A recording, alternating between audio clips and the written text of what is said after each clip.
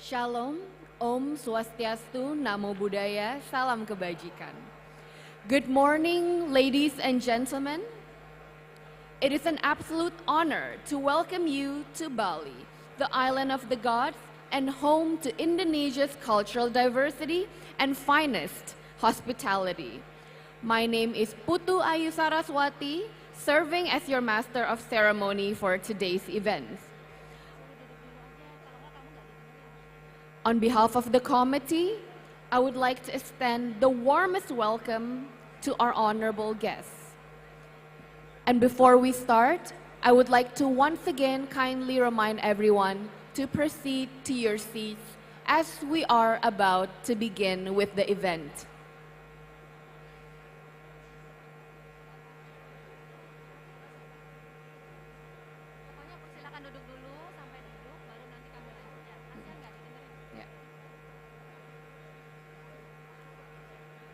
Once again, to all the event attendee, please kindly proceed to your seats as we are about to begin with the event.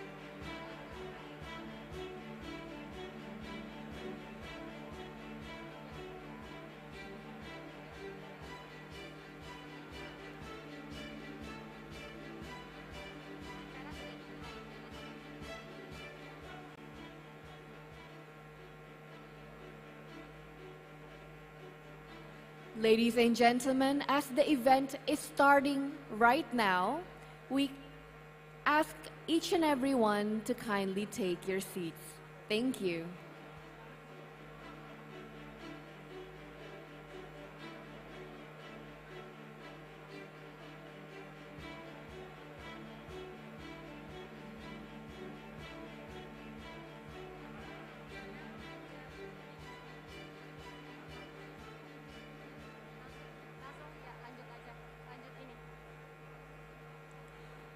Assalamualaikum warahmatullahi wabarakatuh. Salam sejahtera, shalom, Om Swastiastu, Namo Buddhaya, Salam Kebajikan. Good morning, ladies and gentlemen. It is an absolute honor to welcome all of you to Bali, the island of gods and home to Indonesia's cultural hospitality and industry. My name is Ayu Saraswati, serving as your master of ceremony for today's event, and on behalf of the committee, I would like to extend the warmest welcome to our honorable guests. To our honorable guests and respected invited guests, Bapak Luhut Binsar Panjaitan, Coordinating Minister of Maritime and Investment, Bapak Bahlil Lahadalia, Minister of Investment, Bapak Norimasa Shimomura, UNDP Resident Representative, Bapak Arsyad Rashid, KADIN Chairman and host of B-20 Indonesia, Ibu Shinta Wijaya Kamdani, B-20 Chairwoman, and all of the delegates, welcome to Indonesia Net Zero Summit and B-20 Indonesia Investment Forum 2022.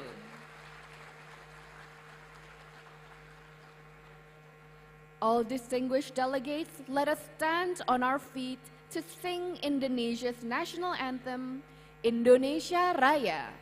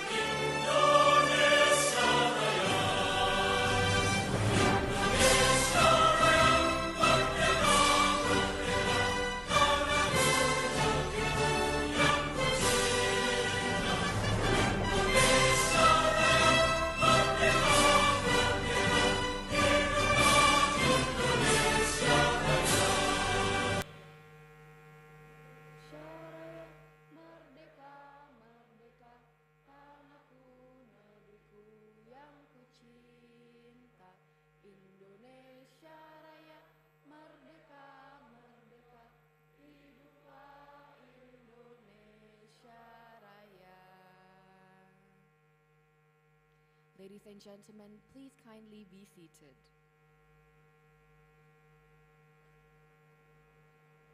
We will now hear the opening remarks from B-20 Chairwoman, Ibu Shinta Wijaya Kamdani. The stage is yours.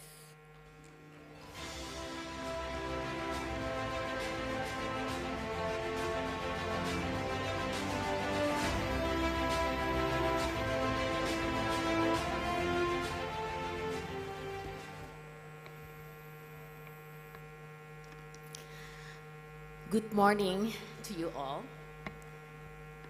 His Excellency, Coordinating Minister of Maritime and Investment, Bapak Luhut Binsar Panjaitan, His Excellency, our own Minister of Investment of the Republic of Indonesia, Bapak Bahlil Lahadalia,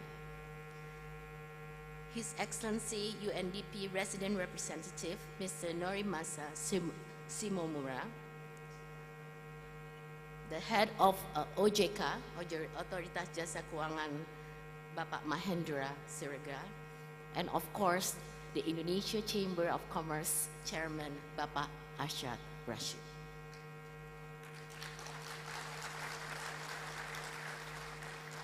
It's so good to be in the island of Bali today in Nusa Dua. This year, I think G20 gathered, as you know, under the theme of Recover Together, Recover Stronger. The B-20, which is the business engagement group of the G20 established in 2010, has served to channel the voice and aspiration of the global business community in the G20 leaders. This year, we are proud to support the G20 with targeted B-20 theme, which is advancing innovation, inclusive, and collaborative growth.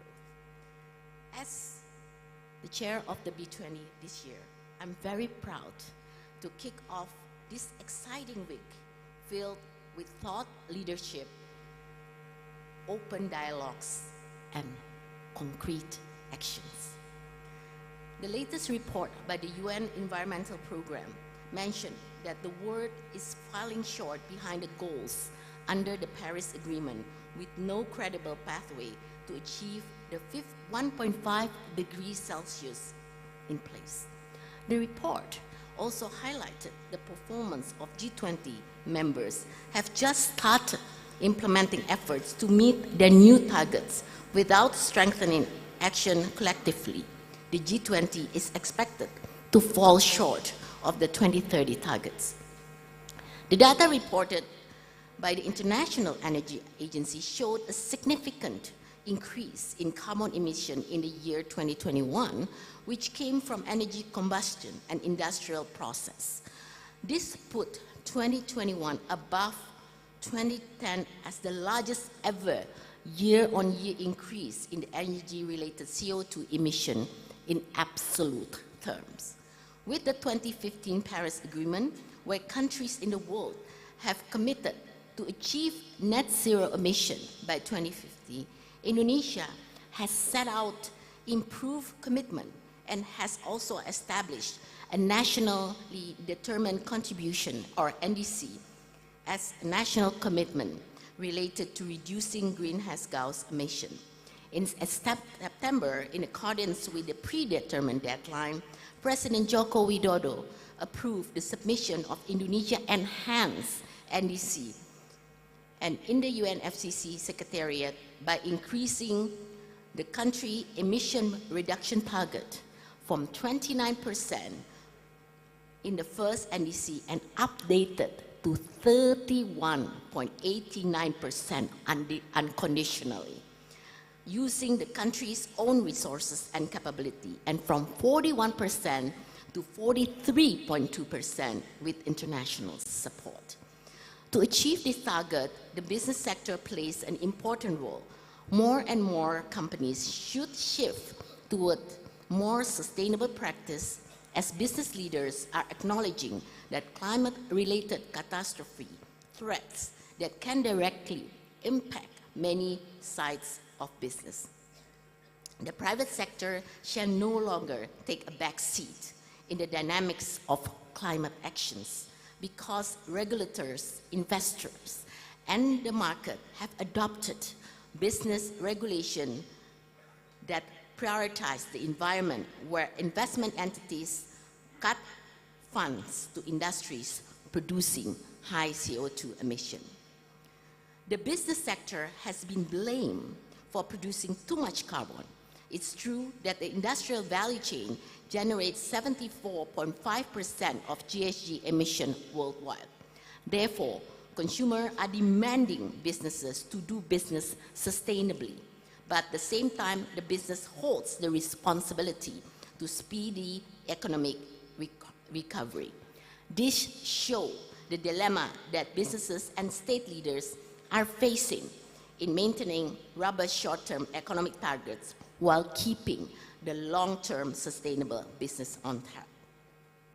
As such, we will begin the B-20 Summit week today with two parallel events which describe a balance of these two prongs. The Net Zero Summit 2022 is held to address the specific issues on business transformation towards the net zero emissions. The summit affirms the commitment of Indonesia businesses to decarbonize the industry at all costs. I'm highlighting to decarbonize all industry at all costs.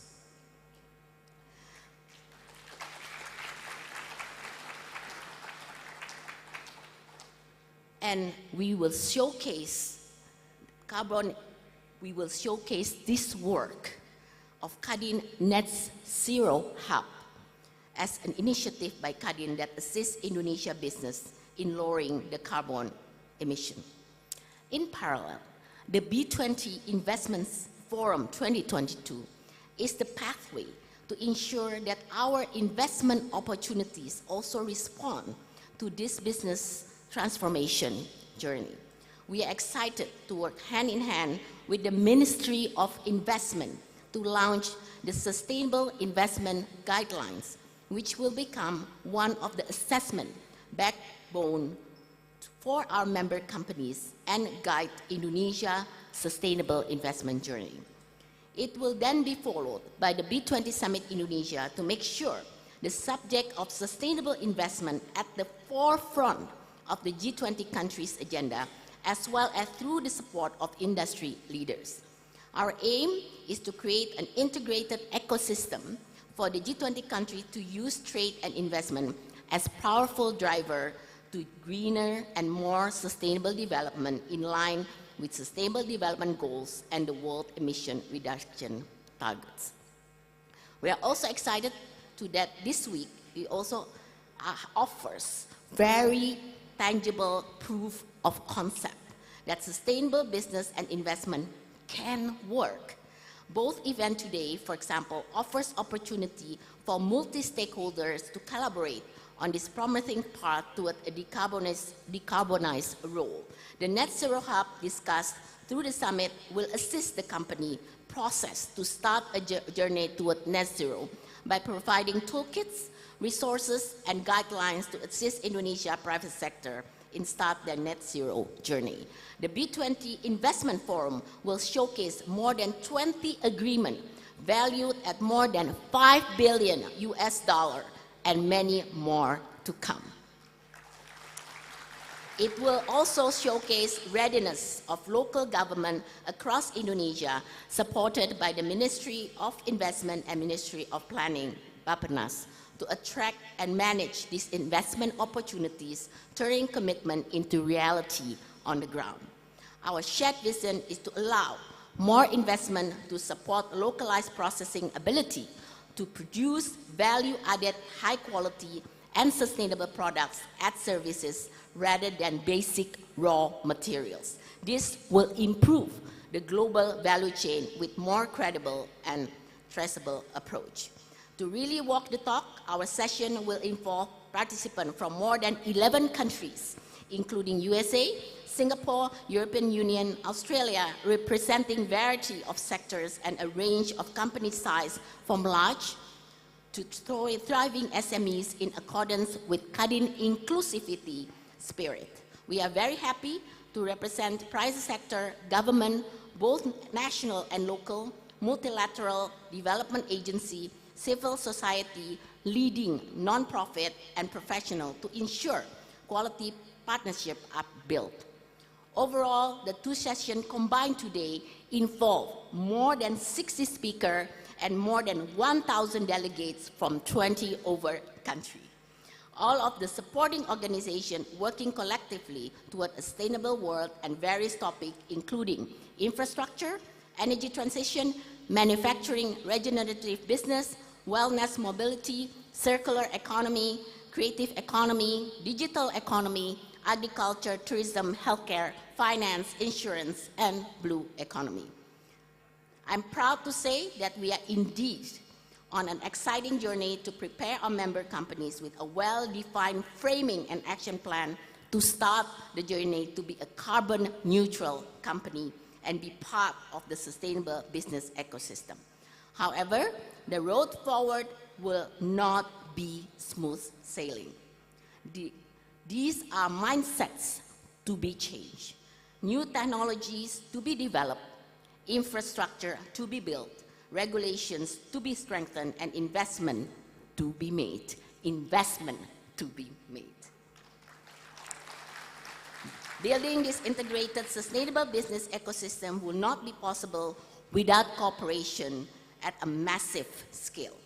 Therefore, we shall push to stronger cooperation between G20 countries or even further between G20 and non-G20 countries, because only with a massive scale of collaboration can we find the answer to the question raised earlier. How to recover together, recover stronger in a sustainable way, as described beautifully to our national anthem. This is a promise we all made to ourselves, to our children, and our grandchildren. Thank you very much.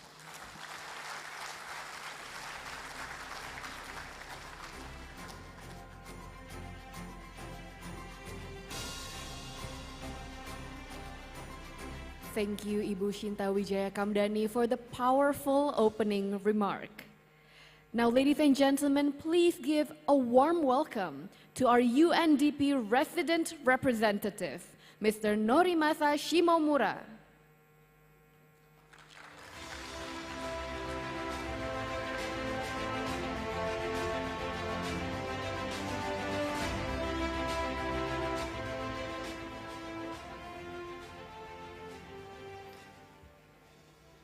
I am honored to first of all greet His Excellency Bapak Luhut, Coordinating Minister for Maritime and Investment Affairs, His Excellency Bapak Bahril, Minister of Investment, Bapak Arshad, our friend, KADIN Chairperson, Ibu Shinta, thanks for that wonderful opening remark, B-20 Chairperson, Bapak Mahendra, OJK Chairperson of the Board of Commissioners, and all the distinguished ladies and gentlemen from the business and industrial communities.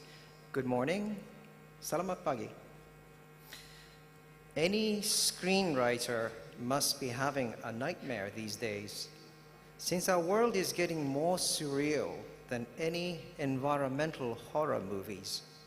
The climate crisis worsening by the day. 2020 was the hottest year on record only for now. The world is faced with disasters literally one after the other in unprecedented intensity, many of them presumably caused by the rising temperature. And this rising temperature is causing crops to fail, creating sources of poverty, anxiety, and instability. Indeed, our world is now filled with plenty of real-life materials that is more frightening than the silver screen. However, like every other blockbuster film, you have the heroes that audience root for, and you have the bad guys, villains, that audience look down on. So I stand here before you and ask all of ourselves, do we want to be the heroes, or do we want to be the villains? Do we want to be the Batman or the Joker? 5 years ago, I was still in Kazakhstan, and I met with a group of business leaders in that country. SDGs, much alone the phrase sustainability, wasn't really understood that time. Even then, I told them that the business textbook, chapter 1, will be dedicated for SDGs within 5 years' time. I urge the business that it is not a favor for them to work on the SDGs, but it is a matter of their own survival. Because poverty, disasters, and conflicts will take away your stable business environment, and consumers will start walking away from dirty and unethical products and services. Back to the present moment. Our world has witnessed many climate commitments by our political leaders and sustainability pledges by some of the most illustrious CEOs and business leaders. And I'm also very thrilled to see that Indonesia, undoubtedly a critical global player in the climate agenda, has recently launched the Net Zero pathway. While I'm very pleased to see this increased commitments, we all know they must serve to put the countries and businesses onto a road of decarbonization. This means we need to set uncompromising targets for net zero emissions and work towards them against very tight timelines. At the heart of this strategy is a rapid acceleration of renewable energy and reduction in reliance on fossil fuels. To make this happen, we need stronger buy-in and involvement of the industrial sector, being the second largest energy consumer in this country, only after transport sector. And this is why UNDP, United Nations Development Programme, is delighted to co-host today's Net Zero Summit after we recently signed an MOU with KADIN. UNDP works on tangible solutions to promote the use of renewable energies and to help reduce the use of fossil fuels through our work on carbon pricing mechanisms and by promoting technological investments for industrial decarbonization. Ladies and gentlemen, today I'm delighted to join many of the companies that have committed to their net zero pathways. Translating this commitment to action and reporting on your achievements will take serious efforts and resources. I commend you for having consciously chosen to go this disruptive motion to reduce your carbon footprint. Your commitment will shed light for many others to follow. So, many of you have already made up your mind to be the Batman. And heroes must win with unmatched commitment and perseverance. And the amount of emissions you will reduce from your supply chains will determine the legacy that you will be leaving behind. Let's remember, though, that heroes always have the right hand. Just like the government and much of the civil society and international community have already embraced your common vision. And most importantly, please remember that us, United Nations Development Programme, is here to work with you. Thank you very much.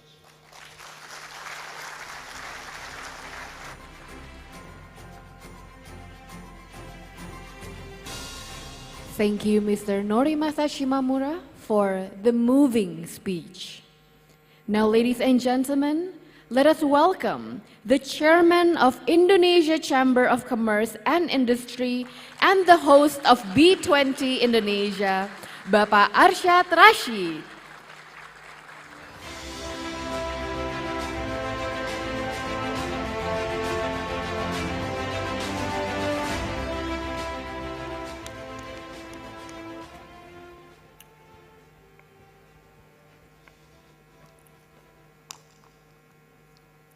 Bismillahirrahmanirrahim. Assalamualaikum warahmatullahi wabarakatuh.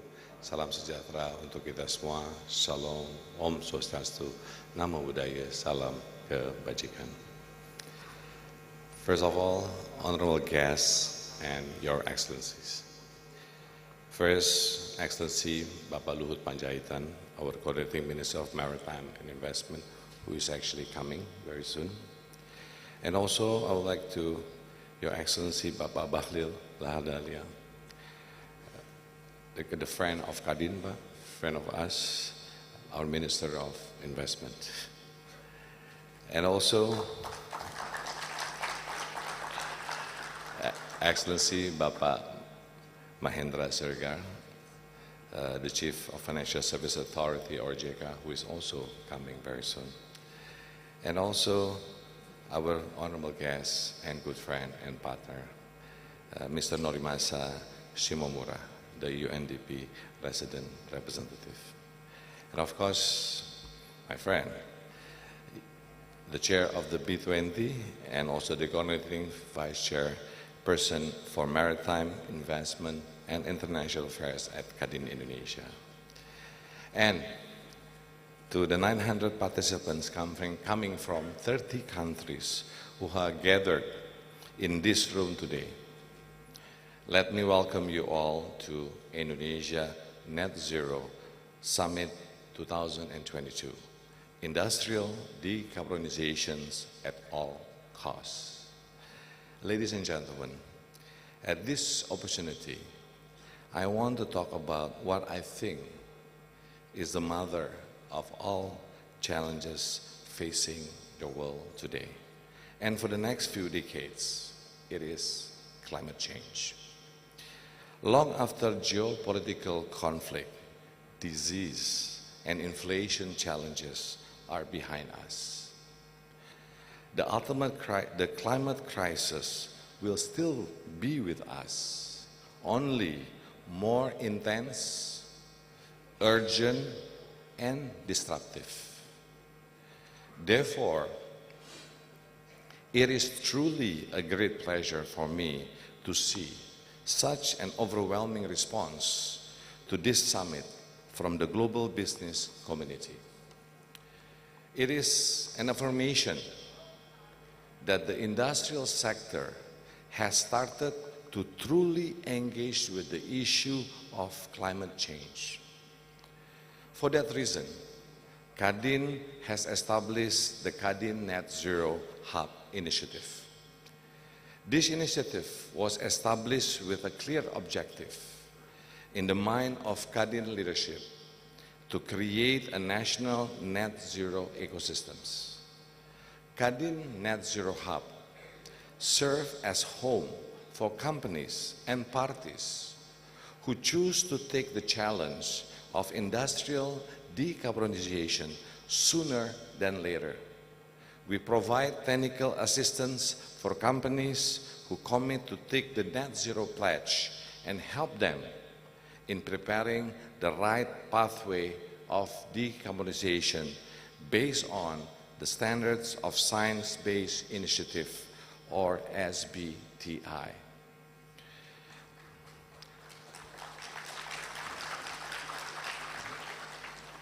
To date, we have more than 50 companies who have signed up for KADIN Net Zero Hub, and most of them are present here at the summit. Having 50 companies sign up in just not even 1 year, means that about one company sign up per week. For a newborn initiative, this is worthy of celebration. This initiative has been made possible under the leadership of Mr. Muhammad Yuriski, the chairman of the initiative and the head of KADIN New and Renewable Energy Committee. Of course, with the support of our partner, UNDP, WRI, IBSD, or Indonesia Business Council for Sustainable Development, CDP, WWF, which is World Wildlife Fund, and BNEF, or Bloomberg New Energy Forum.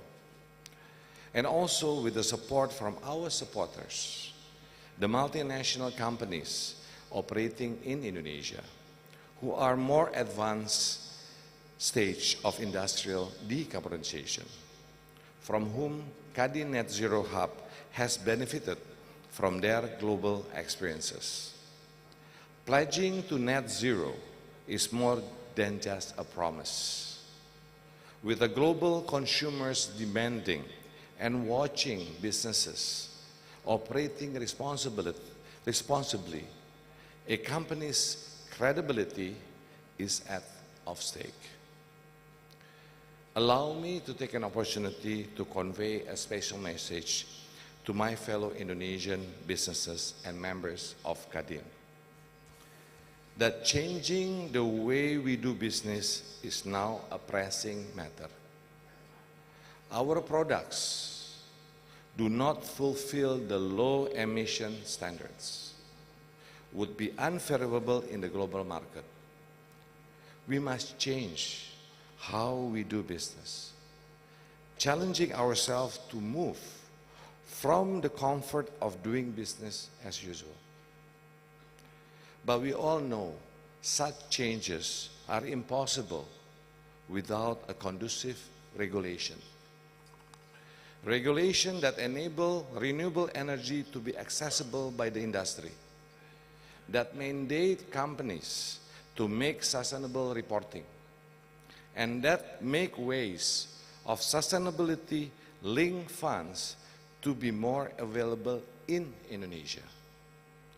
Besides regulation, we all need clean energy solution to lower our emissions and financing to cover the investment for industrial decarbonization. It is why my pleasure to host more than 20 companies, organizations, and institutions that will be at the 5 panels today. I encourage you to use this rare opportunity to learn how to navigate through industrial decarbonization from first-hand actors. Ladies and gentlemen, finally, some of reflection on my trip to the Vatican to meet with Pope Francis 2 weeks ago. A fair and just transition was high on the negotiation agenda and front of mind for many. As the earth is one, but the world is not. Each country has shortcomings, especially emerging economies that run on limited resources. Efforts undertaken in isolation no longer work in the community or enormity and expense of the problems involved. We need to instill the core values of gotong royong, inclusive collaboration, and Bhinneka Tunggal Ika, unity in diversity, to ensure that this transition will not leave anyone behind. At this opportunity, I would like to ask the forum to firstly support and secondly amplify my message, emphasizing the pressing need for global partnership and international solidarity. The world today is divided, and I encourage all of you to embrace the inclusive development framework known as what I say as 5 Ps. Peace, prosperity, people, planet, and partnership.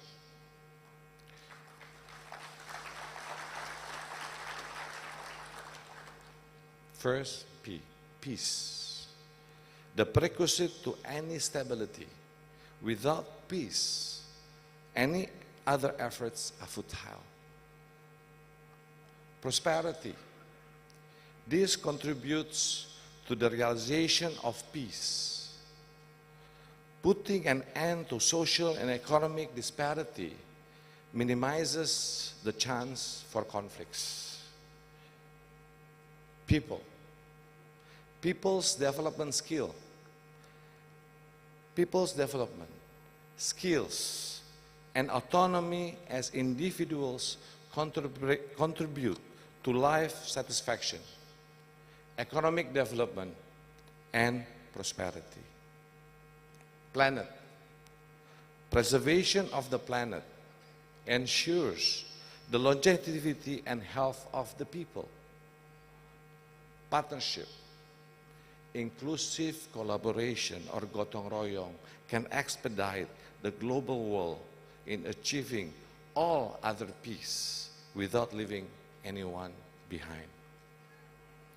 Once world leaders and decision makers begin to believe in inclusive development, I assure you that a better world will emerge for all of us. The road to net zero is not easy, but together we are stronger to face global challenges. Together we are more resilient to face global crisis. And together we lead this ideological revolution to create the world that would benefit us, our children, and all who come after us. And finally, ladies and gentlemen, I hope I have given you a glimpse of where we are coming from, where we are, and where we are going regarding the just transition through industrial decarbonization. I hope this summit will help accelerate our industrial decarbonization effort not only in Indonesia, but also all over the world. As the saying goes, the best time to plant a tree was 20 years ago. And the second best time is now. Act now. Join KADIN Net Zero Hub and participate in this green revolution for a sustainable future. Thank you very much. Wassalamualaikum warahmatullahi wabarakatuh.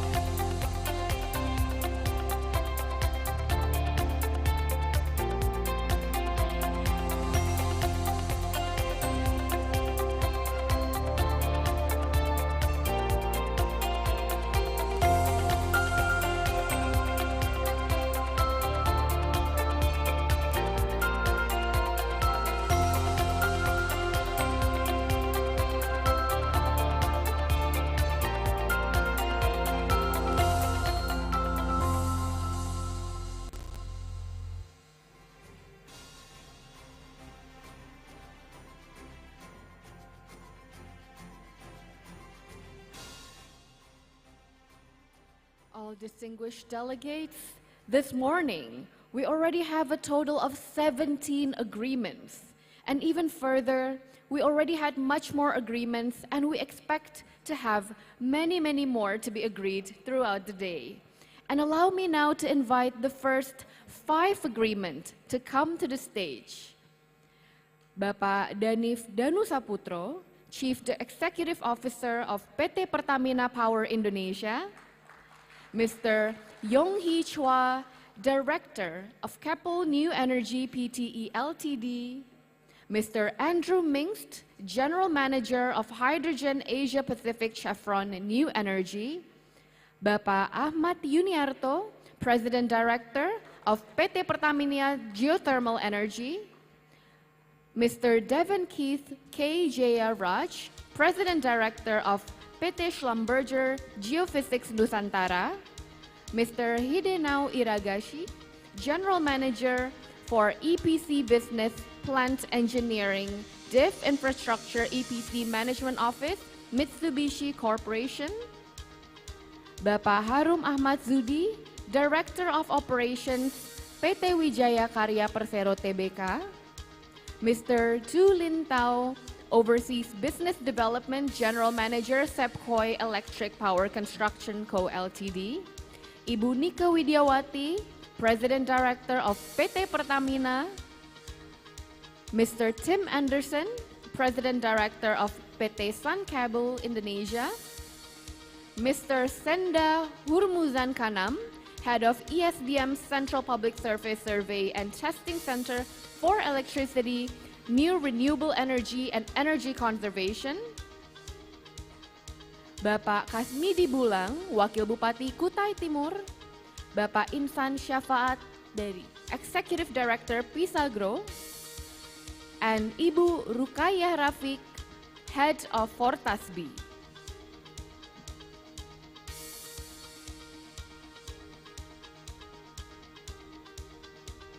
And now, allow me to invite to the stage to witness this agreement signing, Bapak Diono Nurjadin, Chair of B-20 Investment Forum, Ibu Shinta Kamdani, Chair of B-20 Indonesia 2022, Bapak Arsyad Rashid, Chairman of KADIN Indonesia and host of B-20 Indonesia, Bapak Bahlil Lahadalia, Minister of Investment, and Bapak Luhut Binsar Panjaitan, Coordinating Minister of Maritime and Investment Affairs.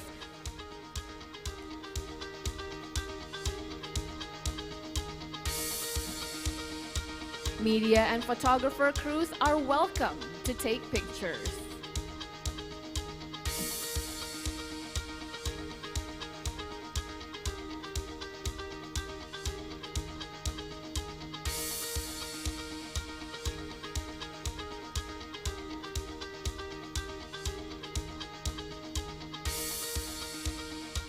All signees, please come to the front to take pictures together with the witness.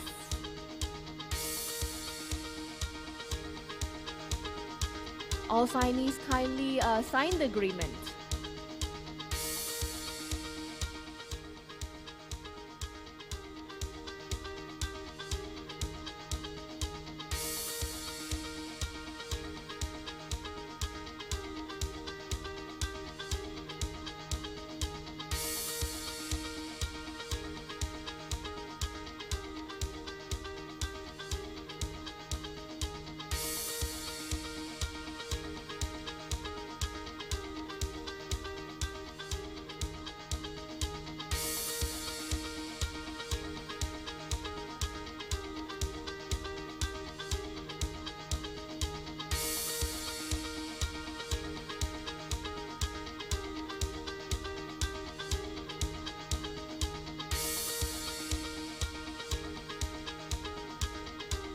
We invite all signees to please come to the front to show the agreement and to take pictures together with the witness.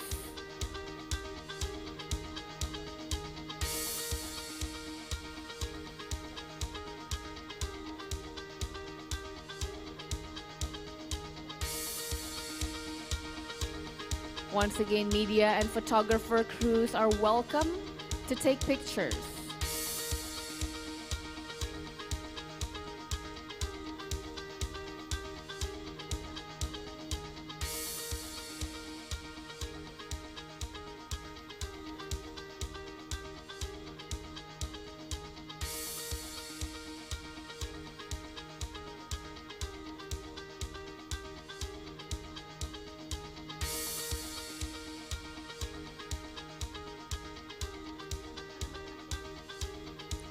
Congratulations for the agreement signing. Thank you all signees, and you are allowed to go back to your seats.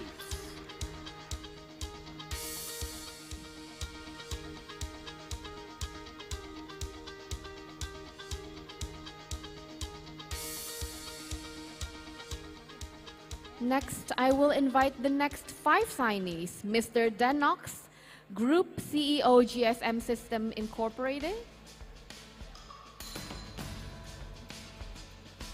Bapak Nanang Hendarno, PT Infrastruktur Telekomunikasi Indonesia.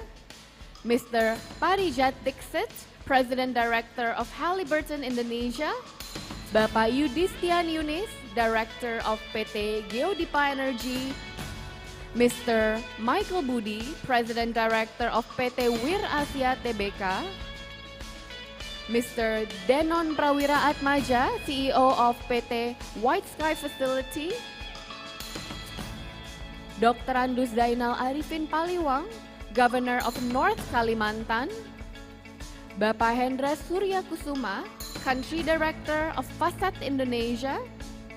Mr. Ritesh Kumar Singh, Chief Commercial Officer of PT Indosat Tbk.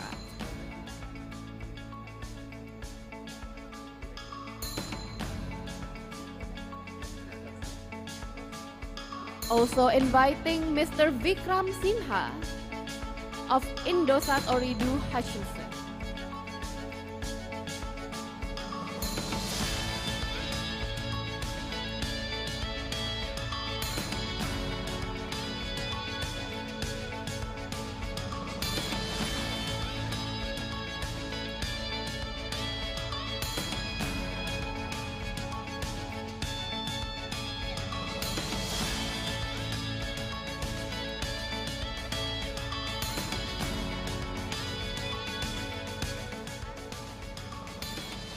For all signees, kindly proceed with the signing of agreement.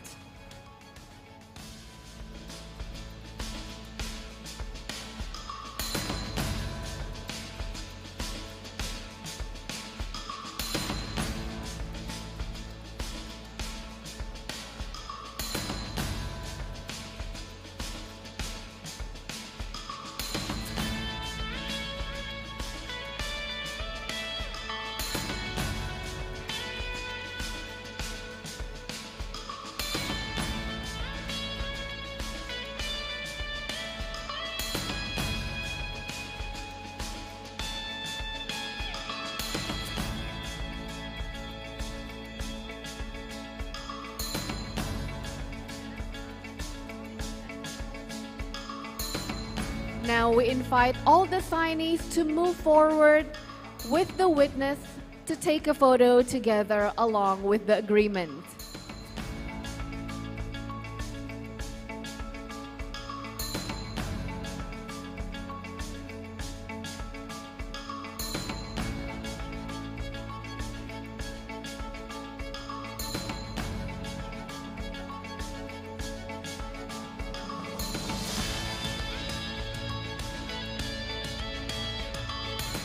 Okay, thank you for all signees. You may go back to your seats.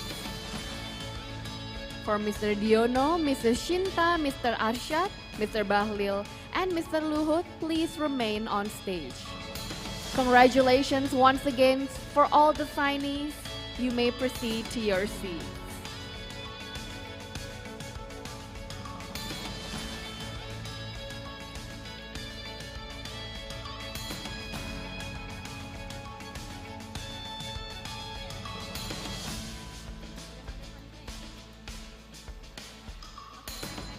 Next, allow me to invite the next 5 signees. Mr. Wang Xiaobing, Vice President of Norinco International Corporation Ltd. Bapak Kadafi Yahya, President Director of PT Mirah Ganal Energy. Mr. Deng Weiming, President of CNGR Advanced Material Co. Ltd. Bapak Nicholas D. Kanter, President Director of PT Antam Tbk, Mr. Takenori Yamamura, President Director of TY Tech Co. Ltd, Bapak Bayu Priawan Joko Sutono, Commissioner of PT Japna Sinergi Nusantara, Ibu Heni Fauzia, President Director of PT Japna Sinergi Nusantara, Ms. Eunice Ko, Assistant Chief Executive Officer of Enterprise Singapore, Mr. Jeffrey Xu, Enterprise Singapore as witness, Ibu Shinta Wei Kamdani, Coordinating Vice Chairman for Maritime Investment and Foreign Affairs, Bapak Arsyad Rashid still as witness. Mr. Muhammad Rafi Hussein, Co-founder and CEO of Facet, and witnessed by the Ambassador of UAE to Indonesia, His Excellency Abdullah Salem Al-Daheri.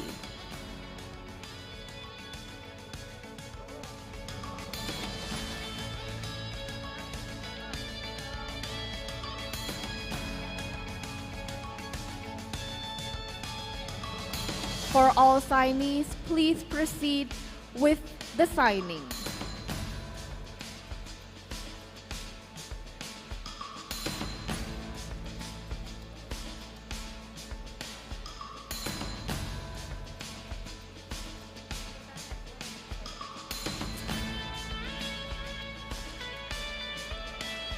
Once again, we invite all the signees to proceed with the signing.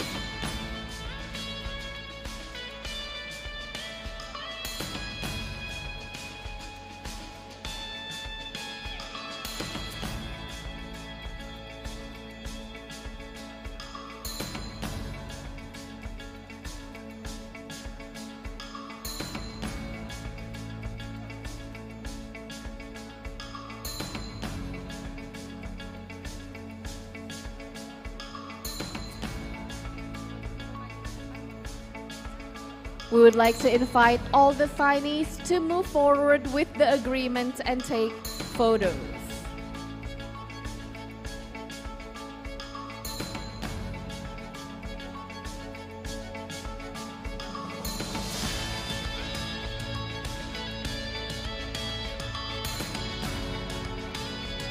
Thank you very much for all the signees. Congratulations for the agreement. You may proceed back to your seats.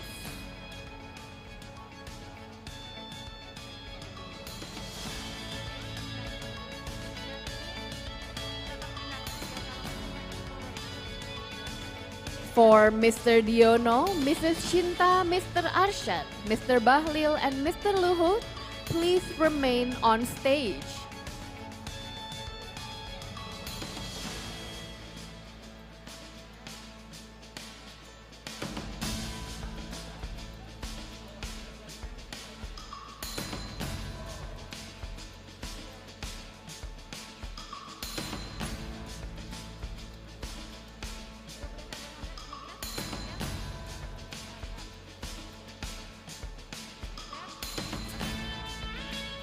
Now allow me to invite the next two signees, Mr. Bert Huffner, CEO of Intech Engineering GmbH SBW Energy GmbH, Mr. Bobby Gafur Umar, CEO of PT Maharaksa Biru Energy Tbk, Mr. Chris Goer, CEO of Altileum Group Ltd, Bapak Heru Dewanto, Chairman of Teras Sustineri Berdaya, Bapak Aziz Arman, Vice President Director of PT Indika Energy, Bapak Purbeja Panca, Chief Investment Officer of PT Indika Energy, Mr. Deng Wei Ming, Bapak Iqmal Lukman, Sekretaris Kementerian Investasi.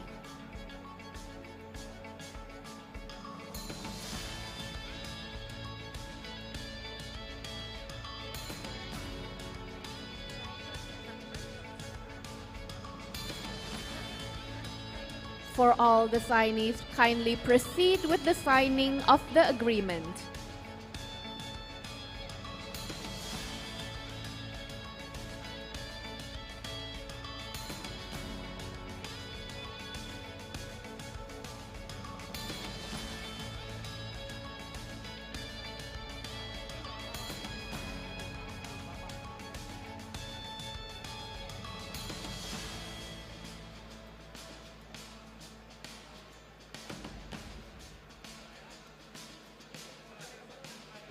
Now we would like to invite all signees to move forward to the stage along with the witness.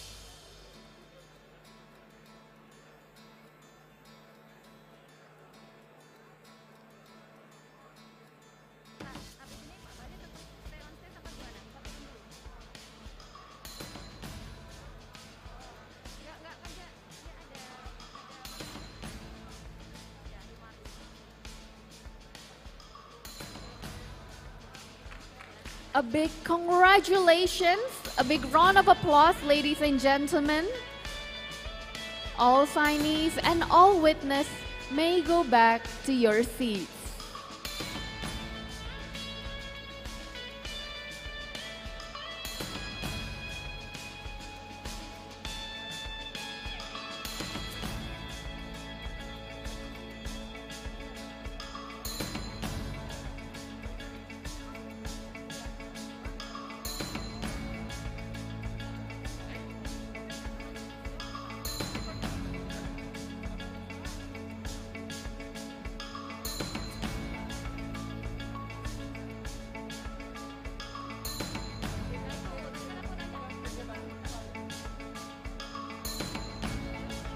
Ladies and gentlemen,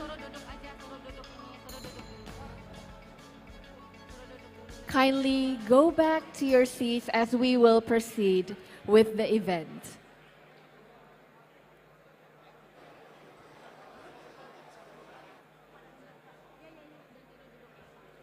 Once again, ladies and gentlemen, all attendees kindly proceed back to your respective seats.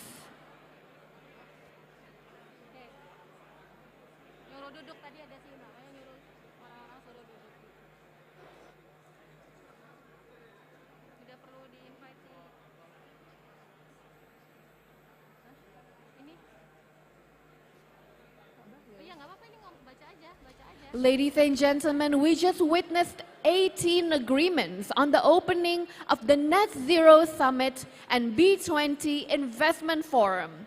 That committing agreement and investment that valued at $5.1 billion US. For this whole day, we expect to have more agreement and investment to sign in this B-20 Investment Forum. Ladies and gentlemen, now we would like to invite on the stage Minister of Investment, Bapak Bahlil Lahadalia, to deliver his remarks. Bapak Bahlil, the stage is yours.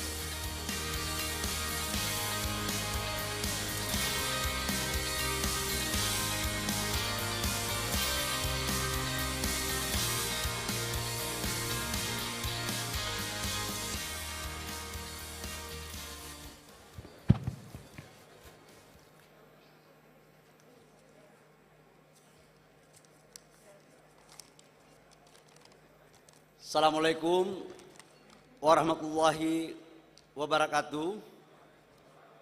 Om Swastiastu, Namo Buddhaya, salam kebajikan.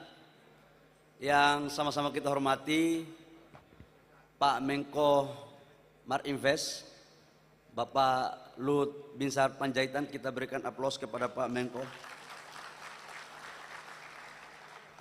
Yang saya hormati sahabat saya, Ketua Umum KADIN, Bapak Arsyad Rashid, Koordinator B-20 Ibu Sinta, dan perwakilan dari UNDP, Bapak Nominasasi Mumora, yang saya hormati, terima kasih. Dan Bapak Ibu semua yang mohon maaf saya tidak sebutkan satu persatu. Yang pertama, tadi sudah disampaikan banyak hal oleh Pak Arsyad dan Ibu Sinta. Namun dalam momentum yang berbahagia ini saya ingin memanfaatkan kesempatan untuk menyampaikan terhadap kondisi investasi di Indonesia dan apa saja yang akan kita lakukan terkait dengan kegiatan prioritas pemerintah. Bapak Ibu semua, kita semua tahu bahwa dunia dalam kondisi yang sangat tidak dalam suasana baik-baik saja. Pandemi COVID menjadi isu utama yang dua poinnya, yaitu adalah pengendalian pandemi dan pemulihan ekonomi. Dan menurut saya ini adalah pertarungan leadership dari semua kepala-kepala negara yang ada di dunia. Dan alhamdulillah di bawah kepemimpinan Presiden Joko Widodo, Indonesia mampu mengendalikan COVID dengan baik dan pertumbuhan ekonomi kami di kuartal ketiga 5,72%. Dan inflasi kami terkendali di bawah 6%. Ini sesuatu yang menurut kami luar biasa tantangannya. Pandemi COVID belum selesai, kita diperhadapkan dengan perang Ukraina dan Rusia yang hampir semua dunia kena dampaknya. Krisis pangan dan krisis energi. Inilah sebuah tantangan bagi kita semua dalam menghadapi semua dinamika yang ada. Tapi kami yakinkan bahwa sekalipun kondisi global seperti ini, Indonesia ke depan mempunyai secercah harapan yang baik. Tidak seperti negara-negara yang lain yang mungkin belum beruntung seperti apa yang didapatkan oleh Indonesia saat ini. Bapak Ibu semua, kami di bawah koordinasi dari Pak Menko Marinvest, Pak Luhut, saya ingin menyampaikan tentang kondisi real investasi di Indonesia. Di luar hulu migas dan sektor keuangan. Sekali lagi saya katakan bahwa realisasi investasi ini di luar hulu migas dan sektor keuangan. Tahun 2021, ketika puncak pandemi masih melanda Indonesia, kami bersyukur kepada Tuhan bahwa target investasi kami bisa mencapai 901 triliun rupiah.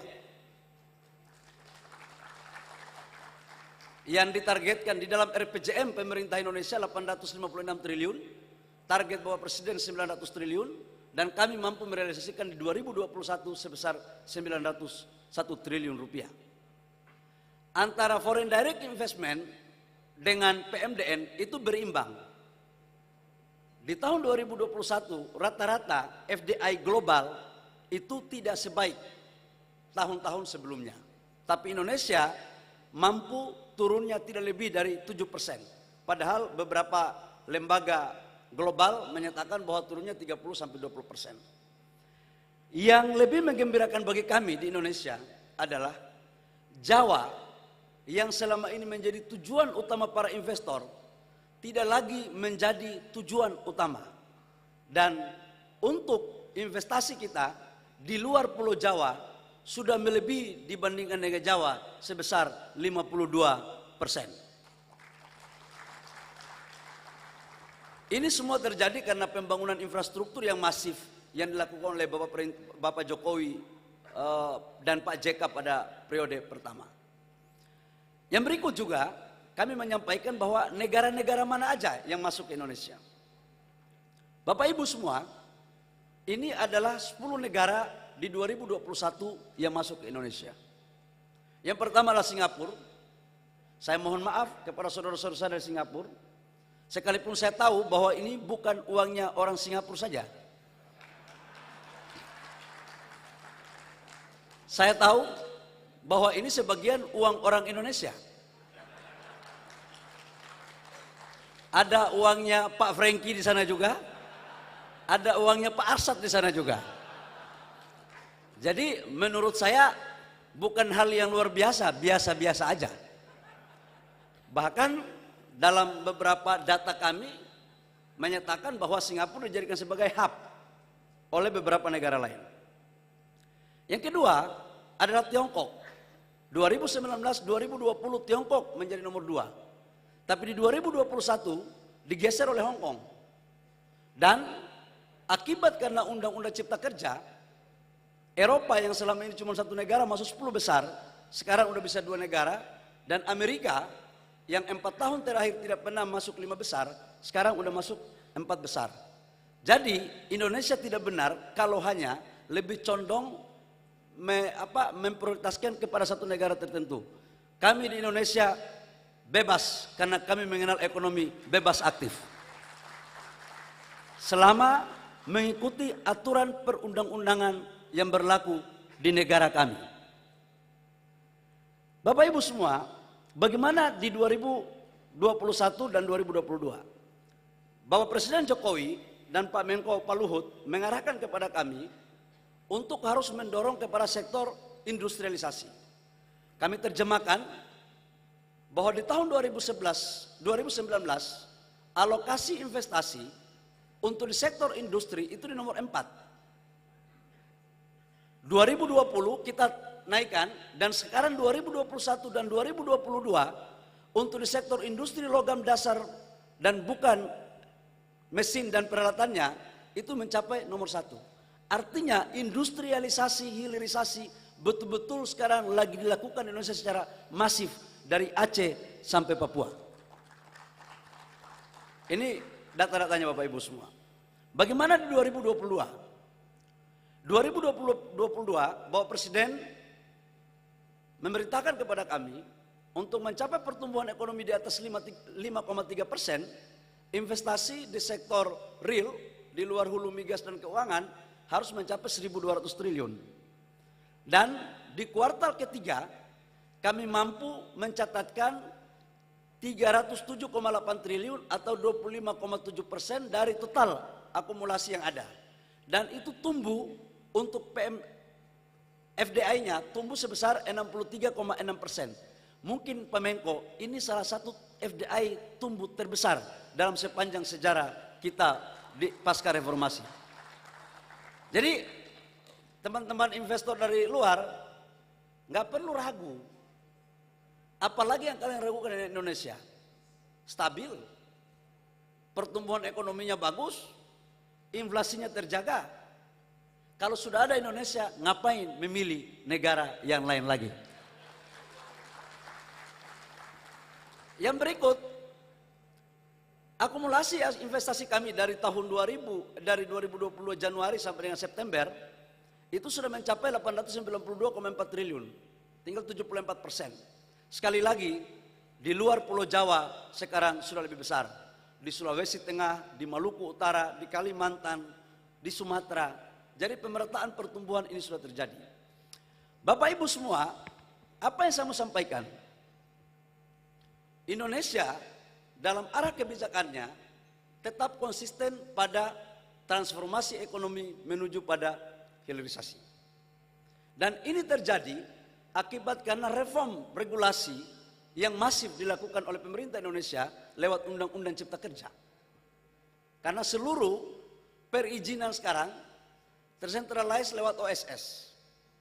Kalau dulu Bapak Ibu semua mau ketemu menteri, apalagi mungkin ketemu Pak Menko, pakai antrinya panjang untuk mendapat arahan izin. Sekarang nggak perlu antri-antri, lewat OSS semua akan clear. Jadi tidak ada lagi cara-cara lama yang dipakai di bangsa kami. Tax holiday, tax allowance, impor barang modal, dulunya ini di Departemen Keuangan dan harus ada tim untuk menyelesaikan. Sekarang udah cukup di Kementerian Investasi, bisa cepat. Yang penting satu, bisnisnya benar. Jangan mendapat insentif, kemudian itu dipakai lagi untuk dijual lagi. Nah, kami tidak mau lagi seperti itu. You commit, kami lebih komit untuk membantu Bapak Ibu semua. Terkait dengan hilirisasi, Bapak Ibu, kami sekarang lagi fokus untuk membangun tambang. Salah satu diantaranya adalah persoalan nikel. Pak Menko sering menyampaikan bahwa nilai tambah terhadap nikel ini sangat tinggi sekali. Di 2019, 2017 sampai 2018 nilai ekspor kami nikel itu cuma 3,3 miliar US dollar. Di 2021 sudah mencapai 20,9 miliar US dollar. Dan menurut data perdagangan dan data Kemenko, kami insya Allah akan menutup di tahun 2022 dengan ekspor dari komoditas nikel bisa mencapai 27 sampai 30 miliar US dollar. Dampak dari hilirisasi.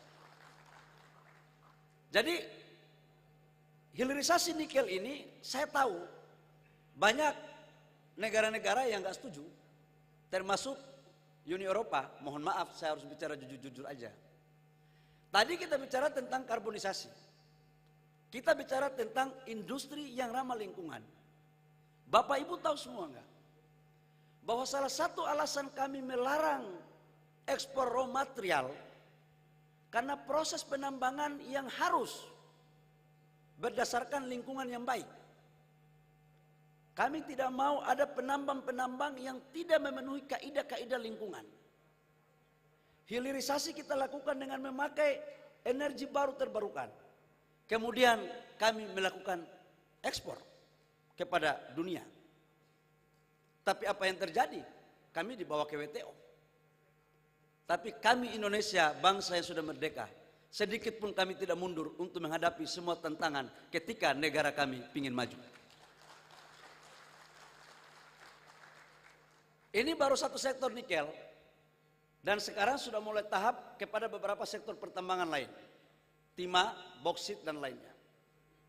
Kemudian di sektor oil and gas, kita juga akan melakukan hilirisasi. Kita akan bangun metanol, blue ammonia di Papua maupun di Jawa, dan juga hilirisasi pada sektor pangan. Ini adalah kata kunci Bapak Ibu semua untuk kita mendorong ke sana. Khusus untuk nikel, kami lagi fokus untuk membangun ekosistem EV baterai. Dan EV baterai ini salah satu hal penting sebagai kontribusi pemerintah Indonesia kepada global ketika kita berbicara tentang bagaimana meninggalkan fosil. Dan kami punya sumber daya yang luar biasa, karena kami punya mangan, kami punya kobal, kami punya nikel, yang enggak kami punya litium. Itulah pentingnya untuk kita melakukan kolaborasi. Dan investor yang udah masuk dan sudah berjalan udah mulai banyak, termasuk Foxconn, LG, CATL, kemudian kemarin sama Pak Anin, mana Pak Anin ini? British Volt dari UK itu masuk juga. Bapak Ibu semua, terakhir saya mau sampaikan, kenapa harus di Indonesia?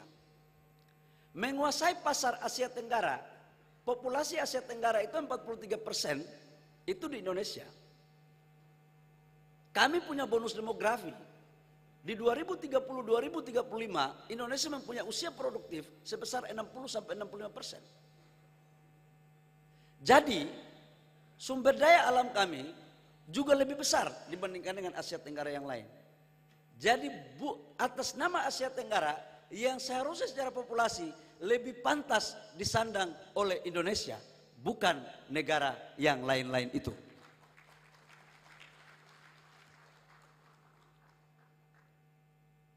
Stabilitas politik kami bagus, stabilitas hukum kami bagus, konsisten dalam membuat kebijakan. Dan satu hal Bapak Ibu semua, membangun hilirisasi kita membutuhkan energi baru terbarukan. Saya setuju tadi disampaikan oleh Pak Arsyad dan Ibu Sinta. Indonesia mempunyai sumber daya alam energi baru terbarukan yang sangat luar biasa. Kami punya angin, kami punya matahari, kami punya geothermal, kami punya PLTA. Di Kayang ada sekitar 12.000 megawatt yang sudah dibangun kawasan industri hijaunya terbesar di dunia. Di Papua punya 23.000 megawatt, yaitu di Mambramo. Kami punya wilayah X minyak dan gas untuk menangkap carbon capture-nya ke tanah. Cukup luar biasa sekali. Dan ini tidak dimiliki sebesar ini oleh negara-negara lain di Asia Tenggara. Jadi saya pikir Bapak Ibu semua, inilah momentum yang tepat untuk kita maju bersama dalam mendorong kolaborasi untuk saling menguntungkan. Jadi kami konsisten untuk membangun energi baru terbarukan. Tapi satu hal, kalau kita bicara tentang karbon, Pak Menko kemarin di tingkat menteri investasi di seluruh negara G20 terjadi perdebatan sengit. Kami mengusulkan dari pemerintah Indonesia itu ada 5 poin. Yang pertama adalah hilirisasi, yang kedua itu adalah kolaborasi UMKM dengan pengusaha daerah, yang ketiga itu adalah keadilan alur investasi hijau, yang keempat harga karbon, dan yang kelima adalah balik kompendium. Ternyata hilirisasi ini tidak semua negara setuju. Terutama mohon maaf saudara-saudara kami yang duluan sudah maju. Tapi alhamdulillah puji Tuhan perdebatan diakhiri dengan persetujuan untuk kita melakukan hilirisasi. Yang kita nggak setuju tentang karbon, Ibu Sinta. Alur investasi negara-negara berkembang itu cuma 1/5 dari total aliran investasi. Jadi bagaimana mungkin kita berbicara tentang mencapai zero emission yang masif kalau alur investasinya itu tidak adil. Yang kedua, menyangkut harga. Harga karbon nggak fair menurut kami. Negara-negara maju bisa $100 per metrik ton. Negara-negara berkembang awalnya 10, tadi saya cek udah 20 sampai 30. Itu pun menurut saya nggak fair. Harus ada pada titik temu. Dengan itu baru kita bisa bersama-sama untuk bergandengan tangan dalam menyongsong global untuk zero emission. Saya pikir itu beberapa hal. Pemerintah Indonesia sekarang fokus betul untuk membangun kawasan industri yang mempergunakan energi baru terbarukan. Di Kaltara di bawah arahan Pak Menko terbesar di dunia, dan di Batang. Batang ini adalah salah satu kawasan industri yang sangat lengkap. Ada 4.300 hektar, ada rel kereta api hanya 350 meter dari jalan tol, 1 jam dari Semarang, dan infrastrukturnya semuanya udah siap. Di sana ada Foxconn, LG, KCC, dan beberapa industri-industri lain yang sudah masuk. Silakan Bapak Ibu semua, harga tanahnya murah. Kalau Bapak Ibu semua setuju untuk melakukan investasi di Indonesia, izin, insentif pemerintah Indonesia yang akan mengurus. Bapak Ibu cukup membawa modal dan teknologi.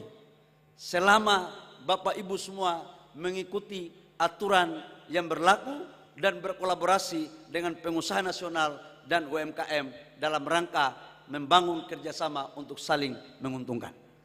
Terima kasih, Tuhan berkati. Wabillahi taufiq wal hidayah. Wassalamualaikum warahmatullahi wabarakatuh. Om Santi, Santi, Santi Om. Namo Buddhaya, salam kebajikan.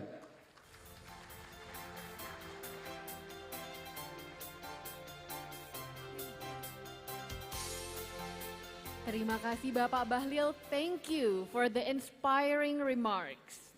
Ladies and gentlemen, now we would like to invite on stage Coordinating Minister of Maritime and Investment, Bapak Luhut Binsar Panjaitan, to deliver his keynote speech.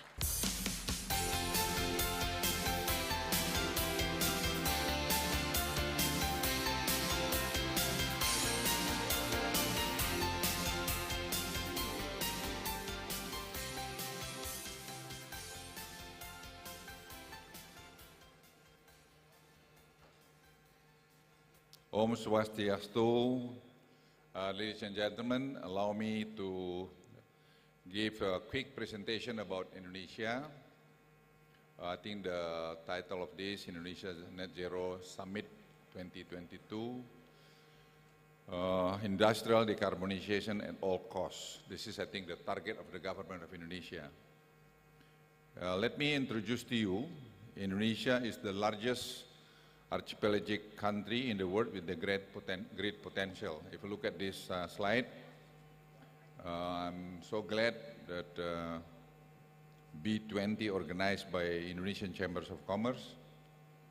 Indonesia consists of 17,500 islands and also the population around 280 million and located along major sea lanes connecting East Asia, Southeast Asia, and Ocean. And if you look at also, we are the biggest nickel reserve with 72 million tons, and second largest, biggest tin reserve, and seven biggest copper reserve. And the very important one, we have 437 gigawatt renewable energy potential. What is our dream? Our dream, ladies and gentlemen, 2030, our income per capita should be around $10,000 and today $4,200. And of course, we are trying to grow our economy range of 5.5 to 6.5%. and mitigating climate change impact through the decarbonization energy transition. But in order to do so, you have to contain, I think explained by Minister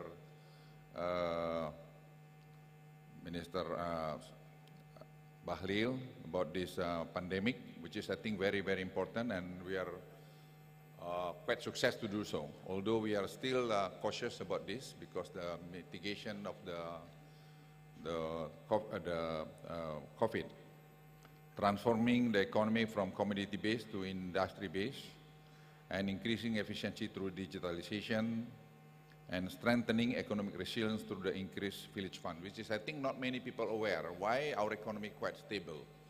And we understand later on because of the village funds that we contribute to the 74,000 something villages around the country, make economic within the village. I think even during the COVID, still moving quite well. About COVID, I think you are aware like this, although the last 2 weeks, 3 weeks, a little bit up. We are monitoring this very well, and we understand also number of death of this COVID because of the 34% because of the no vaccine yet. So vaccine is very important, and also mask also very important, but I think for vaccine and booster, the top priority for us. Boosting economic growth, recovery growing above 5%, and also Indonesian economy has a solid performance among peer countries. If you look at this slide, I think Vietnam, Saudi Arabia, and Indonesia still maintain above 5% growth. And we grew last quarter, it was 5.72%. Macroeconomic stability is also well maintained despite global turmoil. If you look at the left slide, lower inflation, we still maintain about 5.7%. The month before, it was 5.95%, but we are able to manage this inflation, so last month only 5.7%. The rupiah exchange rate is sufficiently maintained despite global turmoil. If you look at this slide also, we are quite happy with that. And stock index also still positive throughout 2022. Indonesia macroeconomic indicators are the best among G20. This is surprising me because surprised me yesterday when I got this data. If you look at also the third quarter GDP growth percent, the G20 members, if you look at this slide, Indonesia is ranking 3, I should say, and core inflation also we are quite low on the center of the slide, And government debt to GDP also Indonesia considers quite low. So if people say that our debt is very high, but if you look at compared to the percentage per GDP, we are still much lower. Indonesia is transforming its economy. I think Minister Bahlil mentioned about this. And if you look at now our dream basically to the lithium battery, and we understand it's not easy to do so, but I think the process right now heading toward that direction, and we do hope by second, third quarter 2024, we can produce our own lithium battery in cooperation with CATL and also with LG. Present situation, we still export iron and steel, which is I think help very much our economic stability. If you look at the left slide down, Minister Bahlil also mentioned last year it was $20.9 billion export iron and steel, and we believe this year we can reach maybe around 28 something million US dollar. Record export also very interesting. If you look at last year, $232 billion during COVID, and we believe this year we can reach around 285 something million US dollar. Our trade deficit with China, it was 2019, $17 billion. Last year, only $2.5 billion. And I believe this year going to surplus with China. Downstream industry will continue developing new industry in Kaltara, North Kalimantan Industrial Estate. This has become a game changer for Indonesia because the size of investment also is gigantic, $132 billion. And largest petrochemical industry under construction right now. The first line, the first two lines is like $11 billion, and we believe that we can see the production starting by second quarter 2024. Electric alumina and also iron and steel. The very important one is a new energy battery. New energy battery, 265 gigawatt hour. Then we can produce maybe like 3 million EV car in the next 10 years. So ladies and gentlemen, this could create also job opportunity around 200,000 people. And we're going to build also the 10 gigawatt solar panel intermittent energy, but solar panel we are going to build around 11 gigawatt, but I think effective can go up because the base load around 8 gigawatt. But at the same time, we have to build also transition energy, supercritical coal fire around 5 gigawatt. Improving efficiency through digitalization, this is I think very important to understand.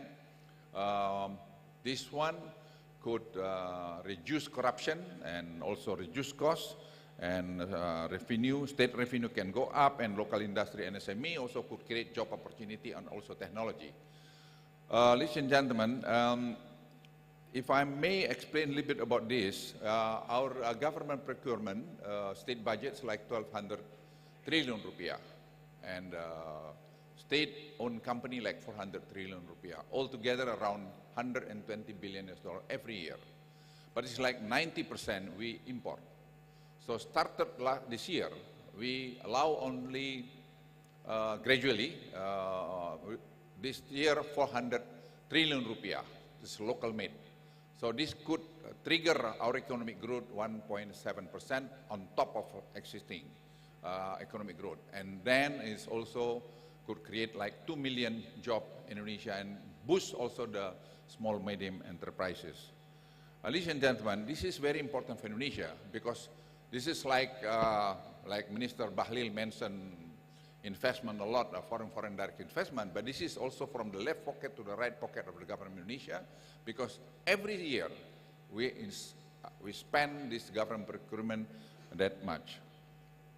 Increased village funds, I mentioned earlier, this thing, you look at this data, this money basically is fund circling within the village, so not go anywhere. So they create job opportunity, get economic activities, like building village road, 300,000 kilometer, bridge, and etc. So that creates some business opportunity in Indonesia. And facing the risk of climate change, Indonesia needs to transform to sustainable development. That's, I think, very important also, ladies and gentlemen. We care very much about this, and our negotiation with US, JEPT, I think So far, went very well. Last night, my good friend John Kerry phoned me about the progress of this. Hopefully, we can announce something by 16th of November. I'm glad also Ambassador came here. So this is a very tough negotiation, but Indonesia make it very clear stand on this, because we don't want any also policy about climate change could disturb our economic growth. Our economic growth right now is doing well, so that's very important. Number two, I keep telling to my friend that have to be affordable technology. And the third, have to be also timely. And the last one, of course, any loan to the government of Indonesia have to be also triple rating countries. Climate change agenda has now taken a center stage globally, and we are also care very much on that. Indonesia is committed to reduce our carbon emission like this one, and before they said 29%, I pushed them to go to 31%, and I still believe that we can go to 35%. This is, I think, without international support. International support, they said previously on 41%, but we are trying to go to up to 45%. This is the responsibility of the government of Indonesia toward climate change. I keep telling also my colleague around the globe, I said, hey, you don't need to lecturing us about the climate change, because we have also responsibility to the next generation of Indonesia. Not responsible to you, but to the next generation or to the next generation of Indonesia. I keep telling this story, you know. I phoned my eldest granddaughter. She's studying in US. She's studying in Georgetown.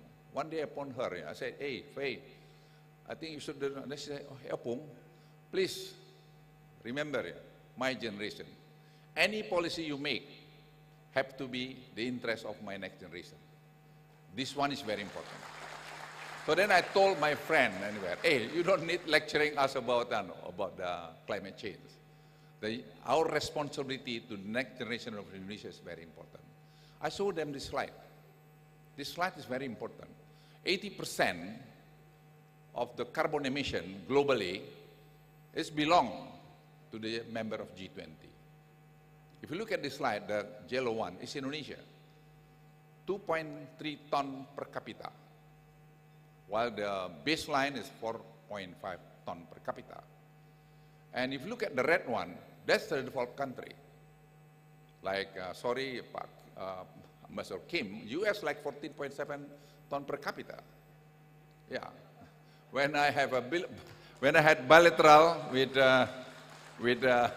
Secretary Yellen, I told her, you know, I said, Secretary Yellen, I think unfair, you know, if we can do like this.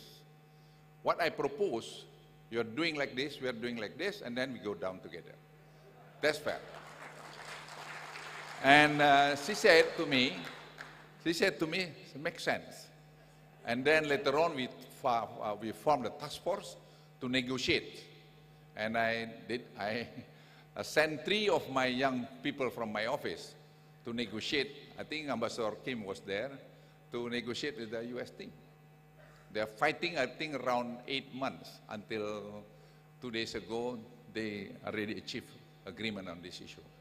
So, ladies and gentlemen, you have to be proud to be Indonesian. Let me repeat again. If you are Indonesian, you have to be proud to be Indonesian. Why? Because we can negotiate to anybody. Yeah? Nobody can dictate us, but they can share with us. We have to do it together. That's, I think, very, very important. So Indonesia today is different than Indonesia 8 years ago. Yeah. Nobody can argue about that. Yesterday I was interviewed by the BBC. That also I said to the BBC, I talked very openly. So to all of you Indonesian, I'm not only to the foreign investor, to all of you Indonesian, come on, we work together, we can do whatever we want in order to make Indonesia become a prosperous country. Energy transition requires decarbonization. We are doing this one, but we don't want to see emission increase. We have also depleted reservoir, one of the largest in this region. So we can inject carbon emission to this depleted reservoir. Nobody can outsmart now Indonesia, because so many smart people now in Indonesia. But the problem, because America been trained our people, very smart, So then I told Ambassador Kim, okay, we send people who've been, studying in America, in MIT, in Stanford, in Wharton, everywhere. So now we negotiate with them, Indonesia is estimated to be Southeast Asia biggest player in digital economy, which is, I think, makes sense. Our population 280 million, middle class around 60 million and growing. And digital ecosystem in Indonesia has entered rapid growth era. This is very important. You can invest in this area. Look at this one. We have everything. This led by Indonesian, young Indonesian. Yeah, young Indonesian. I told this breakfast this morning, some of my friends said, hey, whatever you propose to us have to be win-win.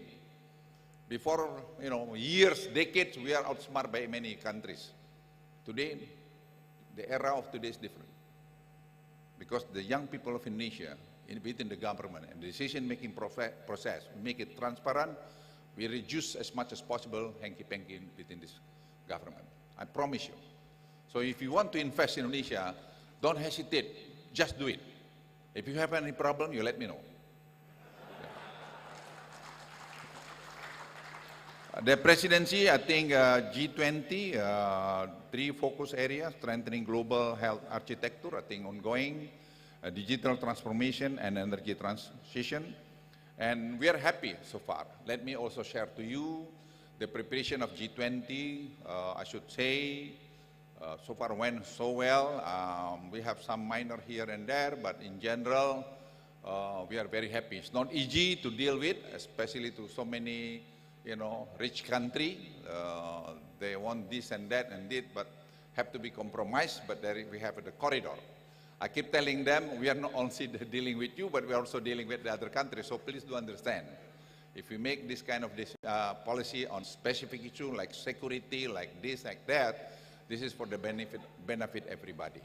So to all of you, the foreign people, don't hesitate to invest in Indonesia. Again, if you have any problem, this is from the bottom of my heart, you come over here. We can settle this one. Yeah, I don't want to see any people try to, to disturb your investment in Indonesia. I promise you, it's not going to happen. Thank you very much. Om Santi, Santi, Santi Om.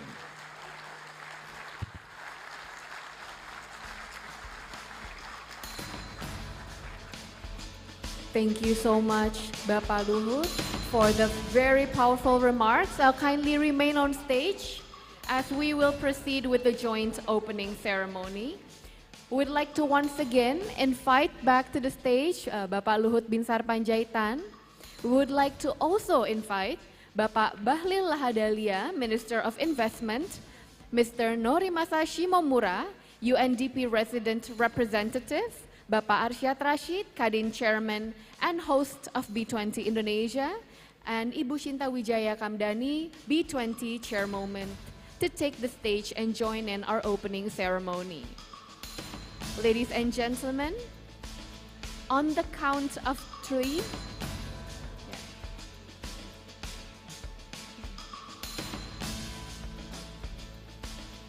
ladies and gentlemen, on the count of 3, we invite you to press the button to mark the joint opening ceremony. Let us count together.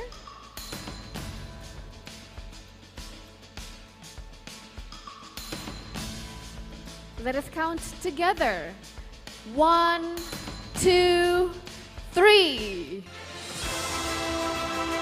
Ladies and gentlemen, congratulations. By this, we have officially opened the Indonesia Net Zero Summit 2022 and B-20 Investment Forum 2022 as the first event in the B-20 Summit Week. Ladies and gentlemen, kindly remain on stage to have a ceremonial photo together, and we invite all the media and press together and take a photo of this moment.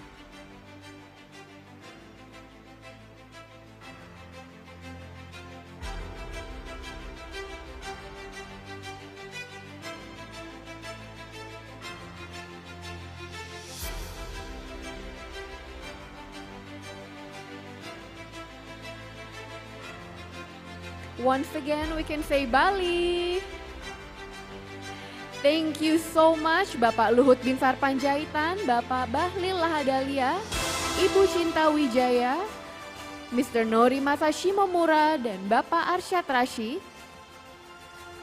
You may proceed to the press conference room.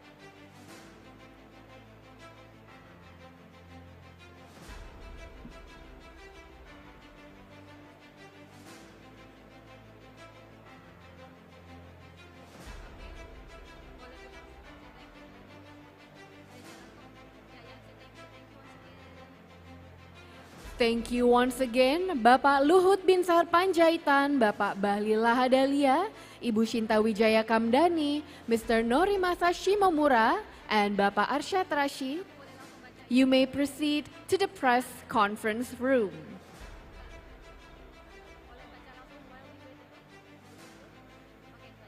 Ladies and gentlemen, while we wait for our distinguished guests to move to the press conference room, let us take a moment to watch a short video from Indonesia Net Zero Summit media partner, National Geographic Indonesia, to remind us why industrial decarbonization is important.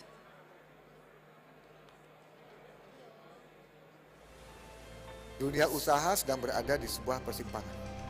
Di satu sisi terlihat pemandangan yang sudah kita kenal dan kendalikan, tetapi semakin terusik dan terusak oleh alam. Di sisi lain, terdapat ladang yang masih asing dan penuh ketidakpastian. Tapi terlihat puncak ekonomi berkelanjutan di kejauhan. Di ambang krisis iklim ini, dunia usaha dihujani oleh seruan penekanan naiknya suhu bumi di bawah 1,5 derajat Celcius oleh masyarakat luas, juga dunia usaha sendiri. Perubahan iklim merupakan sebuah wicked problem atau tantangan super rumit karena banyaknya jebakan kontradiksi dan interkoneksi berbagai isu di hampir setiap langkah penanggulangannya. Perjalanan menuju netralitas karbon menjadi seperti sebuah ekspedisi, sebuah penjelajahan ke habitat yang belum kita kenal, di mana kesuksesan di masa lalu maupun masa kini tidak menjamin kegesitan kita dalam menjalani perubahan.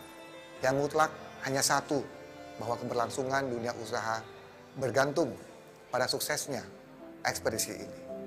KADIN Net Zero Hub bertujuan memperkuat praktisi industri dalam mencapai titik netralitas karbon. Didukung oleh tekad besar perusahaan papan atas nasional, dipandu oleh wawasan pemain global, diamunisi dengan pengetahuan mutakhir dari World Resources Institute, CDP, Bloomberg NEF, dan WWF, diperkuat oleh jaringan Kamar Dagang dan Industri Indonesia. Misi kami adalah mengubah haluan dari pola pikir extracting ke harnessing melalui pemetaan inovasi, pemetaan risiko, dan pendeteksian peluang-peluang bisnis baru.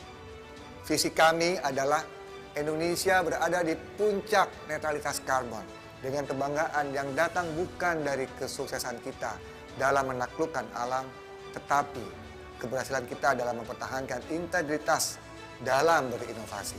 With great responsibility comes great power.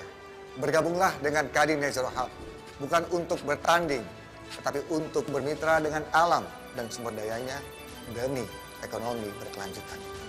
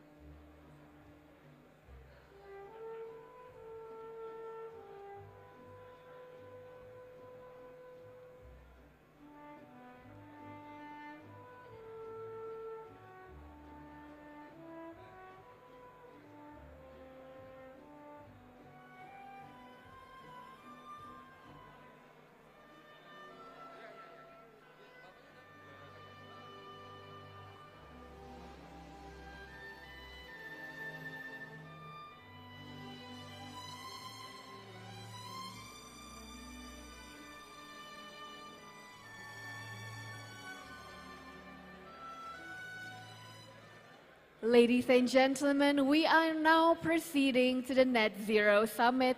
We invite everyone to kindly go back to your respective seats.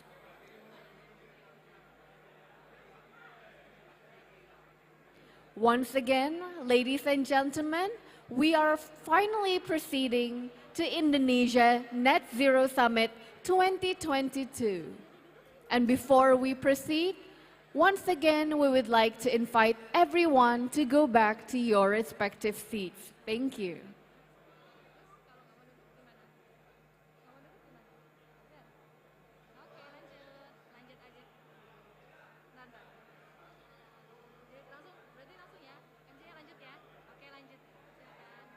Ladies and gentlemen, to continue with Indonesia Net Zero Summit 2022, we would like to invite the Chairman of Otoritas Jasa Keuangan, OJK, Bapak Mahendra Siregar, to deliver his fireside chat. Bapak Mahendra Siregar, the floor is yours.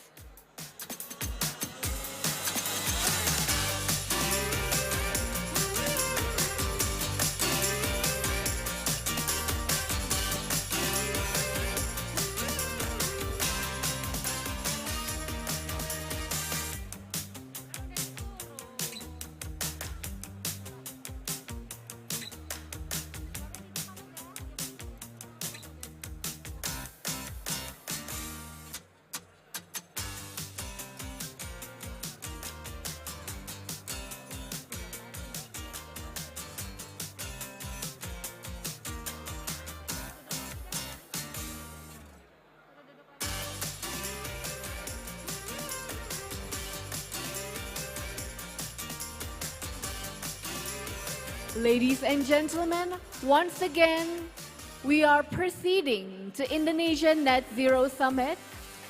And to proceed, we invite everyone to go back to your respective seats.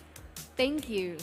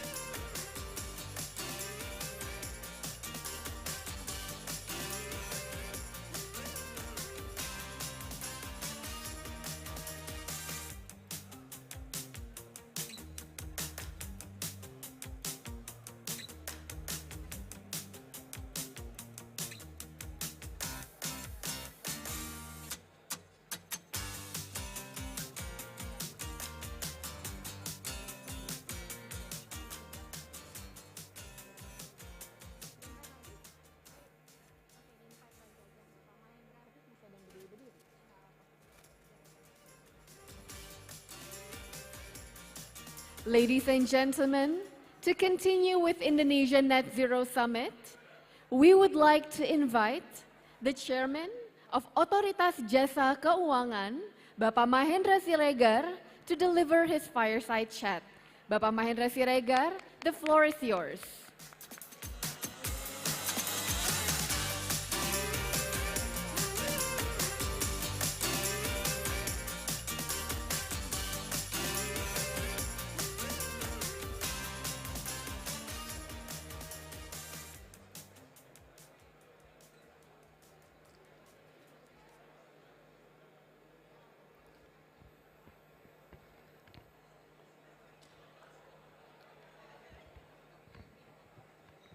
Assalamualaikum warahmatullahi wabarakatuh. Very good morning to you all.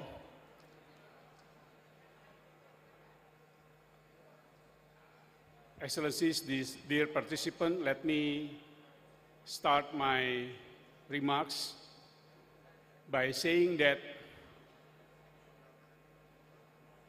without Indonesia, there could be no G20 meeting ever again.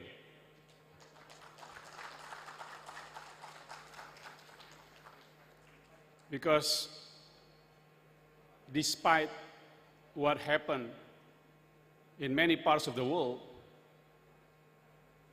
the major power leaders will come to Bali. And they come not because they are invited to the G20 alone, it's because they are invited by the presidency, Indonesia.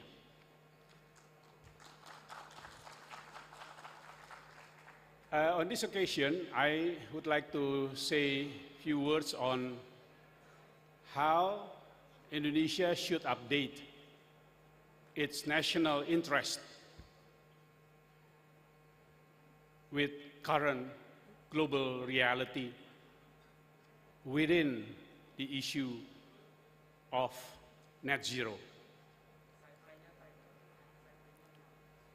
And on that note, I would like to thank KADIN for having this great meeting, which is very important and especially attended by international participants. Obviously, we are facing the challenge of climate change. And while climate change is certainly a big global challenge, but now we also see there are many new and not less difficult challenges facing the world. The issue of hyperinflation, economic slowdown, a continuing geopolitical tension, and an emerging multipolar world. And with that, the risk of deindustrialization of many countries. The threat of climate change is well known to include food security, rising oceans, wildfires, and hurricanes. And the Paris Accord on climate change remains, if not the fundamental pillar, of our collective engagement to address the CO2 emission. And on that, Indonesia has done very well. Through effective forest management and land use, especially what we call the FOLU program, we are well on our way to meet the commitments of a revised 31.89% reduction of CO2 emission by 2030, and unprecedented possibility of net carbon sink from our forestry and land use sector, which would never happen in any other part of the world. So we are not only managing our commitment for the NDC, but in fact, we set the tone and the best example of how the forestry and land use solution should be done. And we do that based on our track record, not rhetorical statement.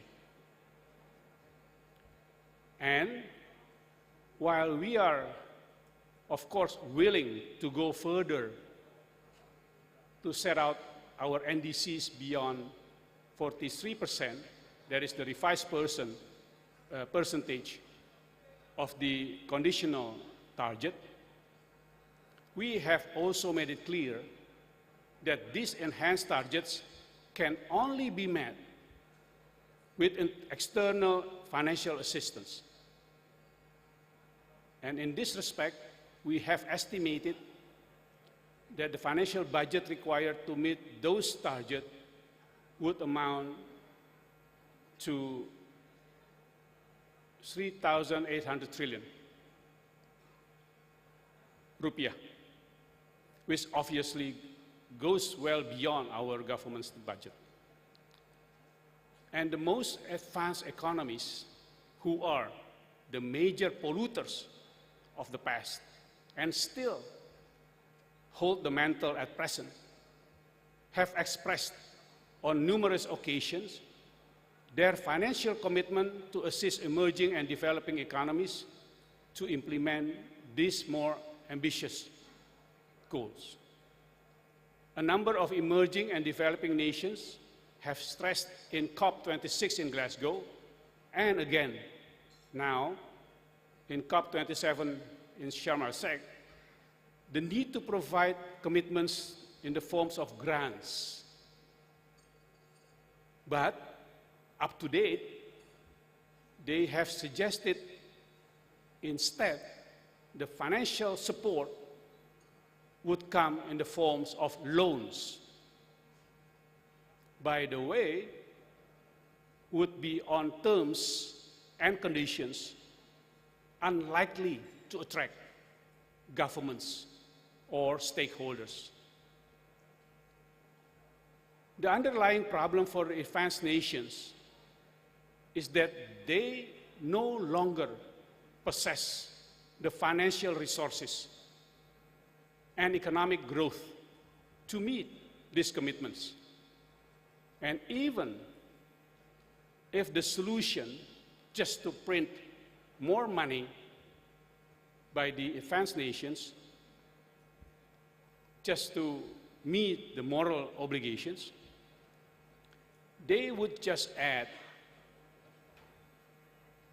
a more problematic global economic situation, a stagflation,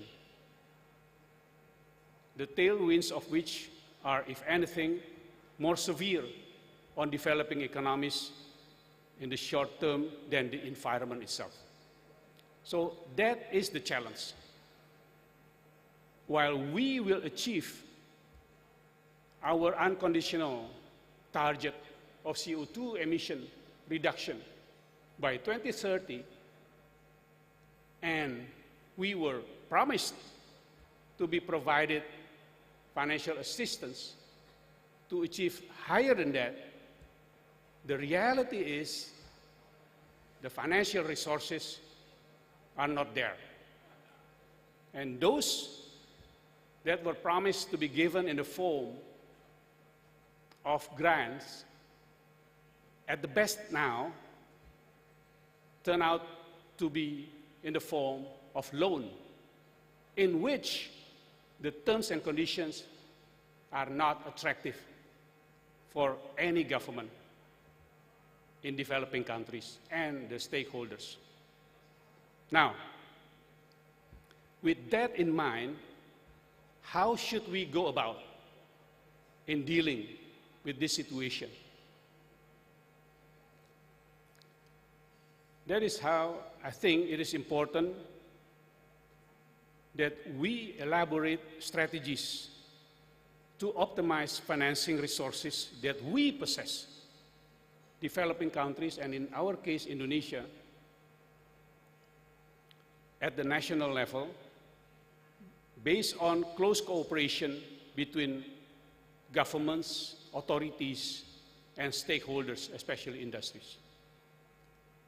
On the level of OJK, the Financial Services Authority, my predecessors have developed a well-thought-out green taxonomy, but I am not sure to the extent to which the future reorientation based on what I have just explained would reward industries and those of KADIN members for the efforts being made. Should taxonomy be orientated to green financing mega projects of wind and solar energy that are still in large part unable to meet energy needs of our industrial economy, or focus on horizontal benefits, for example? Bapak Menteri Investasi dan Bapak Ketua Umum KADIN dan Bu Sinta, I would welcome the view of KADIN on this. My early thoughts on this is that the taxonomy, the revised taxonomy, should reward companies by sector, and the model of which should be developed.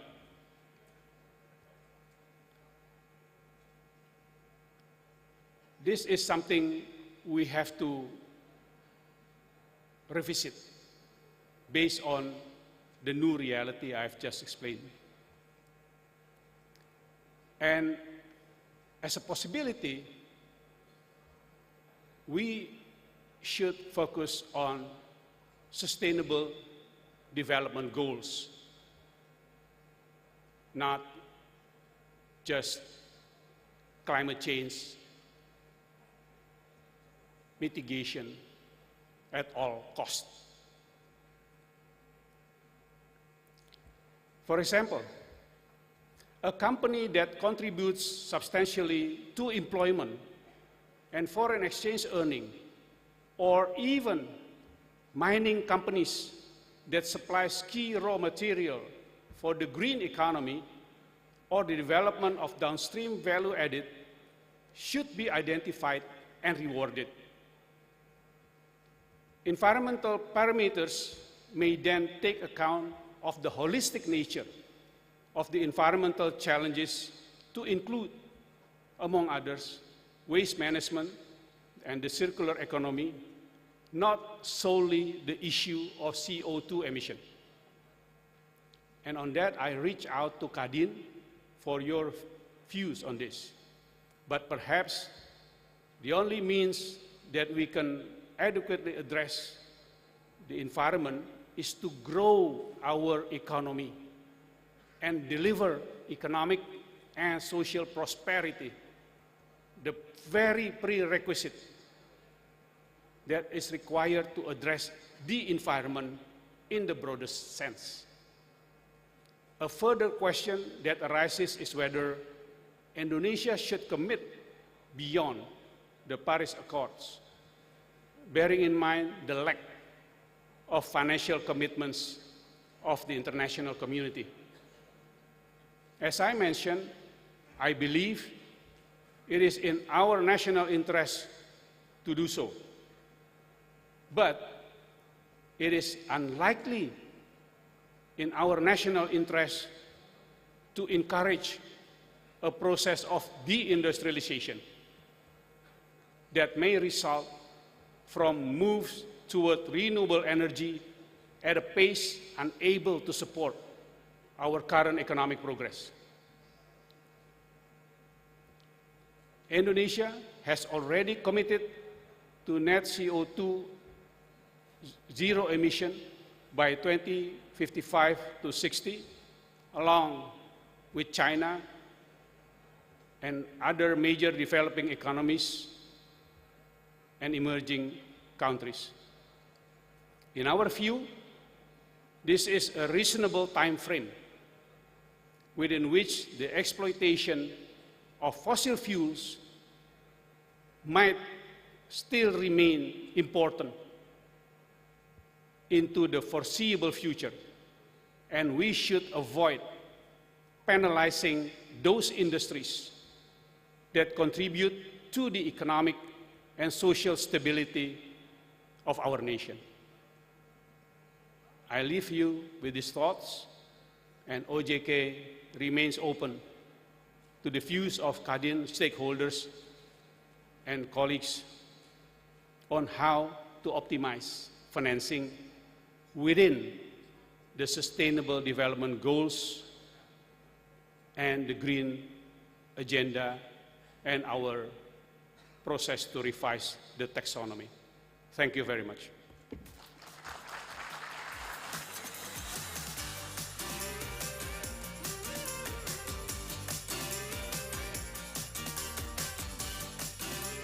Thank you, Bapak Mahendra Siregar, for the insightful chat. Now I would like to invite Bapak Mahendra Siregar to kindly go back on stage to witness the signing of MOU between KADIN and IDX and between KADIN and IAI.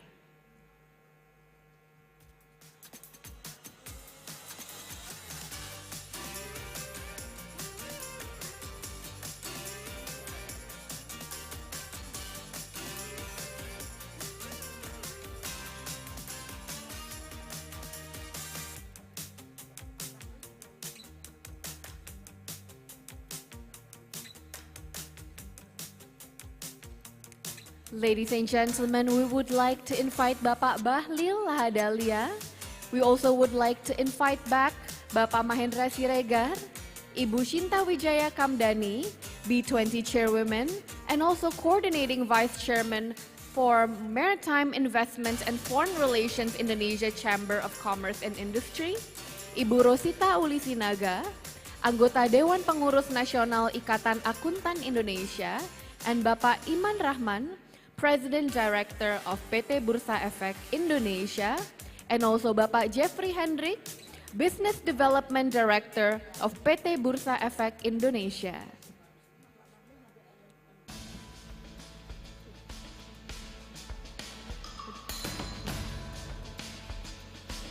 Ladies and gentlemen, both of this memorandum of understandings are aimed to build comprehensive, combining both financial and sustainability reporting.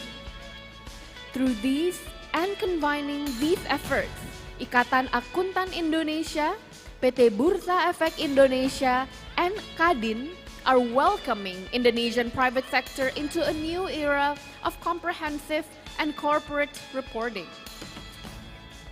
In regard to KADIN and PT Bursa Efek Indonesia, the goal is to design, develop, and champion KADIN Climate Index to better increase visibility of Indonesian companies with commitments and real actions to mitigate the impacts of climate change, both in their own operations and along the value chain. A big round of applause for the MOU signing.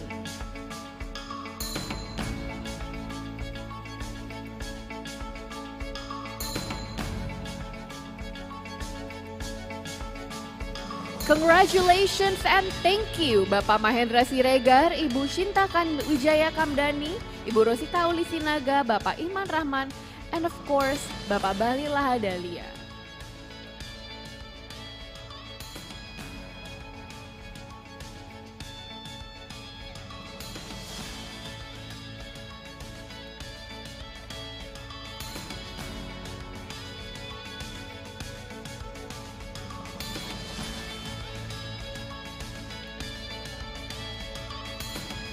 Once again, we would like to gather the media to take this opportunity to take a photo of this moment.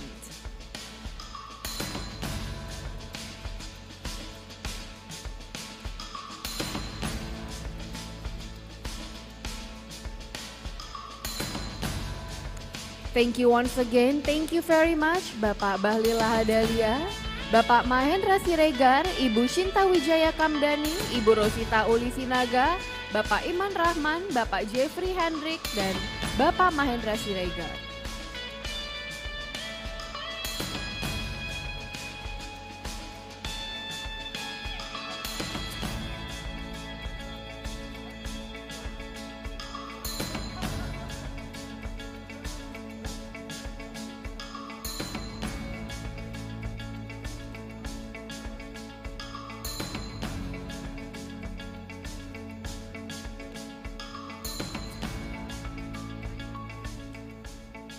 Now, it is time to continue Indonesia Net Zero Summit with our very first panel, Value Chain Decarbonization.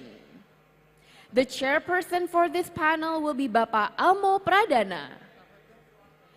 Bapak Almo Pradana serves as the Deputy Program Director on Climate, Energy, Cities, and the Ocean for WRI Indonesia. He leads the development of the clean energy portfolio within WRI Indonesia and is currently in charge of leading clean energy investment accelerator work, which aim to help national and international companies meet their clean energy targets and support Indonesian government to address regulatory and market barriers which have slowed investment and limited clean energy deployment across supply chain.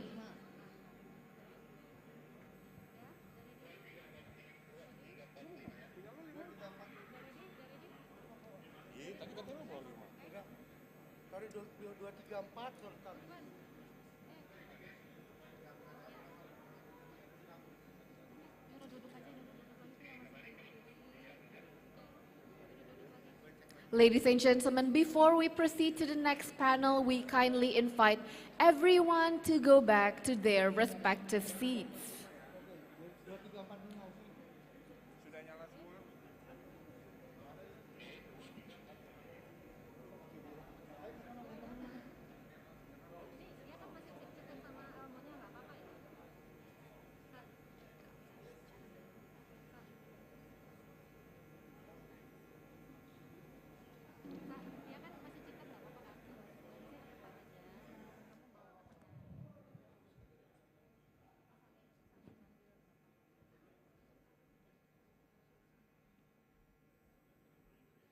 Ladies and gentlemen, it is time to continue Indonesian Net Zero Summit with our very first panel, Value Chain Decarbonization. We would like to invite Bapak Almo Pradana, Deputy Director for Climate, Energy, Cities and Ocean, World Resources Institute, as the chairperson to enter the stage. Welcome, Bapak Almo. Very lovely meeting you. A big round of applause for our chairperson today.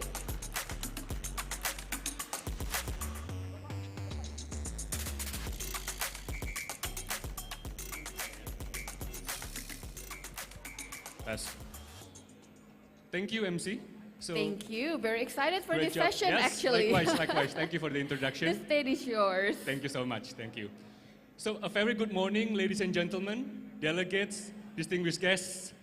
Ladies and gentlemen, I am happy to be chairing and also moderating this session, this morning's first panel in the Indonesian Net Zero Summit 2022.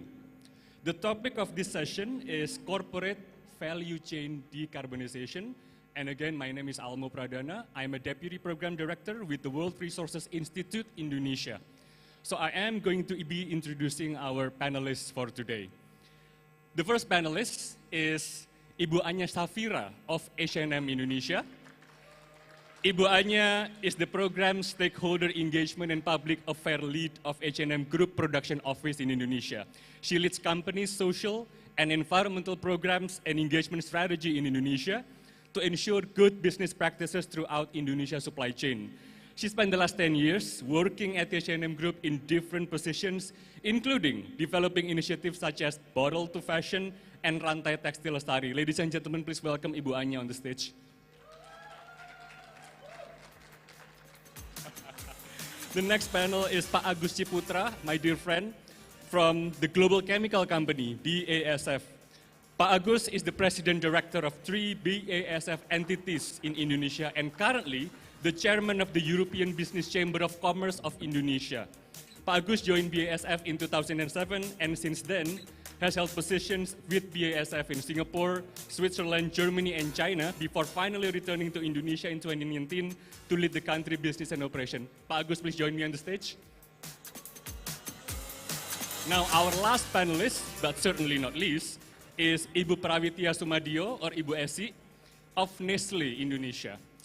Ibu Esi is the Sustainability Director of PT Nestle Indonesia, who is key to drive net zero commitment across Nestle Indonesia, from driving their carbon reduction strategy, packaging transformation to achieve 100% recyclable and reusable, and ensuring their sourcing coming from responsible source and suppliers.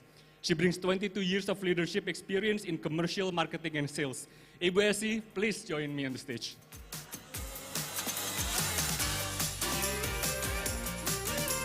Ladies and gentlemen, please give a big round of applause for our panelists this morning.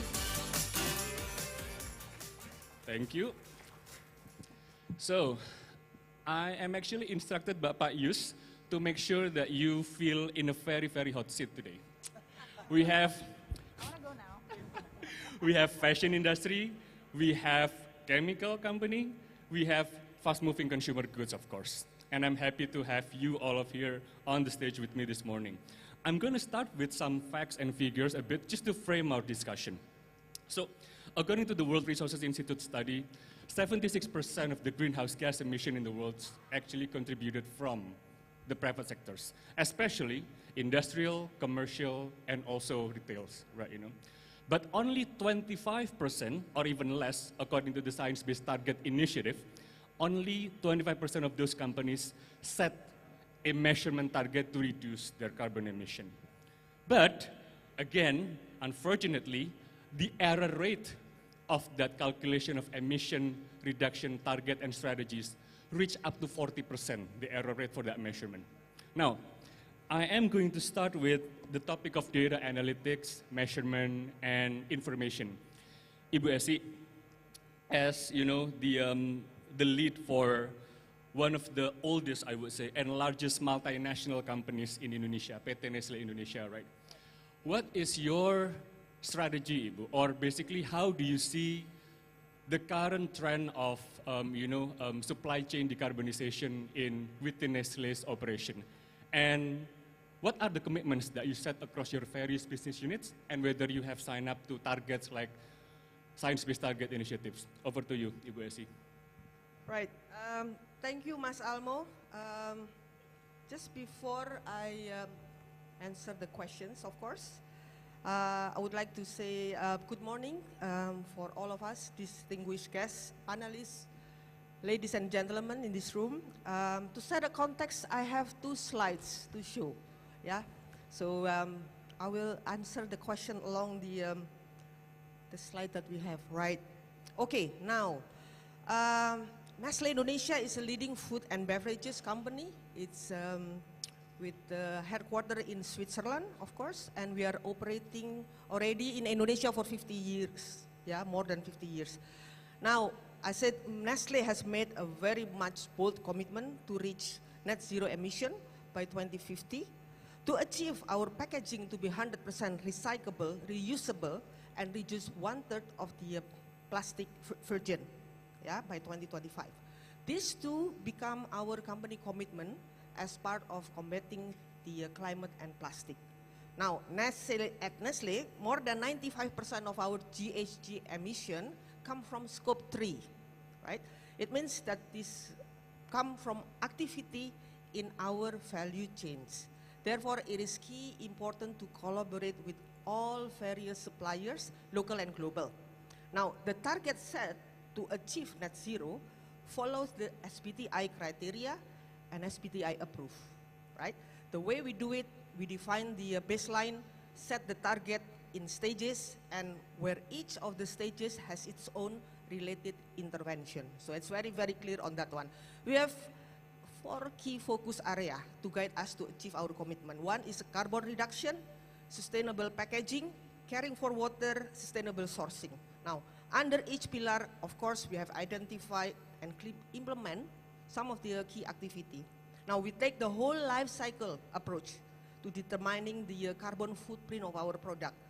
It is a process involved working with many others. That's the message.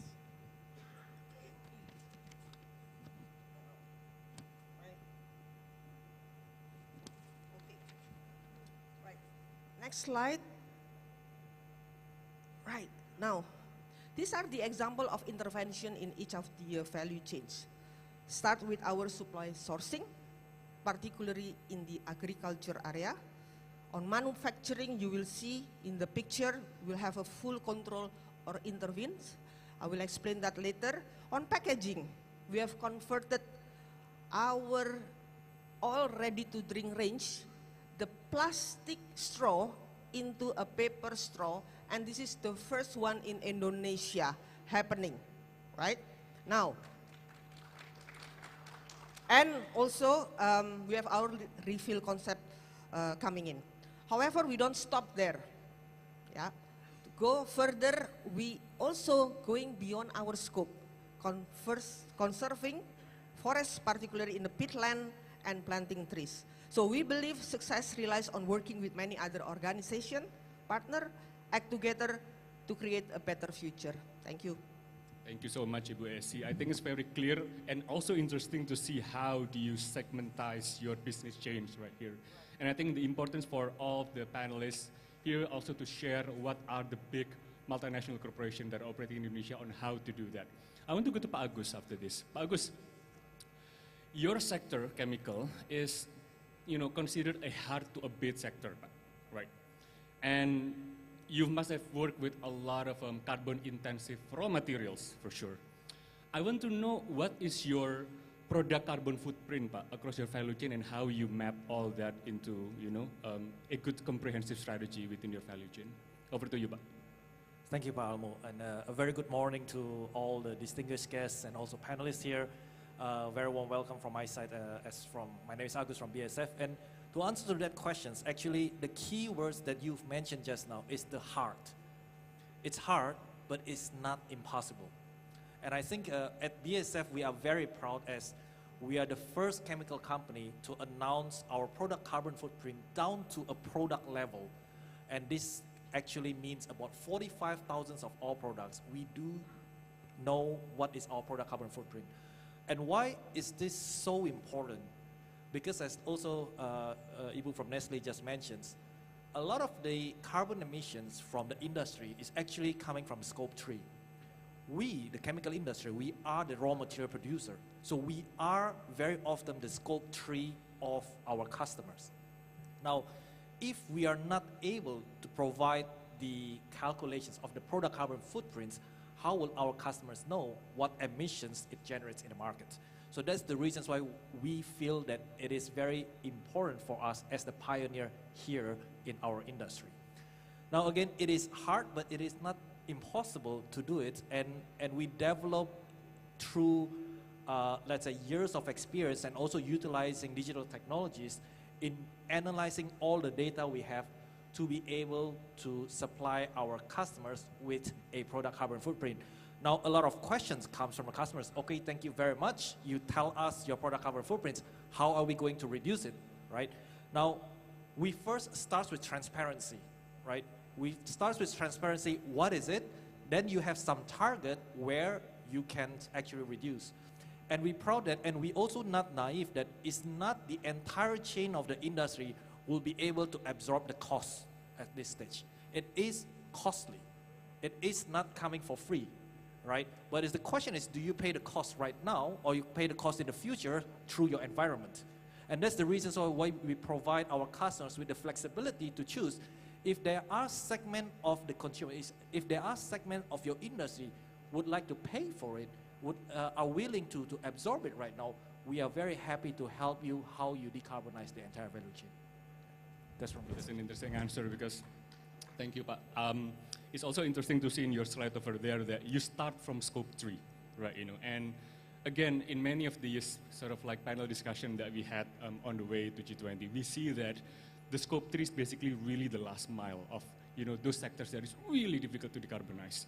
As you mentioned yourself, that it is important for you to look into that scope first because you are the upstream of all these other industries, right? If you cannot do it, then other organization or other, corporation would not be able to do it. Thank you, but I'm going to deep dive again on that segment, but I just want to go to Ibu Anya now. Ibu Anya, H&M, how do you monitor, all of your decarbonization efforts, Ibu? And is there a disincentives or incentives that you use across your value chain, perhaps? Or maybe you use artificial intelligence or system thinking already, in your system. Over to you, Bu Anya. Okay, thank you, Almo. Good morning, everyone. First point, Almo. I think H&M Group, we are part of that 25% that set that target under SBTi. So in 2022, our goal has been verified by SBTi to reduce absolute emission by 56% in 2030 and to achieve net zero in 2040. And of course, the work is basically, or the work towards achieving that goal is covering the whole process. So here, I just want to show everyone, our participant in this panel, this is basically the main process of the industry, of our business. So in all aspects, if we see from design until end of the products, we, with sustainability mindset, we try to manage process, all production process, all business process with climate impact in mind. So for example, we create our internal circulator system where the system will help our designer in a way to create a product. They take into consideration, let's say, material footprint, material durability, and material recyclability. That's one thing. Coming down to manufacturing to production, of course, how we can produce our product with less emission. Energy efficiency, renewable energy, and everything in between. Even save chemical and less water. That down into distribution, how we ship our goods, how we manage our store, and at the end of the cycle, how we can encourage the customer to exercise their sustainable consumption pattern. So for all of this, of course, as Ibu and Bapa mentioned earlier, that for us, Scope 3 is where our footprint are the most. And for H&M Group case, we don't have any single factory. We work with independent supplier partners in all sourcing countries, including in Indonesia. In Indonesia, we work with around 68 factories, represent more or less 150,000 workers. Those are independent factories. Indeed, yes. So we have to work a lot with them. So we combine, kind of to your question, we combine the way we track and measure data, improvement, and progress. For Scope 3, particularly for production, we are using what it called the HIC index. It's an industrial tool to track about energy consumption, start from electricity, water, and so on. And so this is a bit of illustration of that. So with that, the HIC index, it's launched by the Sustainable Apparel Coalition. We will get the data. It's verified by third party, independent third party, and H&M will analyze it, use it to look at the emission of the product. Of course, emission is important aspect when we're placing our business. So business goes where the emission is low. So it's the incentive or disincentive, I would say. I will stop here. Got a punchline. Business goes where the emission is low. Scope 3, right? It is obvious for you that heat is one of the most difficult subsector within energy that we need to look into, and I am going to deep dive a bit on that later. And as you know, the community here, the energy ecosystem community, are mainly usually focusing on electricity. That's not it. That's not the entire picture. Heat is actually one of them. And for many of you here, heat poses significant challenge for you to decarbonize. Now, I want to go to some sort of a solution space, right, on my next segment. So, WRO reported that the cost for us the cost for the climate impact is up to $8 trillion.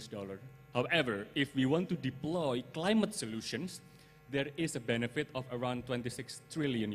So the net is around 18 trillion.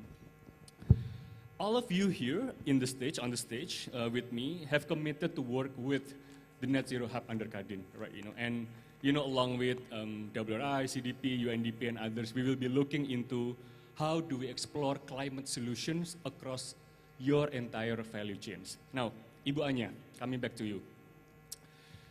What are the policy barriers, Bu? We have, government of Indonesia's representatives here.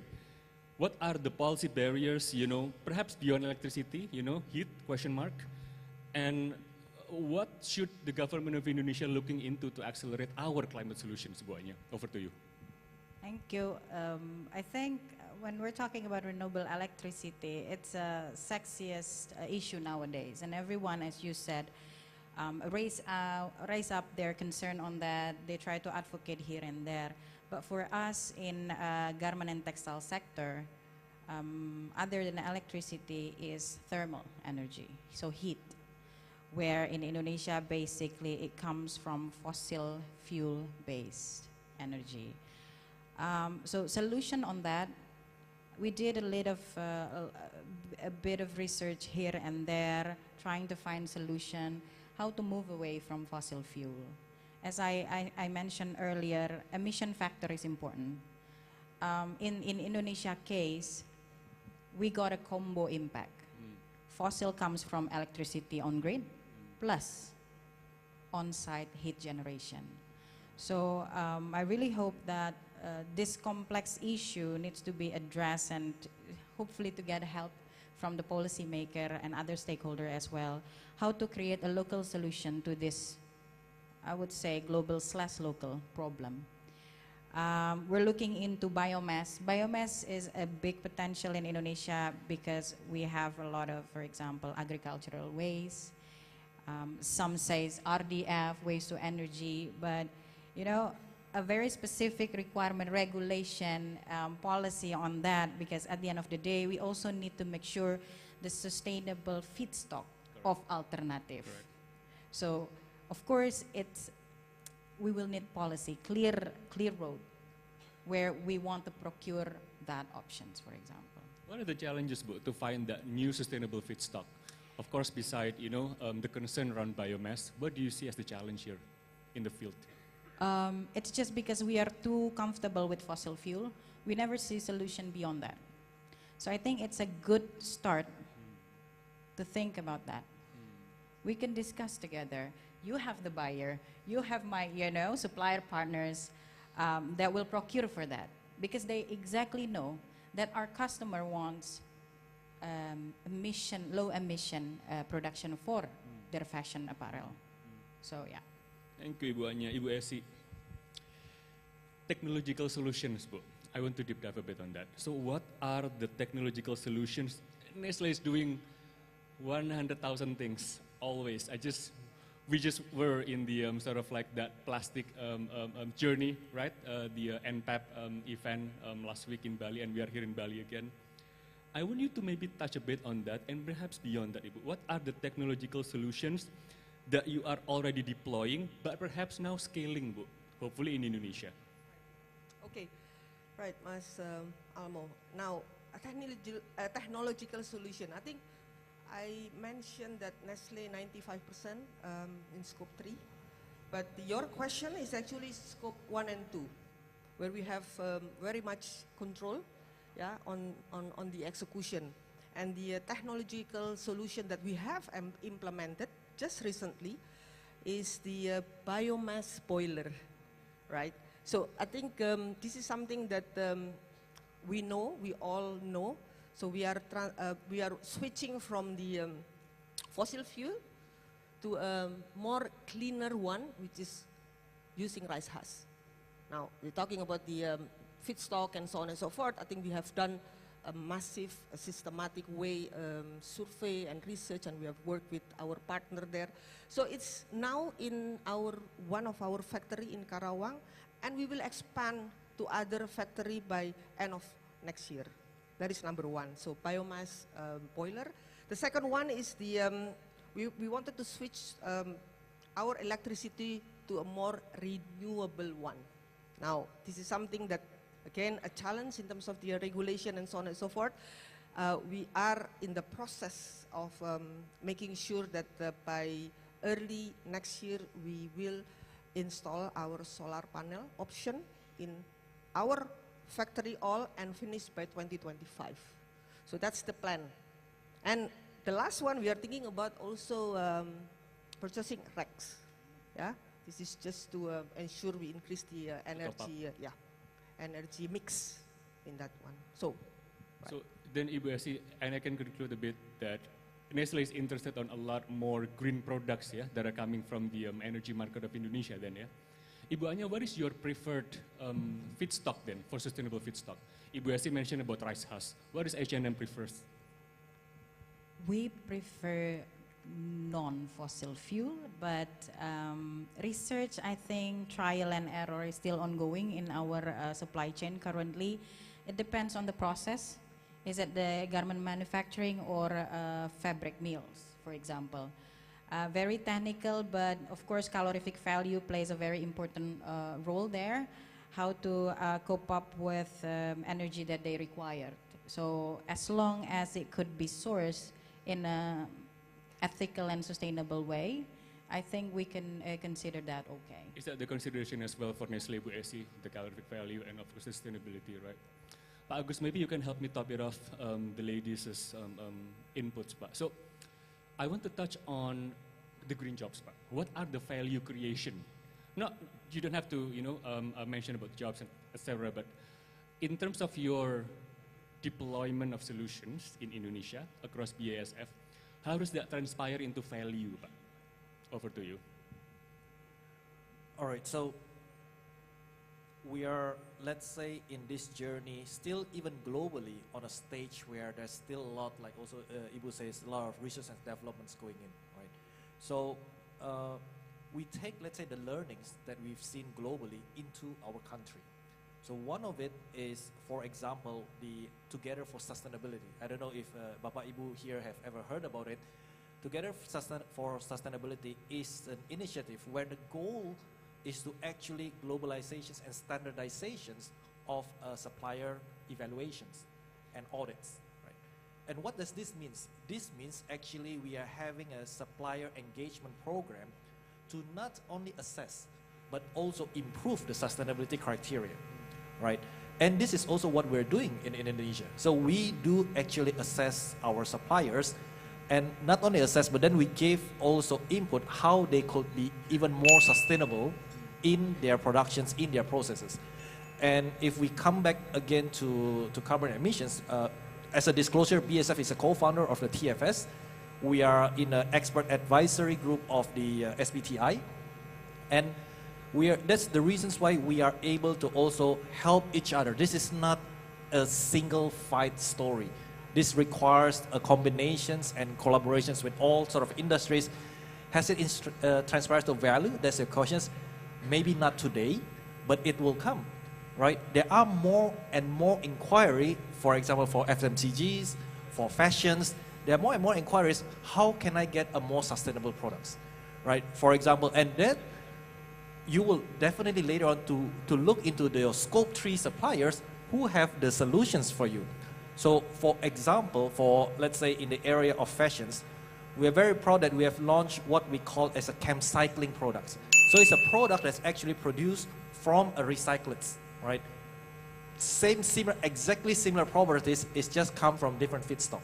So that's what we're doing, and it will come, the value will come, not today, there's still a lot of investment required, but it will come one day. Thank you so much, Pak Agus. So the timer was a bit scary over there.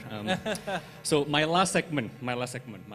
So three questions for three panelists. Please answer it very shortly. Ibu Anya, fashion is the most visible punching bag of the environmental movement. H&M is everywhere. Everyone, I mean, I hope everyone uses H&M, but maybe not. So what is the concern that you need to tackle across the industry, especially around greenwashing, stakeholder pressure, and how do you level up the entire industry with H&M? I think when we're talking about data, of course, data accuracy. We're talking about reporting, progress, and all, as I mentioned, scope 1, 2, and 3. Scope 1 and 2, we have more power on that. But for scope 3, I think we need to collect bit by bit. I mean, from chemical, raw material, then we can get that, emission factor calculation from the supplier, and then goes to production and all of that. So working in progress, because we will cope up with the latest, the most kick-ass technology, how to capture that. But the world is actually developing, right? But of course, if we're talking about greenwashing, I think company nowadays, they well aware that they need to do that for a sustainable business at the end. So it's just a matter of communicating progress, communicating challenge between the company to the stakeholder, including the customer, I think. Thank you. Yeah. Thank you, Bu Anya. Pak Agus, again, concretely, Pak, how are you going to connect the Together for the Sustainability initiative with KADIN Net Zero Hub, Pak? So we are open to, actually we have, the moment we create our algorithm to calculate our PCF, that's the reasons why we license it out, because this is too valuable for one company. And the key word here is standardization, right? Because if I can calculate and somebody else calculate, we have a different calculation method, then the whole industry is confused. So this is how we are promoting. We would like to bring in, okay, what has been the standard that has been developed? We don't have to reinvent the wheel here in our country. There is a method that is possible to be done. And like we have more than, I think, around about 48 suppliers of ours in BSF in Indonesia that has been going through these certifications. And not only that they can use it to supply us as BSF, that they can be used also to supply other multinational companies. And this is, I think, the opportunity for the KADIN and also all the local companies here in Indonesia, also for the country. Thank you so much, Pak Agus. Last, Ibu SC. So, among all the, plastic management initiative that Nestle does, what is the next step, Ibu? What is the next big fight in Indonesia? I think we all heard last week that our rank slightly improved in our plastic waste management, but not so much. Still a long way to go. Where are we, where is the next battleground is, Ibu SC? In our country, still collection. Collection is the biggest issue here. Looking at the infrastructure, I think the government have already accelerating on the infrastructure. I think it's all up to us how we accelerate the material recovery facility. Nestle developed 12 material recovery facility in East Java and also West Java. It's not enough. Now, this is a collaboration, gotong royong, that is very important. But one thing is important, the challenge, yes, in collection, but industry like us, like Nestle, I think the most important challenge is how we redesign our packaging. Yeah, we start with that. Redesign our packaging, less plastic usage, less virgin plastic, better plastic if you use plastic, and at the end of the day, infrastructure. So I think that's the only message, because only the infrastructure will not be sufficient enough, yeah, to handle everything. It has to be a circular. You have to have a full approach, yeah, holistic full approach to get things moving. Thank you so much, Ibu Esli. Ladies and gentlemen, please give a big round of applause to our panelists this morning. Ibu Esli of Nestle Indonesia, Pak Agus from BASF, and Ibu Anya from H&M. So with that, I am returning the time back to MC. I'm Almo Pradana from WRI. Over to you, MC. Thank you so much, Pak Almo. Thank you, Bapak Agus Ciputra. Thank you, Ibu Prawita Sumarjo dan Ibu Anya Safira. For the insightful panel discussion, please remain on stage to receive a token of appreciation from Bapak Muhammad Yusriski, Head of KADIN Net Zero Hub.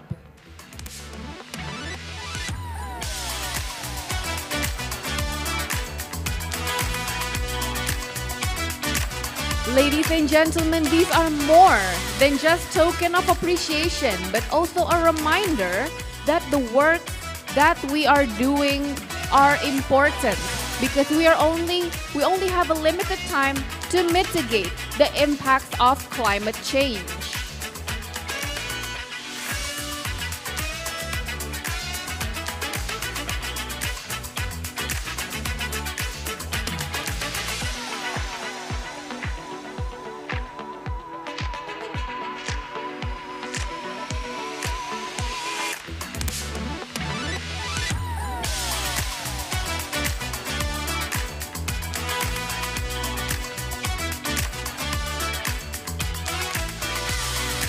Now I would like to invite the media to come to the center at the bottom of the stage to take a photo of this moment.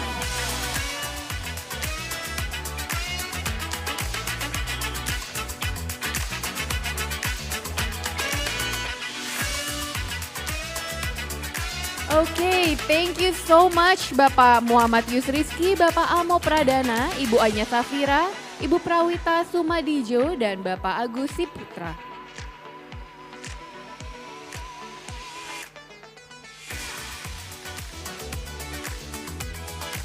Let us continue now to the next panel of Indonesian Net Zero Summit, calling for ambitions from hard to abate industries. Ladies and gentlemen, the chairperson for this session will be Dr. Ferania Andria. Ferania Andria is a senior advisor for sustainable energy with UNDP Indonesia, with more than 15 years of experience in program development and policy advocacy for energy, climate change, and green economy topics. She holds doctorate degree in biotechnology from the University for Natural and Applied Life Science in Vienna, Austria. Ladies and gentlemen, let us welcome Dr. Ferania Andria.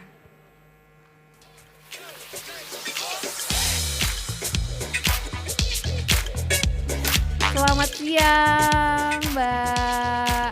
Aku panggil Mbak Vera. Mbak Rara. Selamat siang, welcome. It is such an honor to have you as a chairperson on this very important topic today. Maybe if I can ask you several things before you proceed with the session, but because this is a very particularly interesting topic, yeah? So what do you think is the importance of this ambition itself in industries that are hard to abate? So why is ambition the big topic here? I think we should start with what does it mean with hard to abate itself. So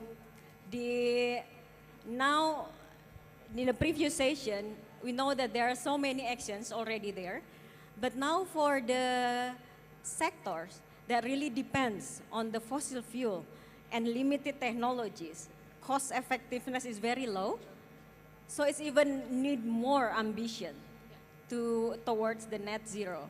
So let's hear what the panelists will say. Very excited. So ladies and gentlemen, this is a very important topic we're going to be discussing today. Thank you, Mbak Rara. The chair is yours. Thank you so much, Mbak Ayu. Thank you, Mbak Ayu. So now it's already before lunch, but I think this is an important session. I would like to invite our distinguished panelists today. Mr. Kelvin Fu, Managing Partner of Gunung Capital, Gunung Raja Paksi.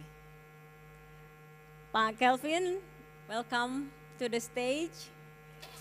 Iron and Steel Company, who says that it's not hard to abate. Welcome, thank you for joining us. A second distinguished panelist, I would like to invite Bapak Danif Danu Saputro, President Director of Pertamina New and Renewable Energy. Welcome, Pak Danif.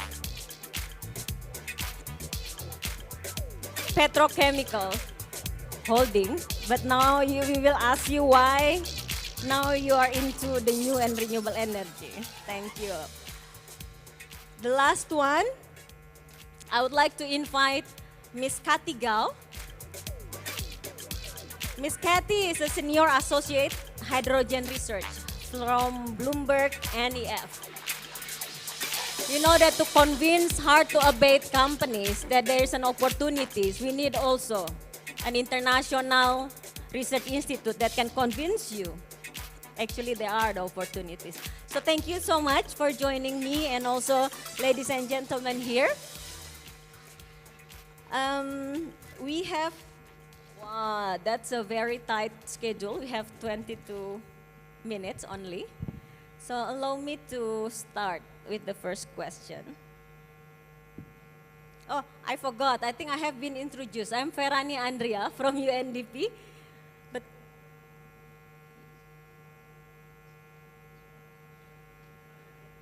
oh, sorry. There's a gentleman here remind me that Pak Rudiantara, the President Commissioner PT Semen Indonesia, is joining us as well.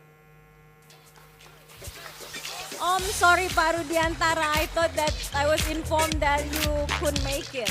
Welcome, Pak Rudiantara, PT Semen Indonesia Group.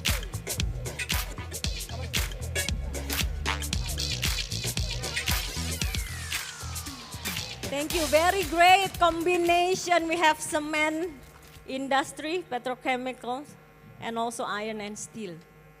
Welcome, Pak Rudiantara. I'm sorry that I missed. Thank you. So, I would like to drop the first question. Maybe I'll ask you, Pak Kelvin, first. So you are famous actually redirecting the iron and steel company, Gunung Paksi, to decarbonize. What is the reason behind that? Why do you think decarbonization in oil and steel that really depends on the fossil fuel would be an opportunity? Right. Thanks for the question. So, hi everyone. My name is Kelvin. So, firstly, let me just state why we're doing it. Right. The key motivation for us to decarbonize steel is quite obvious. We have a heavy responsibility. Steel emits a significant amount of carbon. But fundamentally, it's about doing business in a more impactful and sustainable way. And let me boil it down. right? The panel, the theme of today is industrial decarbonization at all cost, right? This suggests that, people have got to find a lot of financing solutions in order to support this drive. We think quite differently, right? We see this industrial decarbonization as full of opportunities. If we look within the steel industry, which really feeds into a lot of the infrastructure and real estate business, there's lots of opportunities, right? If you start from the raw material side, you can actually produce lower carbon steel with the technology that exists now. And this is something that we have because we run electric arc furnaces, which basically is about recycling scrap metal, which is, where's the source of scrap metal? A lot of it comes from when mining companies or real estate is actually torn down and the scrap is actually being used. There are also a lot of other technologies that exist, some of which consist of application of hydrogen. But if you look further down the value chain, within the manufacturing processes, there's also a lot we can do within steel. There are now technologies that allow us to, produce water from the rooftops, right? We can use that water within our supply chain, and that extends throughout it, right? So I think the reason why we're doing that is two things. One, there's a lot of revenue opportunity, right? In terms of producing low carbon steel to export, right? And secondly, there's a lot of opportunities within, controlling our costs much better and doing it a better way. So actually, it's fundamentally about doing good business. Thank you. So doing good business, may I pass to Pak Rudiantara first? Doing good business is one thing.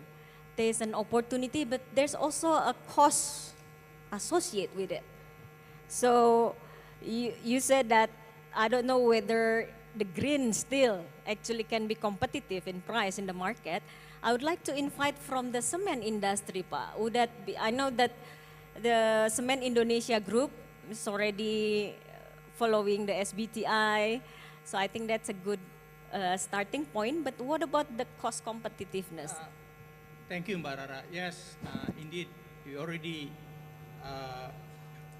sent our commitment to SBTI. But before I respond to your questions, let me share with you who are the Cement Indonesia Group. Cement Indonesia Group actually is the building material which is focusing on the cement, and we are dominating half of the Indonesia market.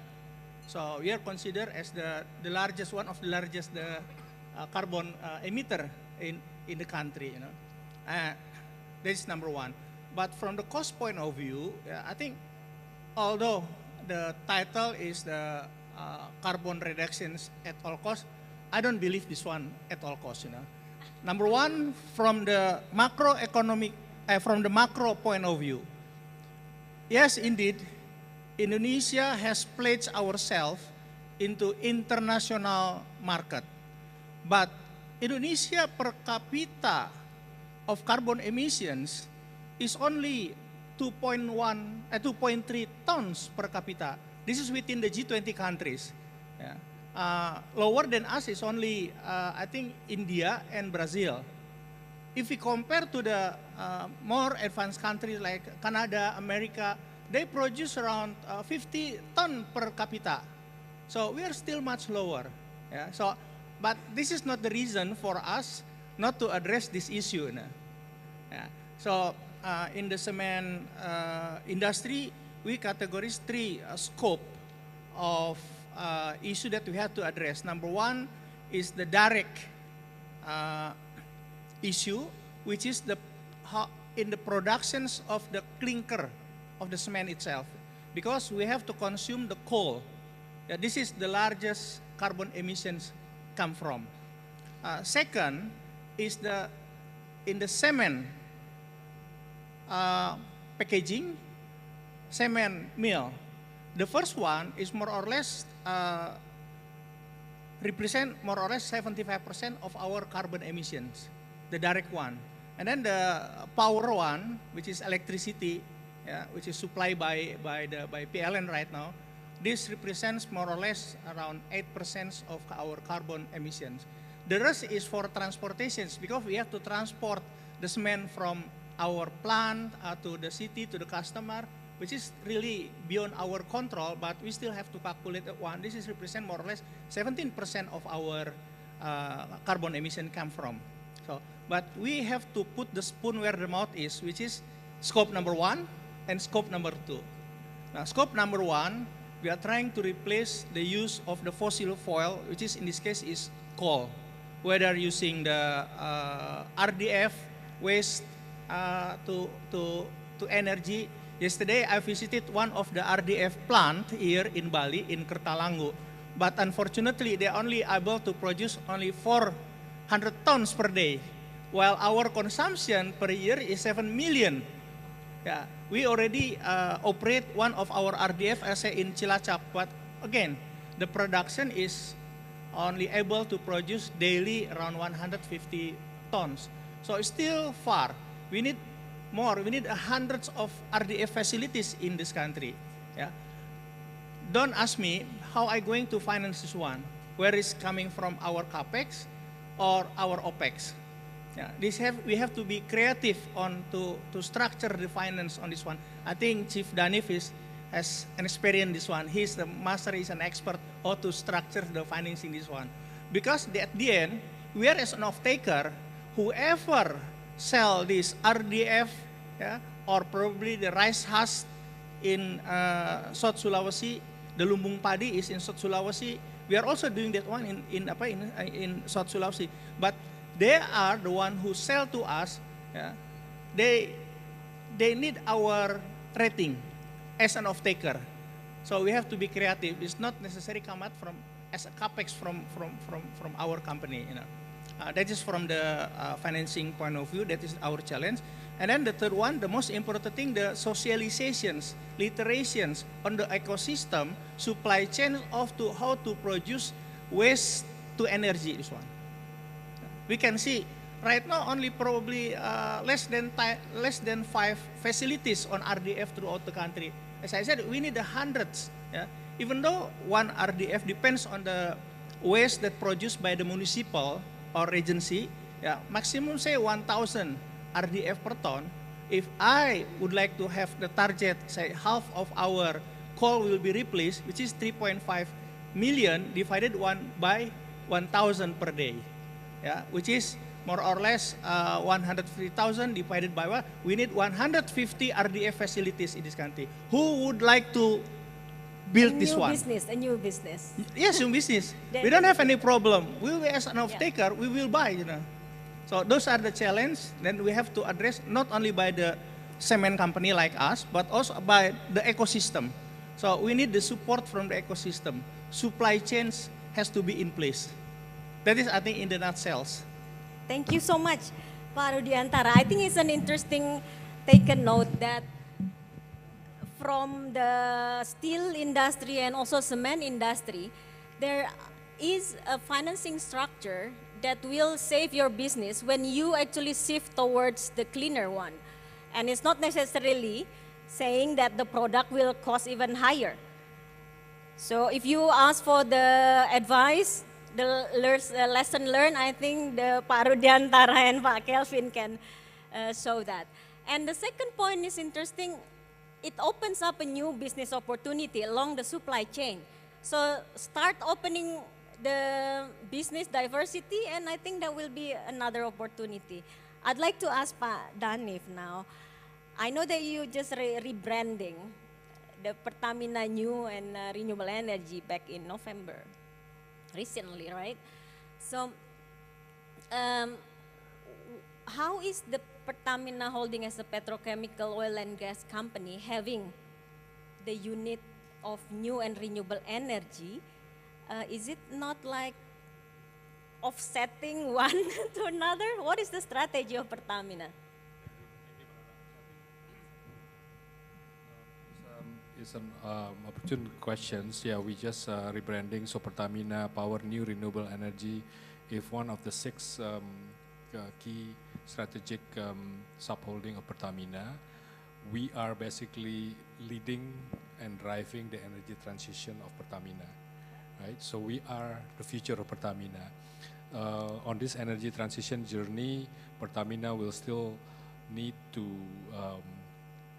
keep and maybe increase the oil and gas to support the energy security of the country, to support the GDP growth, because we are a developing country, we still need a lot of energy, but at the same time, we need to stabilize or even reduce the the carbon emissions. And as you mentioned, it creates a new green energy business. This is why it is set up as Pertamina New Renewable Energy. We do have geothermal as one of the key mature business.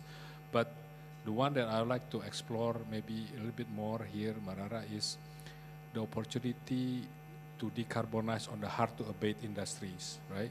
Because sometimes when people look at the energy transitions, they look into electricity, power generations, but there are sectors, right? Such as, steel mill, cement, refineries, petrochemicals, even transportations that emit carbon, right? So in this particular, maybe for a few minutes, I'd like to explain about our key initiative on clean hydrogen, right? Clean hydrogen is one of the key initiative and key new green business for Pertamina New Renewable Energy, because first, the demand is huge. There's untapped demand globally, regionally. I think this will explode, right? And second, as Pak Kevin and Pak Rudiantara mentioned, the hard-to-abate industry needs to decarbonize, and it cannot be replaced by intermittent renewable energy sources. And clean hydrogen is one of the answers for this, right? Again, there are still a lot of development. So for us, for Pertamina, we would like to capture this opportunity, because we, as the key energy supplier of the country, we would like to become the key integral player. So we would like to capture at least 80% of the value chain on the clean hydrogens. There are many potentials from upstream, midstream, and downstreams, and this is still nascent in Indonesia. There's still a lot of policies, incentive needed, but as I mentioned on the previous slide, the demand is tremendous. Thank you, Pak Danif. The demand is enormous. Pak Kevin, SIG are the demand side. Thank you so much. So it's in line with the my question to Ms. Kathy. Hydrogen, green hydrogen, is actually a new way, a new energy product. Is there really a technology that feasible for that, and is there no opportunities for that technology applications? Please, Ms. Kathy. Yeah, so actually there are a lot of technologies that we need to enable the global hydrogen supply chain, from production, transportation, storage to end use, as a lot of panelists have mentioned. But I want to focus my answer today on the production side of the story, because that is what is essentially driving the whole economics of hydrogen used in different hard-to-abate sectors. So fundamentally, there are two ways to produce clean hydrogen. One is called blue hydrogen. So basically, you take the existing fossil fuel process, and then you add a carbon capture and sequestration system on top. This system theoretically can capture around 60 to 90% of the emissions. So at the end of the day, it is not net zero, and you still rely on fossil fuel, which is currently quite expensive to produce blue hydrogen. The other way is that you can completely drop fossil fuel, but instead you use water as the feedstock to produce hydrogen. So what had happened is that you have an electrolysis equipment called electrolyzer, which is the key equipment to produce green hydrogen. You charge it with power, and then the chemical reaction will break down the water into oxygens and hydrogen. So if the power that we use to charge the system is net zero, basically wind, solar, or geothermal, hydro in the case of Indonesia, then the hydrogen that we're going to produce will be net zero. So that's why we call it green hydrogen. So you guys can probably already guess why I mentioned that hydrogen can be such a strong candidate for decarbonization. It's because the two factors that I just mentioned, renewable energy and electrolyzer, both of these elements, we are seeing very strong momentum for cost reduction of these two key elements for green hydrogen. Renewable energy, I don't think I need to say more that we've already seen in the past 6 to 7 years, global wind and solar production cost has been dropping massively by half to up to 2/3 for some countries. And in terms of electrolyzers, we're actually seeing similar cost reduction trends because electrolyzer manufacturing actually share a lot of similarities with solar PV manufacturing. It can take advantage of cheap labors. It also would benefit a lot from the economics of scale. So basically, there's a positive feedback loop that the more electrolyzer that you deploy in the world, the more it would drive down the cost of manufacturing. So there's this positive feedback loop on cost and demand. So right now we're expecting, we already see Chinese manufactured electrolyzer basically at 25% the cost of what we've seen in the Western world, like those that make in Europe and the US. Because the Chinese manufacturer has already accumulated years of experience in doing that. And then we basically expect the Chinese cost to basically proliferate to the rest of the world by 2035 for the Western price to merge with the Chinese cost. And that's what's essentially driving the whole story of hydrogen, being deployed and all the projects being planned around the world. Thank you so much. So that's a good indication that actually the production of the clean hydrogen is going down, especially when the demand increase. So I look at Pak Kelvin, Pak Priantara, and also maybe going up to the fertilizer industry. That's also another demand sector. And Pak Danif, you have the geothermal where can be the source of this green hydrogen. So perfect. And we also witnessed today, I think you signed an agreement with Krakatau Steel. So that's a good sign. Today is, unfortunately, we have to end early because this is Friday. But the take note here is promising. We are here with the hard-to-abate sectors, which are really ambitious and also optimistic that towards net zero is possible, it's financiable, it's viable, and it's even open up more business opportunities. So don't get narrow. Please give a big applause to our panelists here.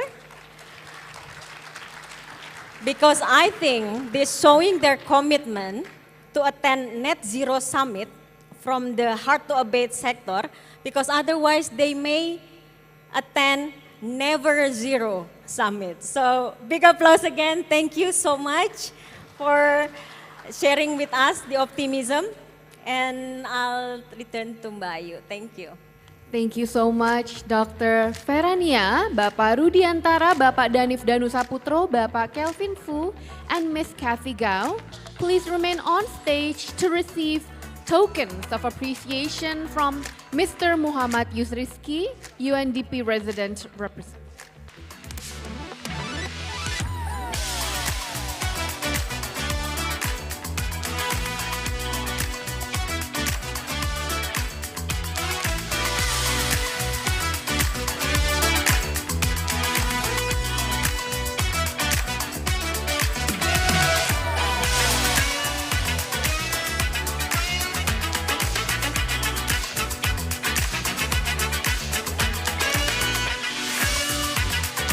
Ladies and gentlemen, we hope that this token of appreciation can remind us all that some industries we need to have high ambition to support industrial decarbonization.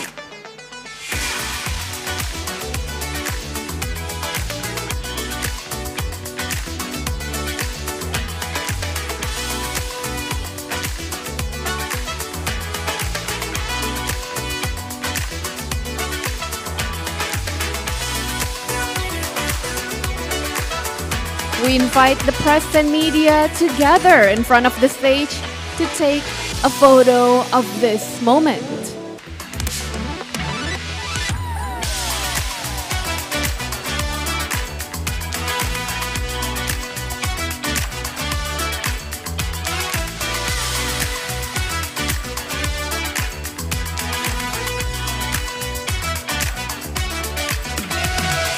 Thank you so much. Congratulations again for the very insightful sharing session. Bapak Danif Danusaputro, please remain on stage while we invite Bapak Silmi Karim, President Director of PT Krakatau Steel, and Bapak Jauhar Maulidi, President Director of PT Rukun Raharja, to the stage to sign a memorandum of understanding between Pertamina, NRE, and Krakatau Steel. Once again, we invite back Bapak Danif Danusaputro.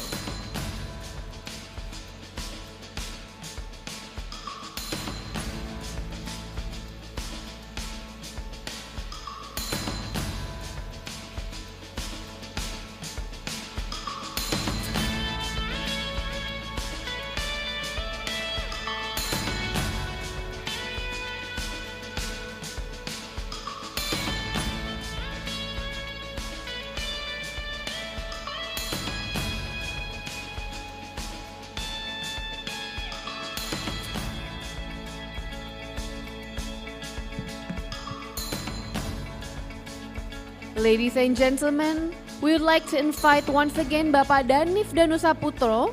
Please remain on stage, and we invite Bapak Silmi Karim, President Director of PT Krakatau Steel Persero Tbk, and Bapak Jauhar Maulidi, President Director of PT Rukun Raharja Tbk, to the stage to sign a memorandum of understanding between Pertamina, NRE, and Krakatau Steel. This memorandum of understanding is an engagement between PT Krakatau Steel, Persero Tbk, Pertamina NRE, and PT Rukun Raharja Tbk, representing state-owned enterprises and publicly listed company to build an enabling ecosystem to provide the building blocks for decarbonization in hard-to-abate industries. Gentlemen, you may proceed with the signing.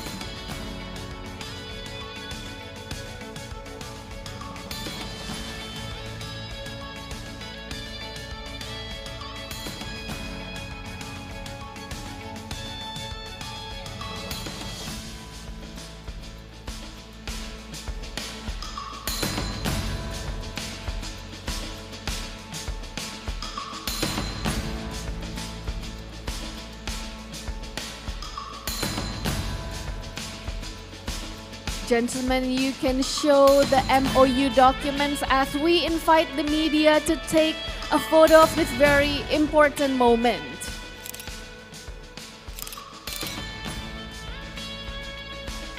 Thank you, Bapak Danif Danusaputro, Bapak Silmi Karim, and Bapak Jauhar Maulidi.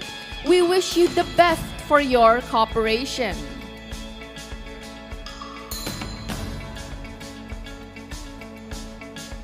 Ladies and gentlemen, now we would like to invite Bapak Muhammad Yusriski, please to move forward to the stage. And we also invite Bapak Arif Wijaya, Program Director of World Resources Institute, representing Indonesian Chamber of Commerce and Industry or KADIN Indonesia, and World Resources Institute, Bapak Muhammad Yusriski and Bapak Arif Wijaya, are going to sign an expression of interest to develop corporate assistance program for KADIN Net Zero Hub member companies.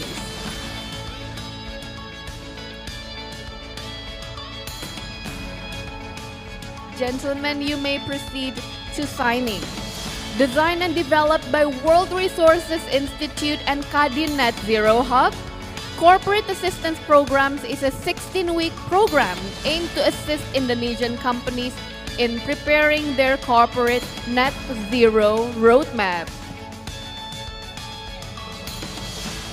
Gentlemen, you may show the document, and once again we invite all the press and media to proceed with taking the photos.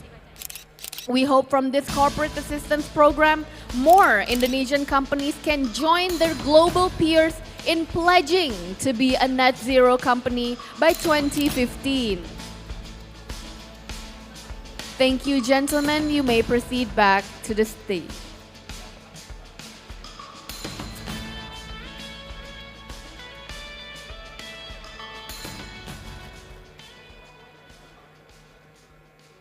Ladies and gentlemen, before we proceed to lunch break, we kindly remind you to assist in interviewing the summit emission, and we have several interactive screens in which you can play a bit of a game, and at the end you will find a QR code that will take you to a survey form.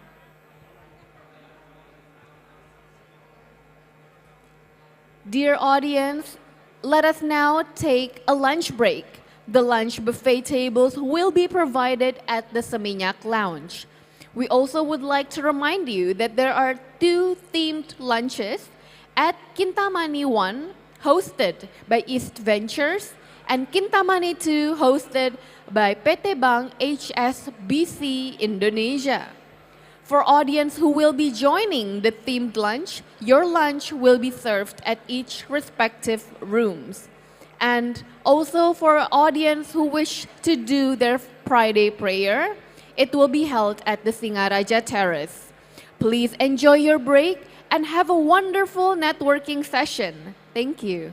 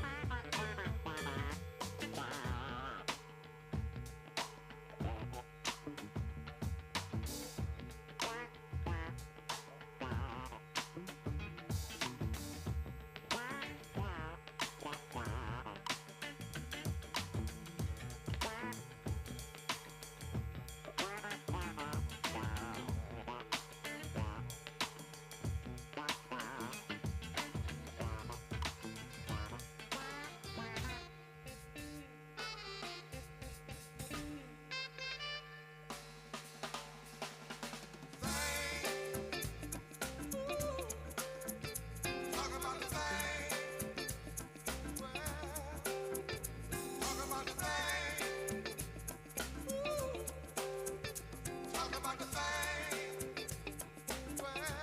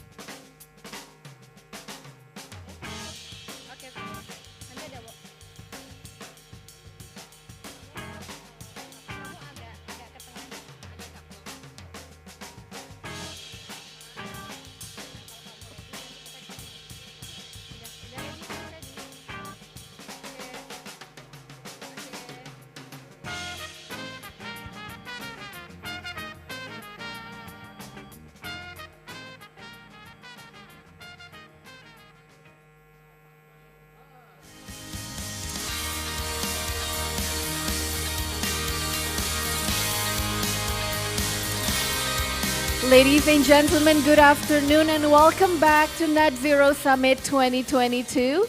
Well, we trust that you had an enjoyable lunch and hopefully a fruitful networking session.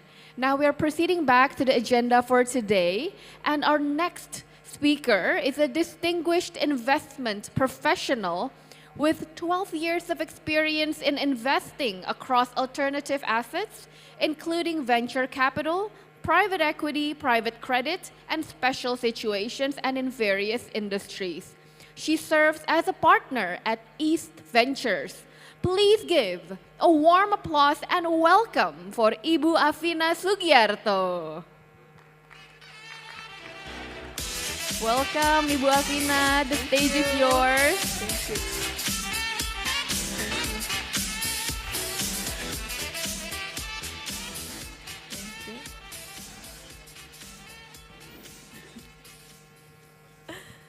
Hello everyone, I'm Afina, partner at East Ventures, the pioneer and leading venture capital in Indonesia.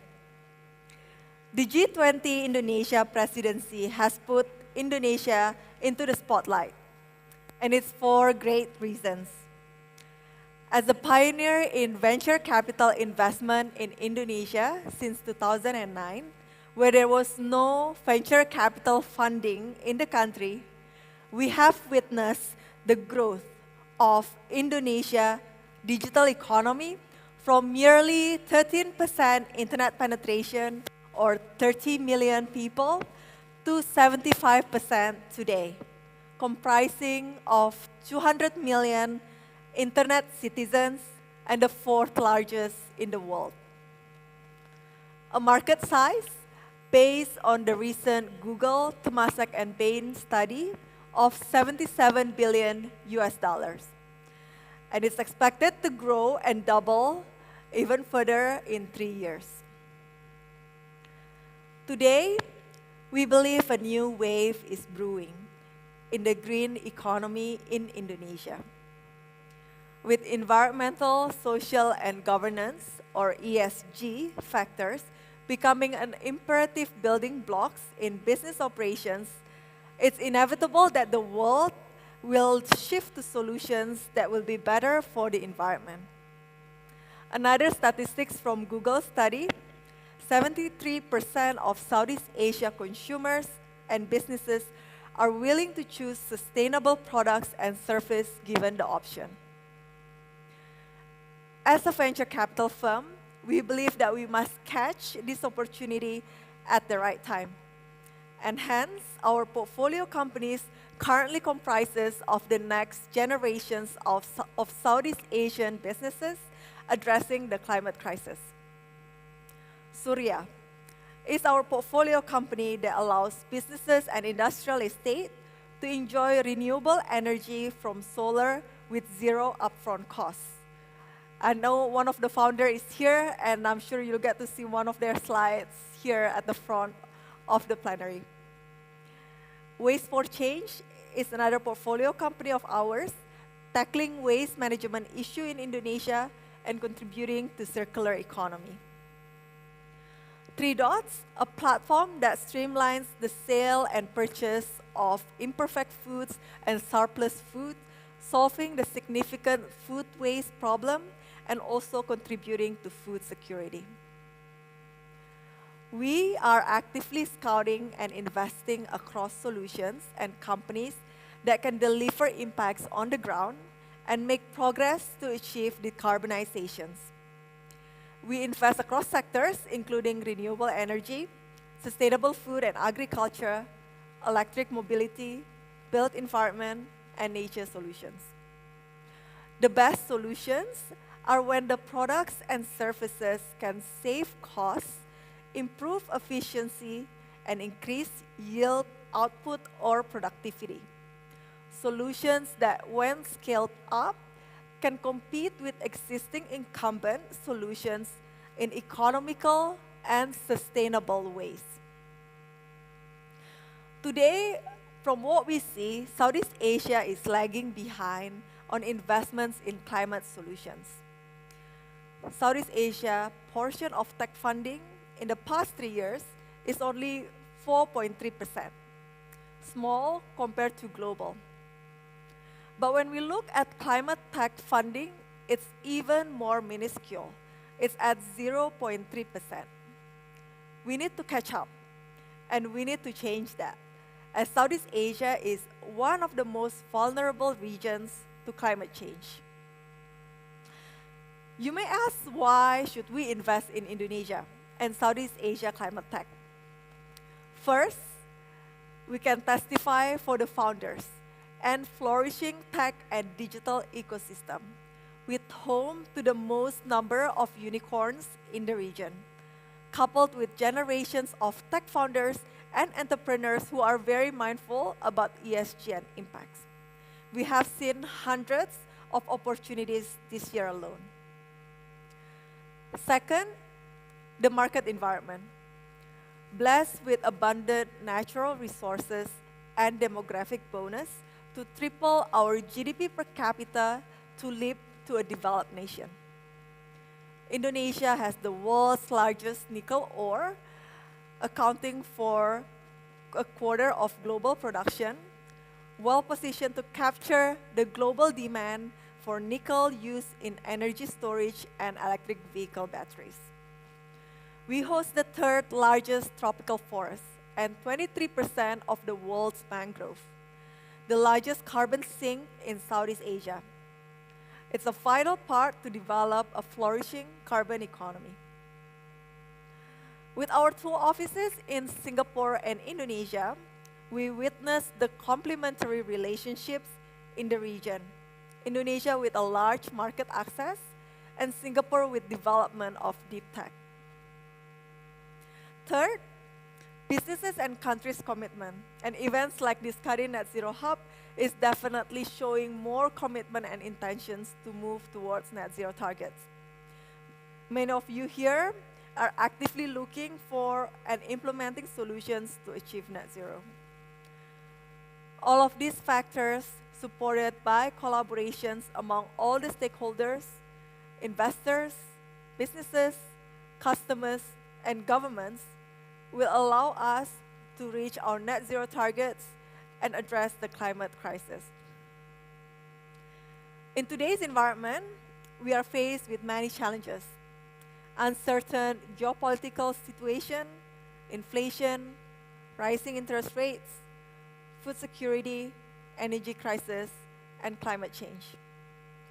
We need to invest in solutions that exactly address these pressing real-world problems and take our parts in addressing the climate crisis and capture this new growth opportunity.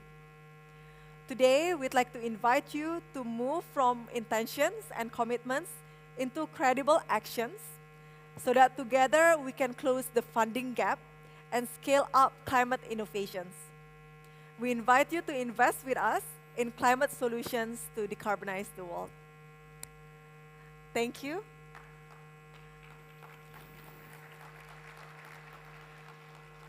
I think we also have a short video to share to the audience. Thank you. Over the years, we have become more intentional about creating positive impact through our investments and broader ecosystem activities. Now that the digital infrastructure is in place, we're getting into the digital golden era. An era where inclusivity of the digital ecosystem brings solutions and were developed and delivered commercially at scale. Nevertheless, it is not only a commercial return, it is a matter of impact. We believe it is sustainability. East Ventures upholds a sustainable investment strategy within a two-pronged approach of doing good and avoiding harm. We are leading the way as Indonesia's first venture capital firm to sign the Principles for Responsible Investment, supported by the United Nations. This is well aligned with the government's priorities in Indonesia's G-20 presidency to succeed in sustainability through SDGs. And here is the impact journey ahead. Establish a robust management and measurement system to ensure accountability. then work closely with portfolio companies and its ecosystem to better measure and scale their impact. We are mapping and tracking the impacts created by our ecosystem for truly contributing to SDGs.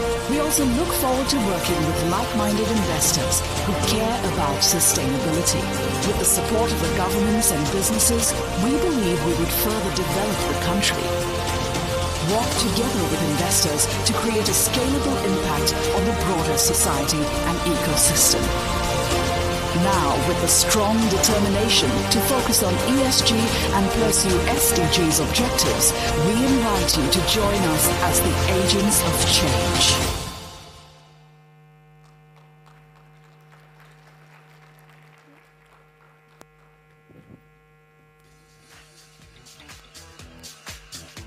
Thank you so much, Ibu Afina. That was a very wonderful and very insightful session. And it was remarkable how we learned so much about investing in sustainable businesses and also investing in climate solutions. Ladies and gentlemen, before we continue to our next panels, we would like to call National Geographic Indonesia, the media partner of Indonesian Net Zero Summit, to present the fireside chat. Please welcome Bapak Didi Kasim, Editor-in-Chief, National Geographic Indonesia.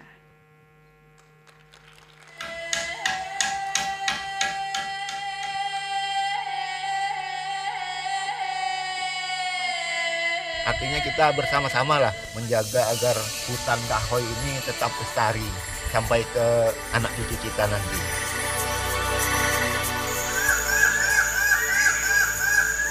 Dunia hayati adalah piring makan kita. Kalau piring makan masyarakat adat itu pecah, maka mereka tidak akan hidup lebih baik untuk anak dan cucu mereka ke depan. Ekonomi laut yang berkelanjutan bukan jargon semata. Karena mangrove menjaga kita dari bencana dan perubahan iklim. Karena terumbu karang adalah pasak pariwisata kita, membuat kita sejahtera bersama.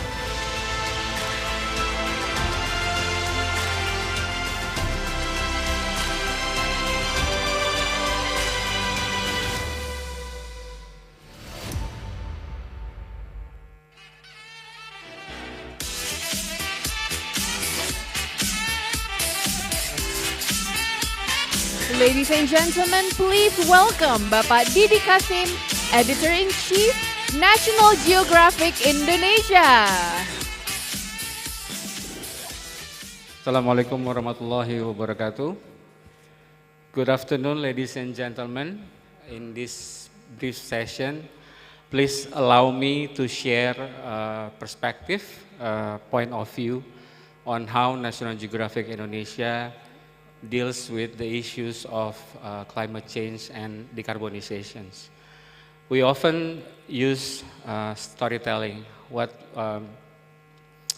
our religion in content is impact storytelling, how storytelling can make behavior change, and how behavior can contribute to the solutions of decarbonization and climate.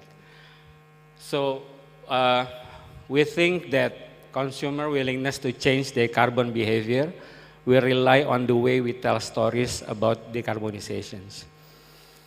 At the moment, about 72% people are concerned about climate change will harm their life at some point in their life. And the fact is only about 14% that truly understand what climate change is and how to deal with it. So what we think is we should listen more to the consumer. Consumers matters. Without consumer help and intervention, decarbonization will be nothing but a dream, because we need changes. We need behavior change from the consumer as well. And the discussions forum like this, I think should listen more about the grassroots voice and listen to the problems and including their conversations into the discussions. So carbon footprint will be reduced if consumers can make consumption changes. It can contribute more than like 20% if we can together make a story tells to make the consumer change their behavior. Industrial decarbonization will not work without consumer participation, because we think that we oftenly exhaust it because we think that climate change is a very difficult topic, and sometimes it seems like we don't have any plan to face with it. But what we are saying is we start listen more to the consumer, and then storytelling matters, because how to tell facts, how to convey the message about the facts using storytellings can change behavior. We believe that facts told through stories are 22 more times memorable. When people are immersed in a story, they pay attention more. And nowadays, the best way to convey a message or to tell a story through a video. Fact, emotion, and narrative flows better with videos compared to text and white papers. Numbers are better with figures. Now what we are saying is that just we should talk more with our consumer. Please change, make it into human-to-human conversations, not brand-to-human conversations. Because who tells the story are equally important as the fact and numbers. If we want to impact more, if we want to the data impacted the consumer behavior, we should have turn our image into human voice, make a better conversation. So emotion can reach more people. Exploiting emotional range in our stories can trigger bigger reach and virality. So, ladies and gentlemen, this is my last message, that if we want to make a discussions, important solutions for the future, it's impossible not to including the consumer voice, the consumer problems, the grassroots problems, and listen to the conversation and make the conversations, move the conversations into point of discussions. And maybe, perhaps, we can have a better chance to have new possibilities for Earth to be better in the future. Thank you again for your time. Assalamualaikum warahmatullahi wabarakatuh.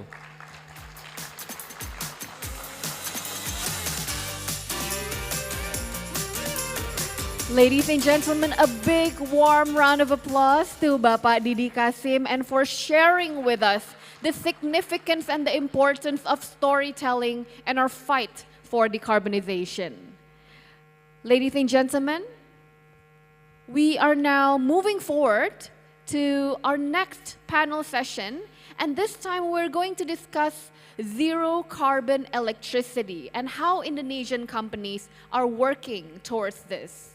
And the chairperson on this session will be Mr. Alex Pereira.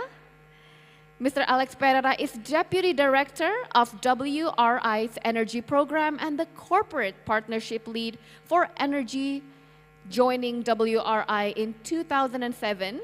Mr. Alex has over 20 years of experience in energy policy, finance, and corporate energy strategy. He has built partnerships with the private sectors to innovate and scale renewable energy procurement models in the United States, Asia, and Latin America.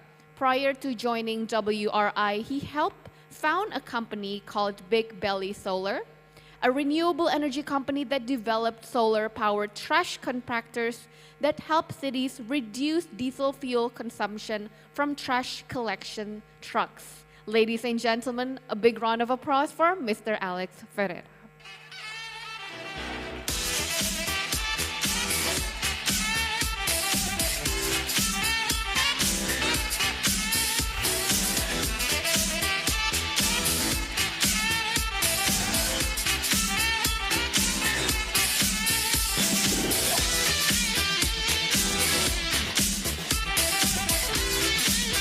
Good evening and welcome.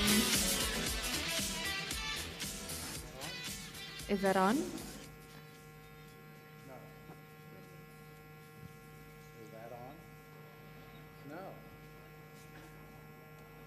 This doesn't count as does it? Oh, the clock's hey, clock's there we not go. ticking yet. Okay. Okay. All right, I want the clock reset. No, just kidding. Well, thank you so much for that wonderful Thank you. introduction. Thank you for being here. We're very excited for this talk, actually, Mr. Alex, because zero carbon electricity is something that's very important for us to discuss. It sounds, is it something that we see happening in our near future, actually, zero carbon electricity? Well, we better hope so. Is that why we're having this and that discussion is why right we're here? all here today, right?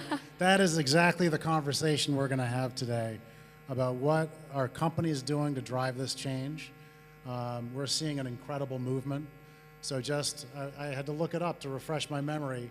How many companies were signed up to science-based targets commitments and taking action? There are 4,000 companies taking action on science-based targets. That number is incredible and growing very fast. So it really just shows the demand for decarbonization is so strong from the private sector and can be such a force for change. And not only is the demand strong, but we're seeing the economics of the solutions drastically improve. So just the other month, we completed a 20 megawatt rooftop solar transaction in Vietnam, and the company has saved 40% on their electricity. So, I mean, that is just incredible business case. So we're really seeing these models work. The demand is there, but there are some challenges and there are some barriers, and that's one of the things we're going to get into today and talk about and raise. Right. So, we're very excited. We are very excited to learn from you and from the speakers that we're going to have, and hopefully after this session, the 4,000 number of companies will only grow. it doubled, at least it doubled. will at least double. At least Looking double. forward.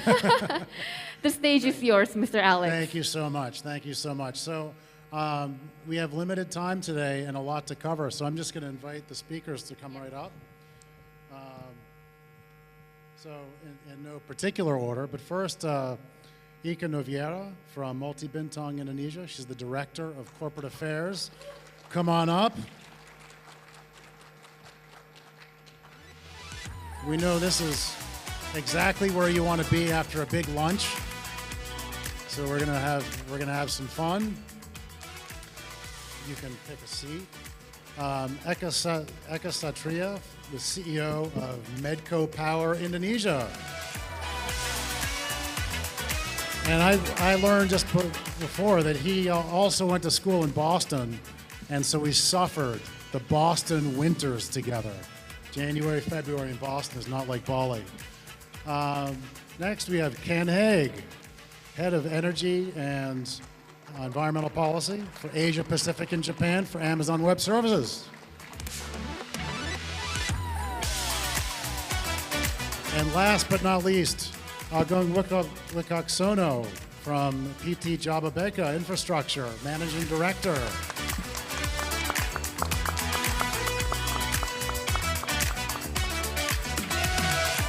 So this gives us an opportunity to have some perspectives. Two corporates moving to decarbonize very quickly, power supplier navigating the challenges, and an industrial park developer that can play a very interesting role in decarbonization and supply chain support. So my first question,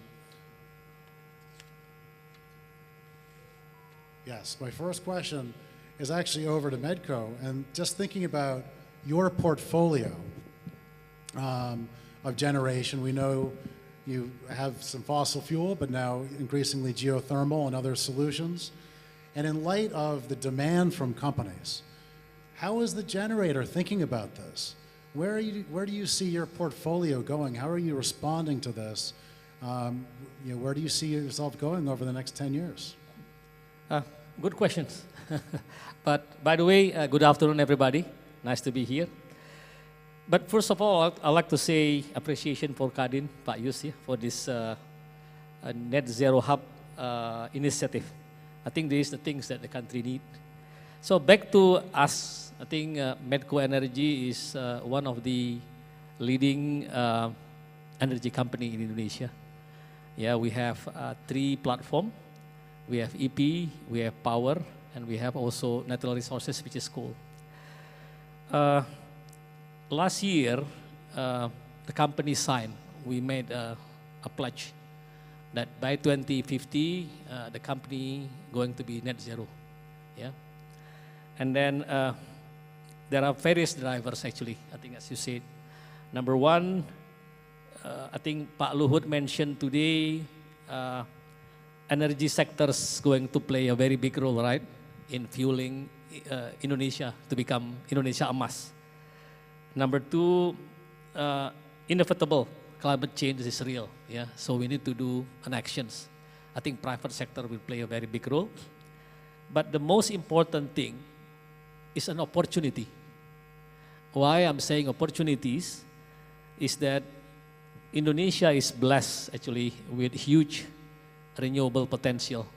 Yeah, I think Pak Luhut mentioned today, over, actually close to 3,000 gigawatt of renewable potential. Yeah. So in doing so, I think this is going to be a good move.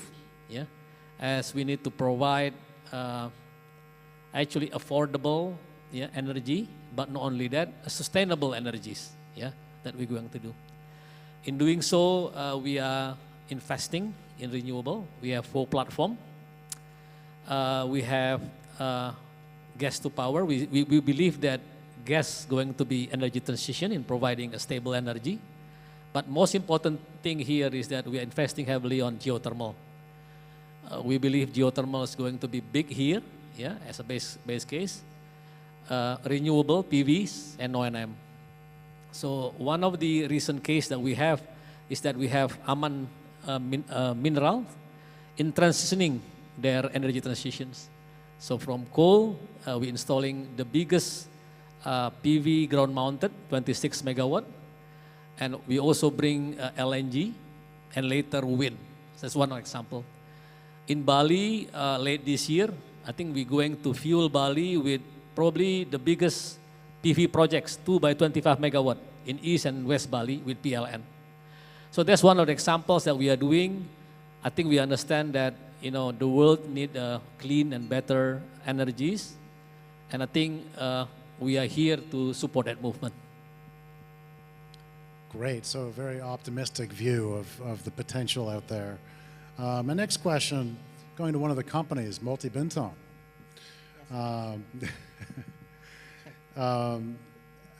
Please share your,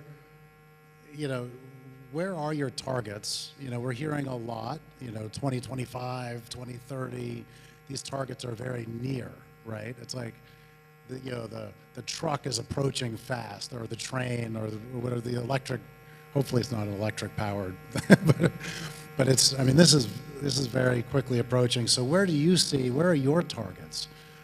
What kind of pressure are you under to buy renewable energy? How is this affecting your strategy in Indonesia? Those are a lot of questions, but before I start getting into answering those questions, because you talk about Multi-Bintang Indonesia, who is actually Multi-Bintang? Who is this Ika sitting here? We are actually a proud producers of Bir Bintang. So we are in the island of Bali, and where practically most of the tourists, foreign tourists that come here, they are pretty much our free, they wear Bintang t-shirt, free of charge. So it's a lot of advertising around Bali. So why Bintang, or why Bir Bintang is doing this? So we are actually one of Heineken's oldest brewery outside of Europe. So we've been in the country for 91 years, and we obviously, as part of a global company, we are a member of RE100, and there are a lot of homeworks that needs to be done. But zoom into Indonesia, our operations in Indonesia, where we produce our beer, Bintang and Heineken. We produce both brands locally in 2 breweries in Java. And we, first of all, we look into our backyard, our homework within the vicinity of our fence. really understanding what kind of energy that we use, because we want to set a really high target as part of Heineken. Heineken has a global target, want to be net zero in production by 2030. In Multibintang, we are, end of this year, our biomass plant in one of our brewery is up and running. We'll reach 64% renewable energy in productions. So we are setting a really ambitious target, even faster than Heineken. They are on 2030 for renewable energy or net zero in production. And then in terms of the scope 3, that will be 2040, which we will also follow the global targets. Because we are part of RE, that's why RE100, that's why we are doing it. And yeah, so that's a bit of background about what we are doing. Great. Turning over to another angle of this, the PT Jababeka, you're an industrial park developer. So you actually operate facilities on behalf of many customers and many suppliers to some of the companies in this room.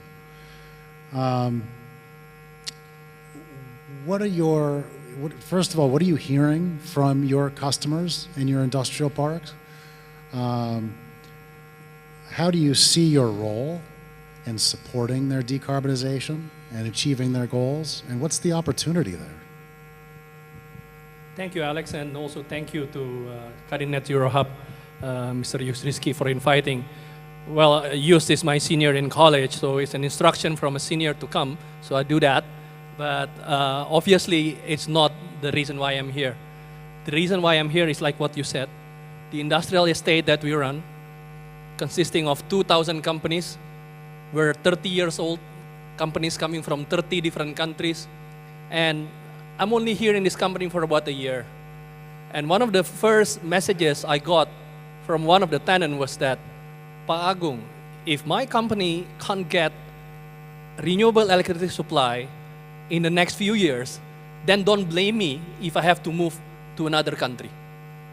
So, Pak Luhut, Pak Bahlil was, very, very upbeat on, how investment coming to Indonesia, but the existing investment that already plays a very big role in our estate of 5,600 hectares is very important.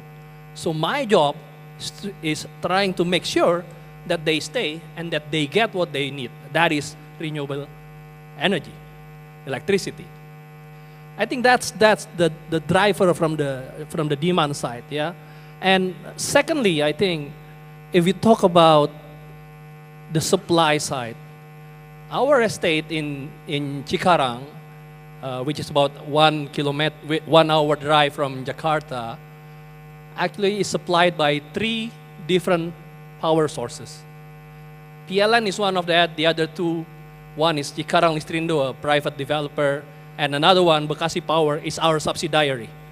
So obviously, as the company that has a power generator as a subsidiary, we also see this as an opportunity that we go into this renewable energy. We want to play a role for Bekasi Power, for example, to be in the renewable energy as well. And at last, at the end, if we talk about climate change, the 1.5 degrees Celsius increase that we have to maintain is something that is measured from pre-industrial level. The word is pre-industrial level. So it's very obvious what is the responsibility of industry to make sure that this doesn't go beyond 1.5 degrees Celsius. And I think that's what I've heard from the tenants and what we're currently trying to do, aggregating demands, but also aggregating voices of those companies. Some of them are maybe in this room. One of that is, for example, Hitachi. They just showed last week, they managed to install 1,400 kilowatt peak solar panel, which is a very encouraging trend, and we're going to go forward with that. I think that's as a beginning, Alex. Very interesting. Just to highlight the point that you're actually hearing your tenants saying, I need to buy more renewable energy or I'm leaving. I mean, that's a very powerful point. And that's what companies are doing at the country level too. I mean, they're making decisions as to where they invest. So you're kind of a microcosm of the bigger picture. And it's important as we think about companies are voting with their feet. And that is going to put pressure on the utility to kind of react to that and be partners and helping provide solutions. So, but a really interesting observation. So Ken, over to you. We are here in Bali, but there's also COP27 happening. And you have helped found, along with WRI and the Climate Group and the Global Wind Energy Council, talking about aggregating voices, a Asia Clean Energy Coalition of companies that will do exactly that, really bring together the voice of the buyers to be more strategic in policy discussions at the country level. And I'd like just to hear from you, why did AWS decide to be part of this initiative? What was the value you saw in it, and why are you choosing to invest in this? Great, yeah, so the Asia Clean Energy Coalition, which just launched today, I believe. If you go to asiacleanenergycoalition.com, you can find more information on this coalition. But essentially it was a gathering of like-minded buyers and developers and financiers working with our NGO partners to send a collective demand signal that there's a large demand for renewable power. And whether or not we're threatening to leave, that's a whole separate question. It's really more, there's a lot of opportunity on the table today.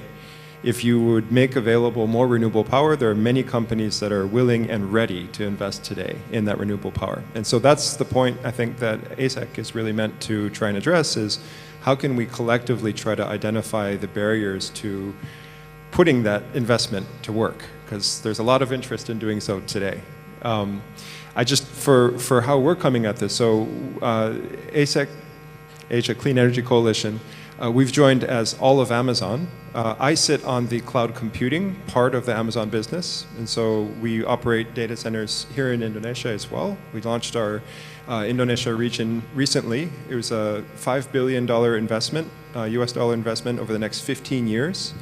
We've done a whole bunch of others programs in the region. We've got a 300,000 digital skilling program that we're working on as well. We would love to bring that same scale of investment to renewable energy purchases in Indonesia as well. And let me explain why we pursue this, because that was your question, is we have a net zero carbon goal. So in 2019, Amazon co-founded the Climate Pledge, which was a goal to get to the Paris Agreement targets 10 years early. So when we signed up as the first signatories of the Climate Pledge, Amazon's a very large and complicated business. We've got deliveries, we've got transportation and infrastructure, and we've got cloud computing data centers. If Amazon can do this, anyone can, was the idea, right? We've since had over 375 other companies sign up to join the same pledge. And so we're excited about what we can do with that demand signal as well. But as you can imagine, on the cloud computing side of the business, we do have an energy need, right? So the first thing we're trying to do is make sure that we're addressing our energy use by maximizing energy efficiency.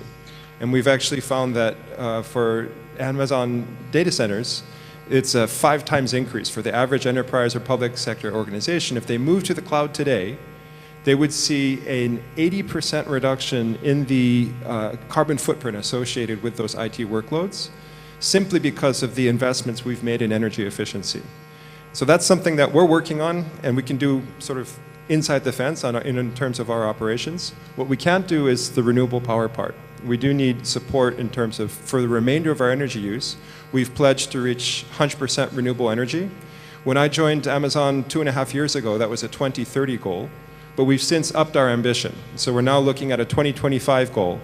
We're 85% of the way there, but there's still a lot of potential left, and we want to get there as quickly as we can. So, thanks. Nice. Round of applause for all these panels. They're all doing such great things.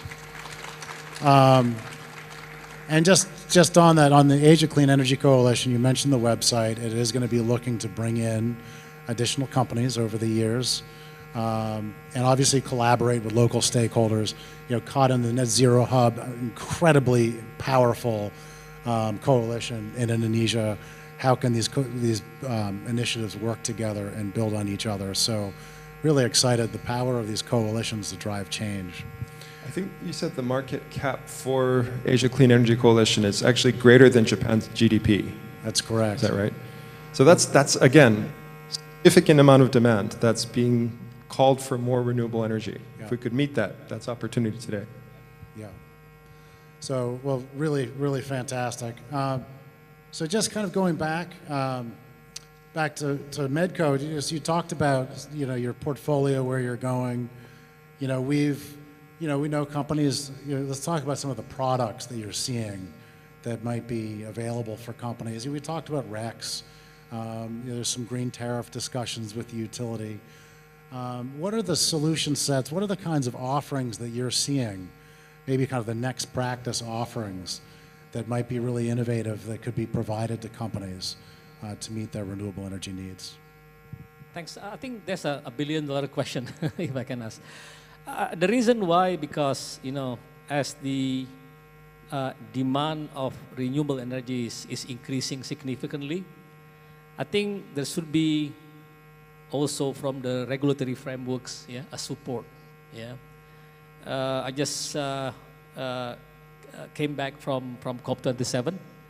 I think one of the messages here is that never before, I think, private sectors and the governments and also, the public need to work together to deliver from the commitment to action. Coming back to your questions, I think, I believe that, those futures are needed. On REC, I think those are the futures that needed to give an incentive to the developer, so there will be a premium, or incentive for them. Other things like, for example, feed-in tariff, or green tariff, I think it's needed. I think people talk a lot about power wheelings, right? I think if you look at certain countries, where the renewable energies is growing so rapidly, is also equipped with that kind of incentive. I mean, there's a feed-in tariff, there is a power wheelings mechanisms, RECs mechanisms. I think here, we are together as industry pledge that, we need to do net zero emissions. We need to support that. But in the other hand, I think from the regulatory frameworks, I think we need to also have a support. I think that's my take on those three. Thanks, Alex.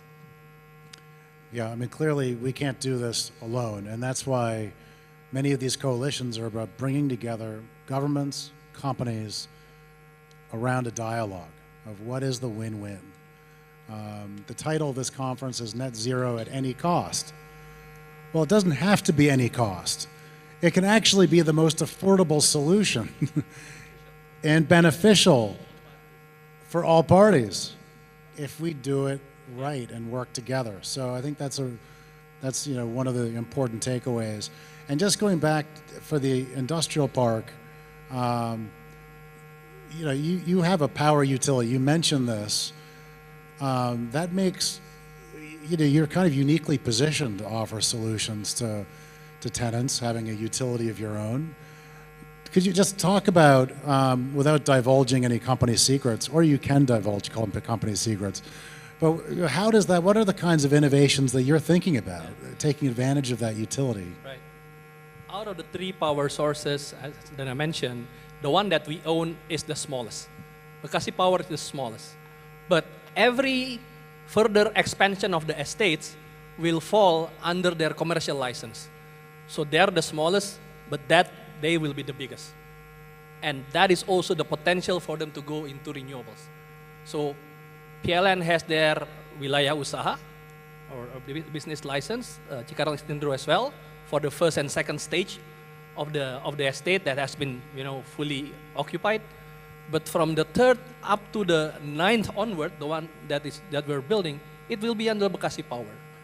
And the three key C's that I see in renewable is the cost. So now cost of, for example, solar PV is going down. That's good. The second C is commercial license. This company has their own business permit, wilayah usaha. But the third is something called contractual arrangement. So that company also has some contractual arrangement with PLN and the regulator, which needs a lot of reform as well. So I agree with Pak Eka. So more reform and enabling this utility company, small as what I have right now, but to go green, to go faster, I think that's what is needed. Because otherwise, again, I don't want to see my tenants saying, "Pa, I can't get green energy and I have to leave." Thank you. And just going back to the corporate perspective on this, when you're looking at your strategy and exploring different options, I mean, what are you seeing as sort of the top barriers that you think need to be solved to be successful in this? Top you barriers. Just pick the top two. or, give us the laundry list, whichever you'd like. I mean, I've seen a few friends around. I think the barriers is quite similar. We've gone through this journey of renewable energy since 2015, at least for us. And we didn't know anything. We learned through the process. We were part of the dialogue in terms of regulations. I think there's a lot of improvement already in terms of regulations. I think what we need is actually now accelerations of action. I see earlier there's a lot of opportunities in terms of demand side, the industries. I came across very interesting data from our friends, the technical people, the scientists. 75% of emission actually coming from industry. 75%. Imagine, so that means that we have a lot of, a push that we can do collectively, either it's Jababeka or us as brewers or fast-moving consumer goods, and also from, from the upstream side. We can be on the same table and then just talk to the supply side, the producers, the supplier. I think in that sense, obviously, it's a huge opportunity and there's a business case. I think assurance is needed from the other side, from the supply side, to make sure that, actually there's a lot of demand and it's massive. And we've, a few weeks ago, I think KADIN also bring together a huge number of companies to step up in terms of being, pledged for net zero. A lot of other industry associations are really pushing. And we've worked with 9 industry associations, from shoes, textile, down to, I think that was steel, and massive demand to move into renewable energy transition. So what's the challenge? I always see it from the opportunity side, being an optimist rather than barrier. I think the barrier is only ourselves. That's very self-aware, very good. I mean, I think that's, I think the more we can mobilize ourselves, we can change together. Ken, just going back to you, from the buyer's side and from AWS's perspective, you are very regional, right? You're looking at this across different markets and different opportunities, and you're in charge of the strategy across the region. Just curious, how do you see, Indonesia, the market here, comparing to what you're seeing in other places in the region? Is it ahead of the curve? Is it right in the middle of the pack? Or just, what's your assessment? I think in terms of opportunity, way up there, right? There's a lot of opportunity here. And I appreciate the point that, collectively as industry, we have a large voice. We could be demanding more. I think we're actually already seeing that. So I'm optimistic about the opportunity here. If you think about it, it's not just Amazon Web Services that's looking for renewable energy. We also, to get to net zero carbon, our entire value chain, our suppliers are also going to need to decarbonize their energy use. And so ensuring that we have enough renewable energy for all of us is actually really important. We don't want to be competing with each other for a very limited supply of renewable energy. We would love for Multibintang, Amazon, and everyone else to be able to purchase renewable energy here. So opportunity is huge. I do think that when you think about the flexibility, so we don't have the luxury of owning our own utility. Even for a data center, we can put solar rooftop or PV panels on our roof, but it's not enough to meet our energy demand. We will rely on energy from outside our fence. So we will rely on the utilities, we'll rely on developers, we'll rely on partners to build more renewable power infrastructure for us. I think what we're seeing at a regional level is that all of the above portfolio approach really works. I love the idea of having a green tariff here. I love the idea of expanded capacity. We have a contract with PLN today that we could expand into, say, a green tariff just by doing that. That's a great option. I do think that wheeling and having a ability to have developers scale renewable development will be really important to scaling at the pace that you need to meet that consumer demand. Just to give you an example, so we have Amazon today has enabled about 18.5 gigawatts of renewable capacity around the world today, much of that in the last 2 years alone. In the last 6 months, about 0.5 of that, so 0.5 gigawatts has come from India. And India, last year, didn't have the means to do, say, a corporate power purchase agreement there. Changing that this year has enabled us within the last 6 months to purchase nearly 0.5 gigawatt of new renewable power capacity there. And that will only continue to scale. So if you make the options available, the demand's there, the investment will come. That's a very important point. And I'm just waiting for Amazon to come out with like Amazon Energy Services as the next iteration. They're missing a trick in their empire. Well, I think if I could just to summarize, companies want to raise all boats, okay? So it's not enough to source power yourself. Companies actually want to shift the market, shift the utility system so there's more affordable, reliable, clean energy available for everyone. And I think through the coalitions like this one, we can really do that and really expand the market. If I have one word on coalition, so it's also an announcement that in the afternoon session after the plenary at 4:30, we will announce a coalition of net zero industrial estate. So Jababeka Industrial Estate will be a net zero industrial estate by latest 2050. We'll announce that at 4:30 downstairs together with the CEO of Pertamina, Ibu Nika, who is supporting us, and then 3 key leading tenants, the director of Unilever Indonesia, L'Oreal Indonesia, Hitachi Astemo, and supported by Accenture and World Economic Forum. This will be the first net zero industrial estate coming from emerging market, especially Southeast Asia, launched during the B-20 Indonesia. Thank you. That's fantastic. You guys have already started, but another round of applause for the leadership up here and the willingness to really be innovative and push the markets to something cleaner and better for everyone. Thank you all for joining. I'm going to turn the mic back over to the esteemed conference organizers, but thank you all so much.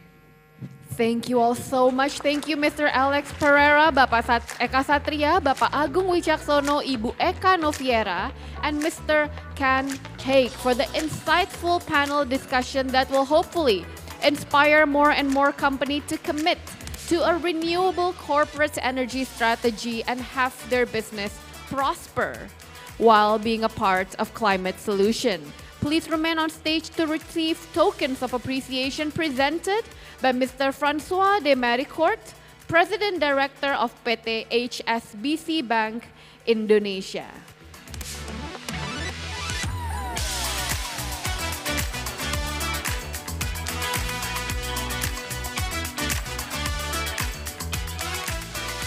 As with the other panels, KADIN Net Zero Hub has hope that these tokens remind you that the work that you do to decarbonize Indonesian power sector, one company at a time, is very important work.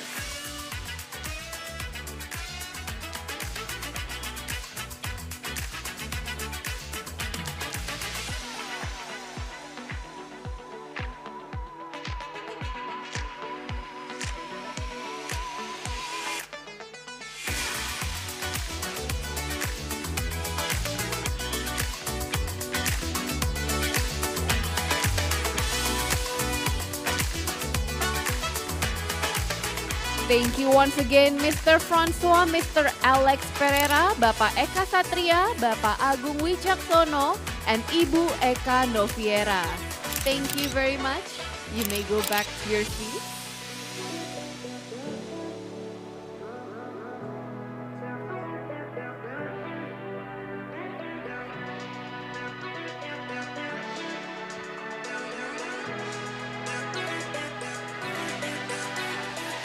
Ladies and gentlemen, we would like to now invite to the stage Bapak Arthur Simatupang,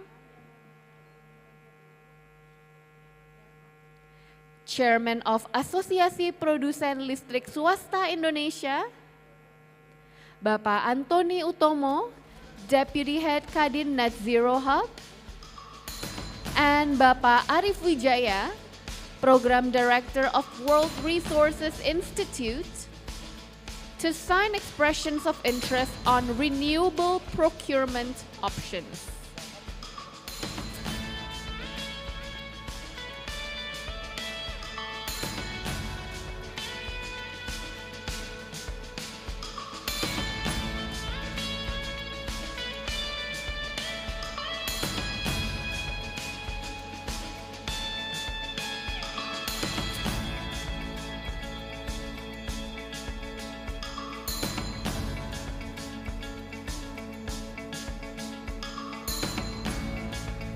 Gentlemen, you may proceed to the signing.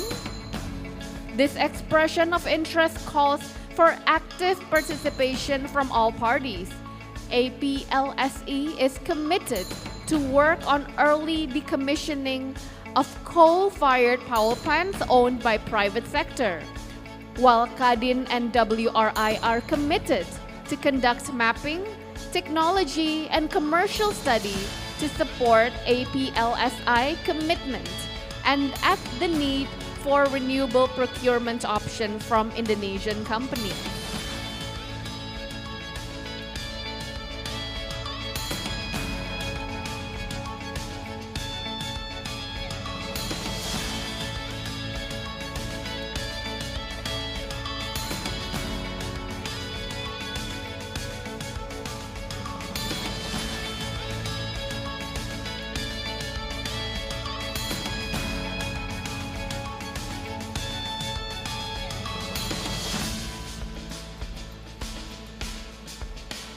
Gentlemen, you may show the document as we invite the media to take photos.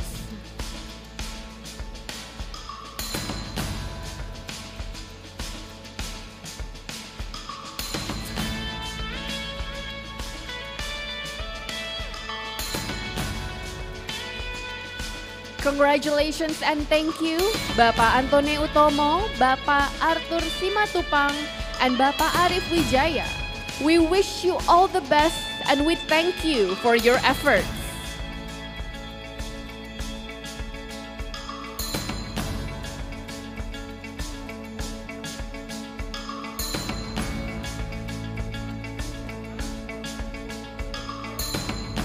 Congratulations and thank you, gentlemen. You may proceed back to your seats.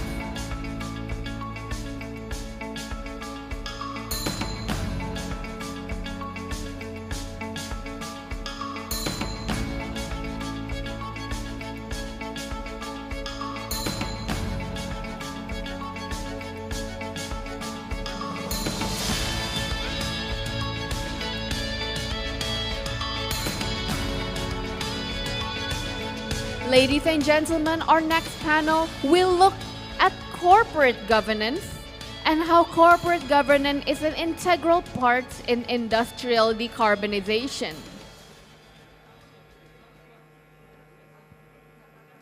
Ladies and gentlemen, as we are proceeding to the next panel, we invite all attendees to go back to your respective seats.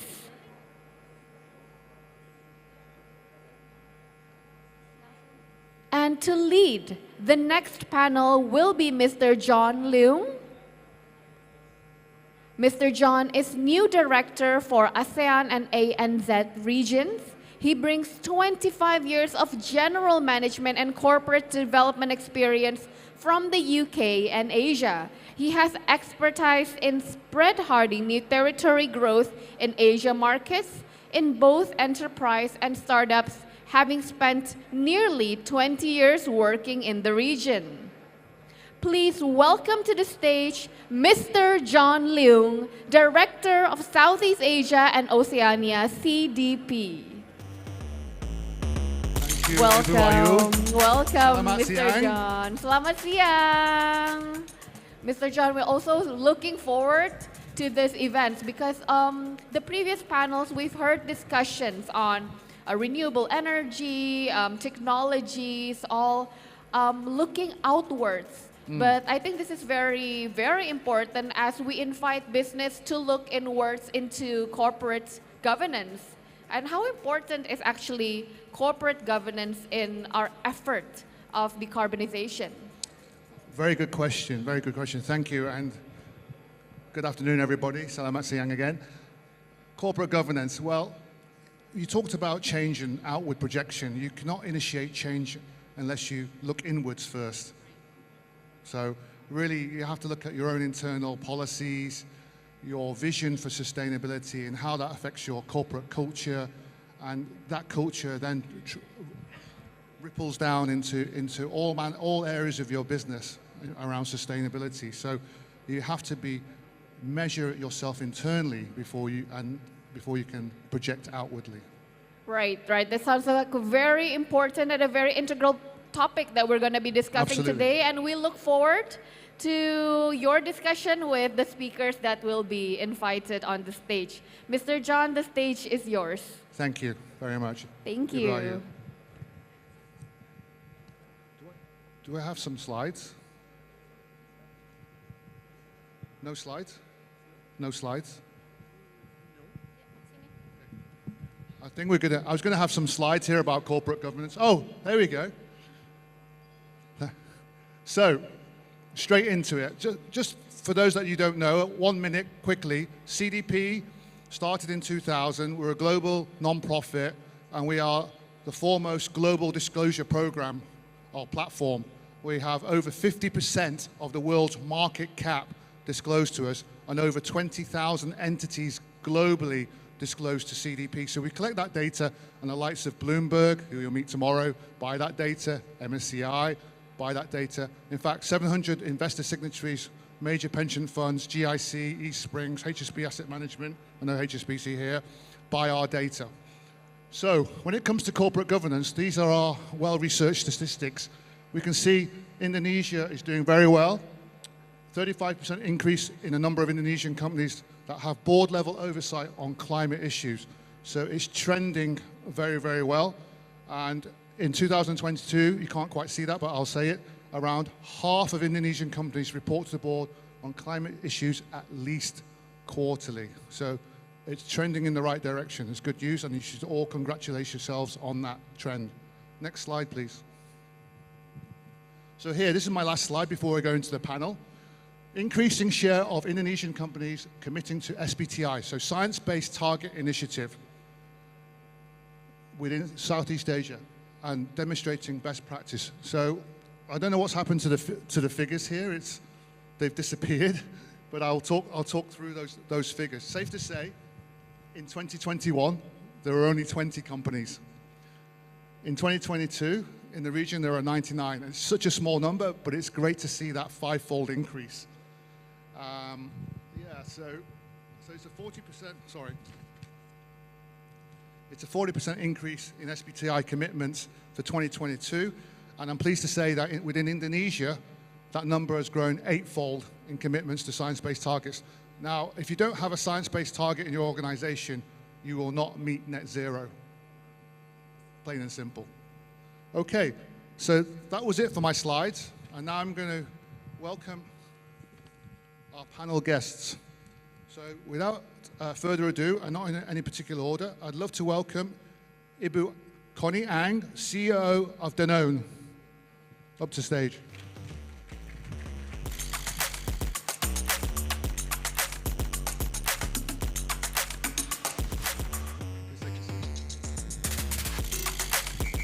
And next, please give a warm welcome to Pak Sihol Aritonang, President Director, Rio Andalan Pulp and Paper, part of April Group. Pak Sihol, welcome.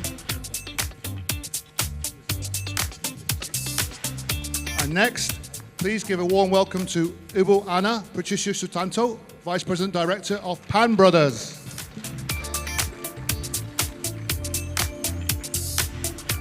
Welcome. Last and certainly not least, please give another warm welcome to Pak Sharil Azua Jimin, Chief Sustainability Officer of Maybank. Welcome.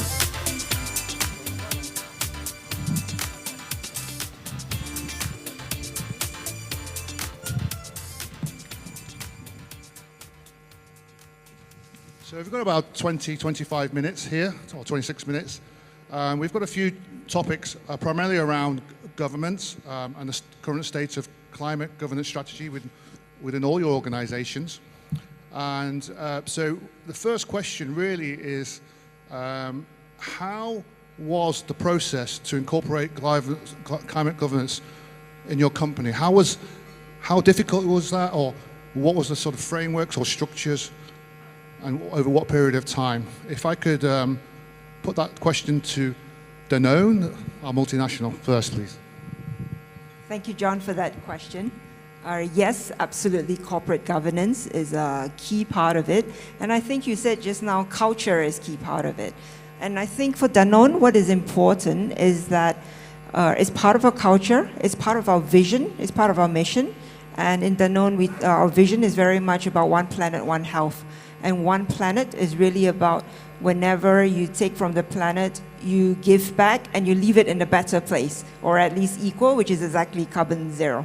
So one of the things that we do in terms of corporate government is very much around the board, starting at a very global level at Danone. At a global level, we are at a CEO level, a CFO level. We have a Chief Sustainability Officer and a Chief Sustainability Unit, which meets very, very frequently, at least once a month, to look at where we are in terms of actions and measure. Locally, we have a One Planet, One Health committee, which meets regularly. Our incentives and our rewards are very much linked to it. I myself have 20% of my KPI, which is based on my bonus 20%, which is based on planet and climate. The people in my team who are sitting here who have individual KPIs 100% on climate. 100? Yes. And that's all part corporate governance to get to 2050, where we will be able to deliver net carbon zero, which is our commitment. Fantastic, thank you very much. If I could ask Pak Sihol, please, if you... Same question, eh? Okay. Same question. Thank you. I think about introduction of sustainability or climate action into the governance system of the company. It starts with ensuring that climate response is also owned by the top leadership of the company. And in our case, we call it Executive Management Committee. Yeah, so they lead the sustainability, the climate action, the response to climate. And we have sustainability department that champions our climate action. But likewise, in the case of Danone, we also have KPIs in other relevant departments, yeah, that contribute to climate response. Yeah, that's one. Number two, we also have an oversight committee comprising independent experts around climate and social issues. We call it Stakeholders Advisory Committee. Their job is to oversee our sustainability commitment, yeah, and also advise us on best practices and give us direction. And number 3 is we have clear commitment and targets. Yeah, as we can see in the screen now, 2 years ago we announced our April 2030 commitment that guides our policies, sustainability practices for the next 8 years now. Yeah, so 4 components there. The first component is climate positive, but we also believe that we cannot tackle climate unless we also do circularity, we also tackle community, and we also tackle nature. Yeah? And at the heart of our climate action and at the heart of our governance is actually nature-based solutions. Nature-based solution. Thank you. Thank you, Pak Seo. And if I could just pass the mic to Maybank on for the same question, please. Thank you, John. I'd like to take a little bit different spin onto our answer because we've already heard about the structures. So when we talk about climate governance, I would not like to decouple it from ESG governance because there's a lot of interlinkages there, right? Climate being part of the larger ecosystem within environment, we need to address that. But if we were to decouple it and to address climate governance on its own, then we would decouple it from the S as well. And this is where Maybank, we're very particular about this because I have said this before. We really do hope that we land to a 1.5 degree warming by the year 2100. But if 30 million people live in hunger in the ASEAN region, that's also a shame that we've failed to address, right? So we look at it a bit more holistically. So in doing that, then what would be the definition of climate governance per se, and how would it relate to us in coming up with the governance structure? Climate governance, the aim is to advance global climate action by steering companies to establish effective climate transition strategies, right? So that's why it is. It's not just about setting in place a governance structure, but it's about developing and implementing effective transition strategies. Are you helping your clients with that then? Obviously, yes. Not just internally. As a bank, our own emissions that lead to climate change is very small. It's only about half or 0.5% of our entire emissions. Our unfortunate contribution to climate change is through what we call the finance emissions, right? That's right, your scope 3 is your, our is scope your 3. book. And we monitor that very well. And we look at, again, the definitions of climate governance under the World Economic Forum. If you were to look at that and try to map against your existing governance structure, things like accountability at the board level, command of the subject by the board, including having the correct diversity of composition, integrating climate considerations into those organization structures, effective climate risk management, reporting and disclosure. Yeah, we've been responding to CDP for the last 8 years already. Thank you. Yeah? And also what they call the core principle number 8 under the World Economic Forum is to have exchange, dialogue, and information sharing such as this. So map that to your own structures, which we also have. We have our board sustainability committee, we have our EXCO sustainability committee. That should also align with the risk, group risk committee and so on, because things are interrelated. Thank you very much. And slightly different question for Ibu Anna. Being a large SME and a little bit younger on the journey here, maybe you could tell me some of the ideas that your company, you yourself and your company are exploring and the challenges of implementing this kind of governance. Okay, thanks, John. So perhaps unlike Maybank and Danone, Pan Brothers is Indonesian company. And we are the largest garment producers, export-oriented, and we cater to global brands, global apparel brands. So it's not about the global brands. It's about Pan Brothers and who we are, right? Besides the culture that we have with integrity, passion, action-oriented, and nationalism that Indonesia has, which govern Pancasila as the fundamental, the 5 fundamentals of Indonesia, we always believe of the 3-prong. You mentioned about people, planet, and profits. But we also focus on our ESG. We are ESG driven because we are a labor-intensive industry. Yeah, it all comes down to people and why the people wants to do this in a positive way. So on that part, it's a change of mindset because it's not about a training, it's not about inventorizing our scope 1 and scope 2 and eventually influencing the scope 3 as well. But it's also about the mindset of who we are and what we are going to be and what we would like to do to change the world. And being clothing largest in Indonesia and eventually, of course, our goals is clothing the world with Indonesian heart to be number 1, coming from Indonesian company, we have to set our mindset, the whole Pan Brothers here, not just me sitting here, the whole Pan Brothers to understand why we need to influence our way of supply chain, our way of business process, supply chain, and the whole world to see. So, you know, a lot of backlash, of course, coming from our textile and garment industry in Indonesia. We are not the number 1 ranking, right, Indonesia, we are number 12 and 13.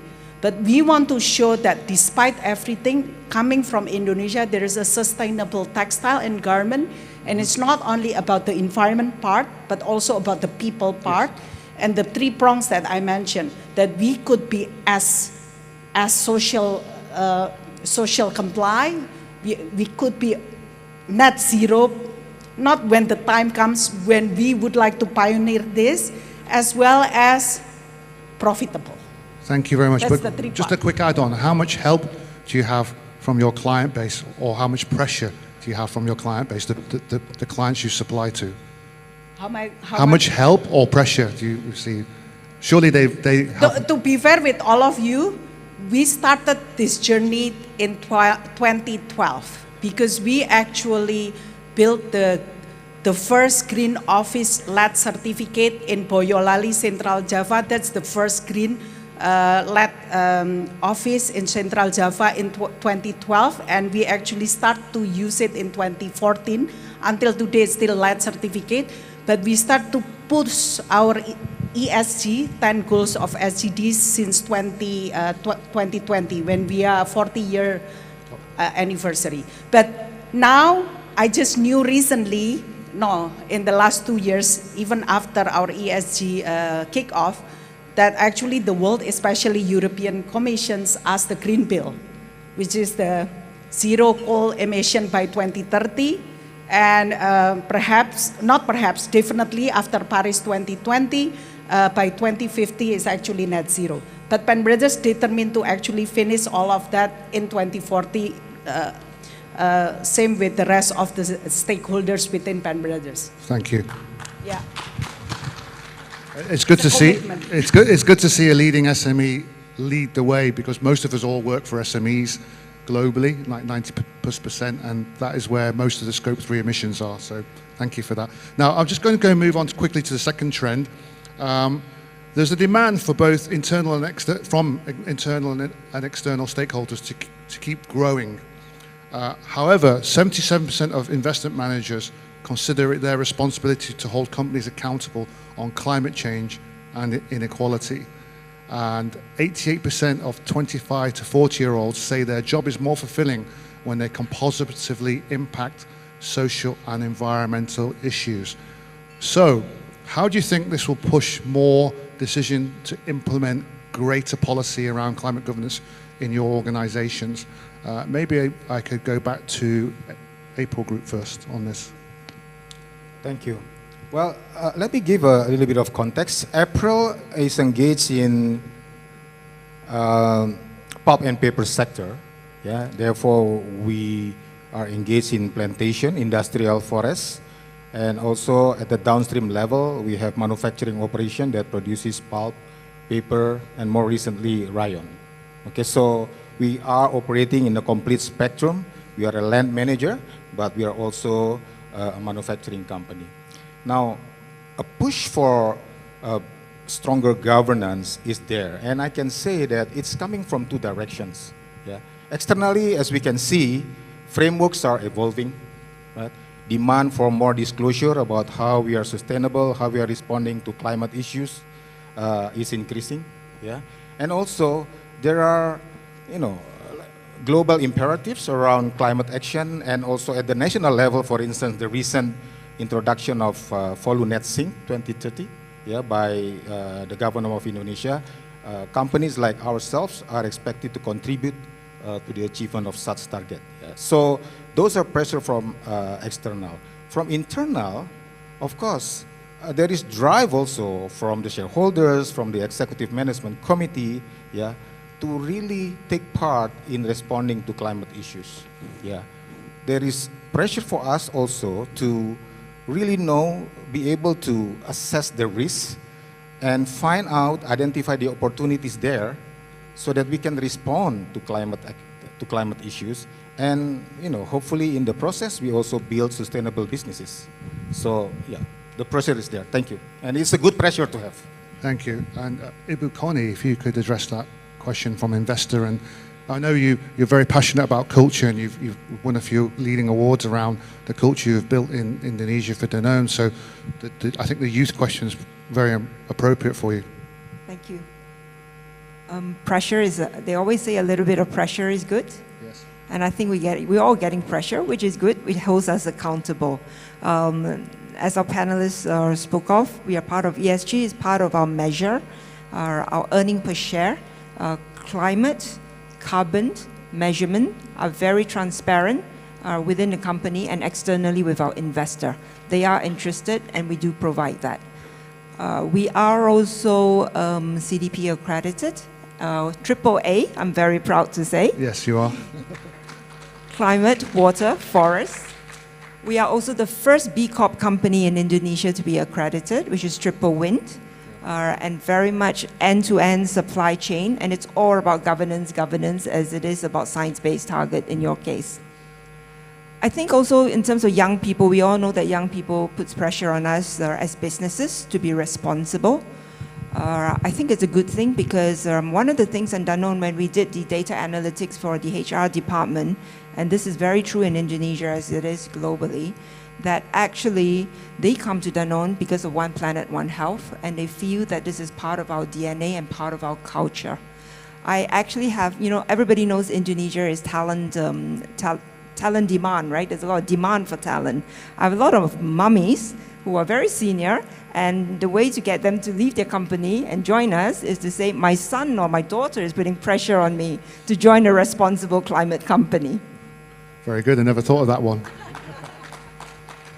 Great. And Ibu Ana, perhaps you'd like to take that question as well. I mean, you obviously are listed and have some maybe investment pressure, and certainly a lot of young people work for you. Actually, at this point, let me be very outspoken. No one pressure us, but we pressure ourselves. Very good. Right? The reason why I'm saying this because my daughter is sitting there.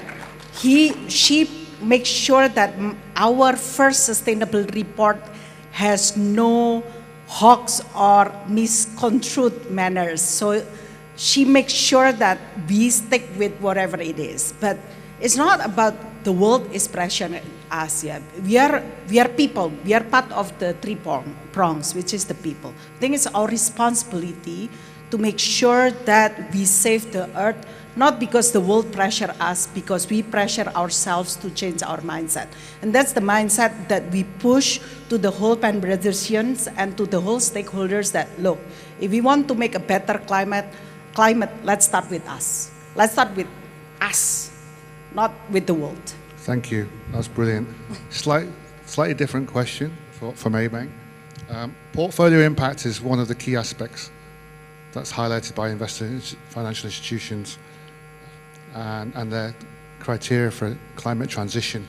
Can you share the journey that Maybank's undertaking and the challenges and how you identify your portfolio impact, and especially on financial emissions, and really how you can sort of maybe reduce that impact? In this world of concern on climate change, banks always get the tough questions. But it's okay, because being a bank, and this is where I like to quote, this is what I call my Spider-Man line, with great power comes great responsibility. Because as a bank, we have the power to move capital in the right direction, away from harm, from social degradation, away from harm to the environment, to social development, right? So, and we made a net zero commitment last year. We made two commitments. One is a carbon neutrality of our own emissions, Scope 1 and Scope 2 by 2030, and we made a net zero commitment by 2050. So we made a net zero commitment. That was easy. And many organizations make a net zero commitment. But from what? And most organizations don't find the baseline. So for us as a bank, the baseline will be a calculation of our entire finance emissions against our loans and advances, looking at our entire balance sheet. And I'm very happy to say that just 1.5 months ago, we announced as the first bank in Malaysia to calculate our entire finance emissions based on 6 asset classes, based on the PCAF, Partnership for Carbon Accounting Financials methodology. It took 7 months. I had a lot of sleepless nights to do that. And because, bear in mind that we operate in 18 countries, right? So it was huge, but there was a lot of learnings. And the first learning that we had was 97% of our emissions, despite being in 18 countries, was from Malaysia, Indonesia, and Singapore. So we know, all right? So that was very interesting because having the finance emissions allow us to properly work on developing a transition pathway and a decarbonization strategy. So with that finance emission, we were also able to zero down at the country level. We were able to then look at industry sector level and down to the client level. So we've made an announcement recently that from PCAF's 6 asset classes, 80% of our emission only come from those 3 asset classes. And interestingly, despite having about 22 million customers, 70% of our emissions only come from 156 accounts. Okay. Now, interesting, but it was necessary and good for us because with that, we can then start engaging our clients, which we have already started, to work out a pathway for each and every one of them. Thank you. And just like CDP, what you can't measure, you can't manage. So congratulations on being able to measure that. A few more minutes left before I wrap, but I think I'm going to take a question from the audience, which is to all the panel here. There's a 2-part question. What keeps you up at night around governance, and what are your top 3 recommendations? And if I could start with Anna. What keeps me What keeps you up at night around climate governance, and what would your top 3 recommendations to be to companies out there starting their journey? I'm not sure I keep myself awake at night, but I sleep very well because I think 2 parts. It's not about what makes me not sleeping at night, but what makes me gear out towards morning. That's more like it. 1 is commitment. 2 is responsibility. We have, in Pan Brothers, we have 32,000 workers, human responsibility in our hand. We just have to make sure that we could cater these big ships called Pan Brothers towards our motto, which is clothing the world with Indonesian heart, where the challenges are massive. And for that, I really need the whole audience support, as well as CDP and KADIN Net Zero Hub to actually support us so that we can super successful. And of course with APR help, because they are also part of our supply chain. Thank you. That's it. Thank you. Love on commitment and responsibility. And that's Pan Brothers. Thank you. Pak Sehol, just maybe 30 seconds. And hopefully Maypeng too support us, yeah? just quickly. In the past, I remember. Thank you. Well, what keeps me awake is where we are in terms of meeting our April 2030 commitment. It was launched 2 years ago. It has specific targets. It has specific indicators. And we publish those and accessible by our stakeholders. So that keeps me awake. And the challenge for myself and the team is to make sure that all commitments under April 2030 are owned, yeah, from the top level down to the operational level. That is one. The other thing is that we know that the bar for sustainability, the bar for climate actions keeps raising over time. Yeah, so it's imperative that you're able to build capacity within the organization to be able to cope with the ever-increasing expectation of the stakeholders in terms of, engaging in climate actions. Thank you. Yeah, thank you. And for Maybank, your side, sir? Okay. A less populist view here, right? I'm very inspired by what you do, John, by CDP. I'm very inspired by my colleagues on stage here, but all of you are the minority. There's too much talk. That's what keeps me awake at night. With due respect to COP27 and the COPs before that, amazing work that they're trying to do, a lot of narratives, a lot of discussions, but 25,000 people in Sharm el-Sheikh today, minimum flight, minimum passage, 2 flights, if not 3 flights. If somebody were to calculate the carbon emission of 25,000 people being there and do a decarb pathway, I don't know how long that's going to be, right? So I think... We won't mention the red can. Yeah. So I think a lot more action is needed rather than talk. Thank you. Thank you, Pax. Cheryl. And last but not least, Connie. I think the two questions are related.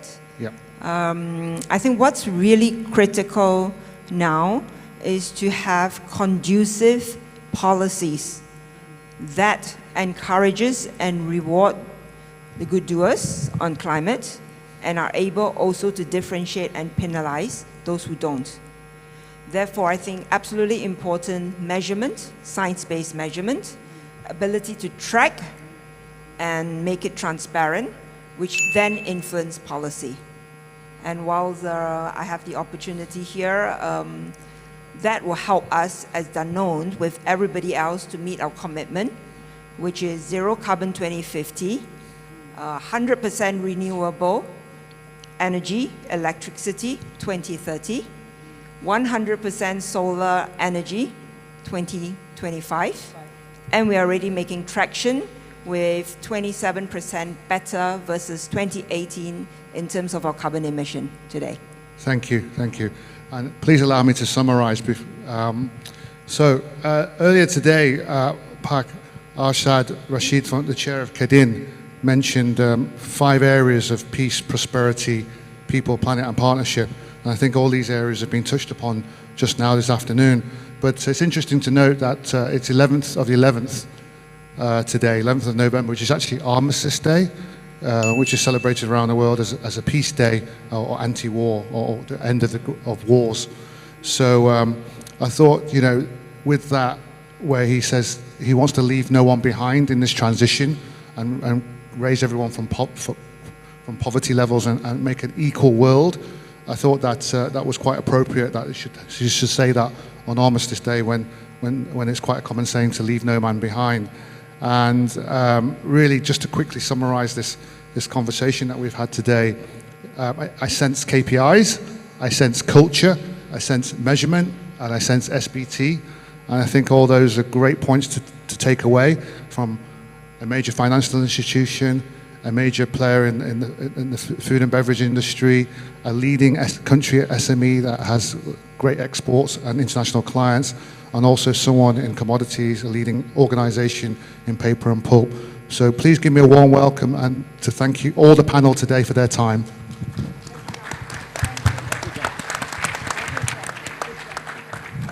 Thank you.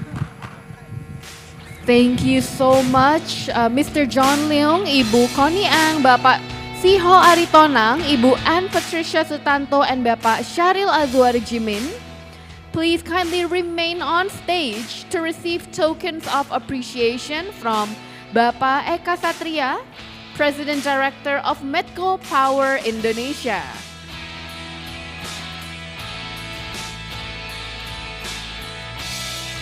Selamat sore, Bapak.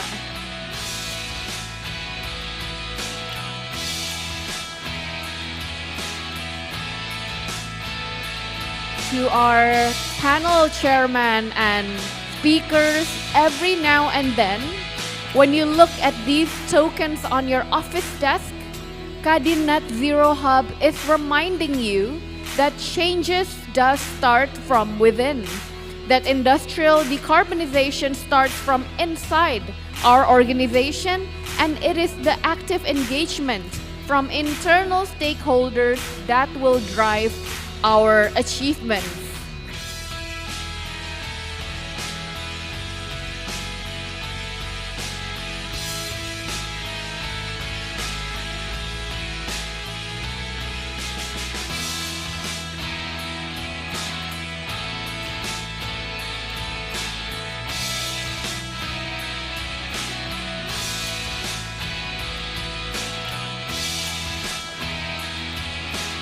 We again invite the media and press together in front of the stage to take photos.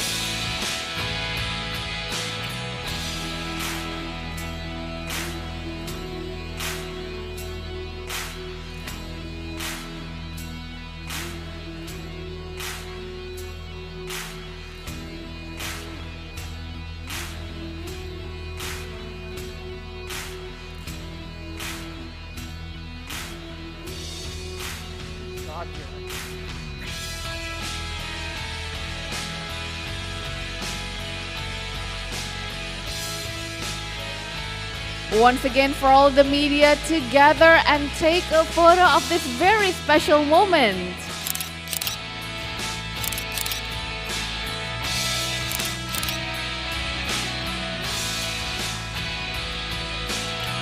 Thank you so much once again, Mr. John Leung, Ibu Connie Ang, Bapak Siho Aritonang, Ibu Ann Patricia Sutanto, and Bapak Syaril Azwar Jimin and Bapak Yus. Ibu Ann Patricia Sutanto, please remain on stage with Mr. John. Please also remain on stage for our call to action.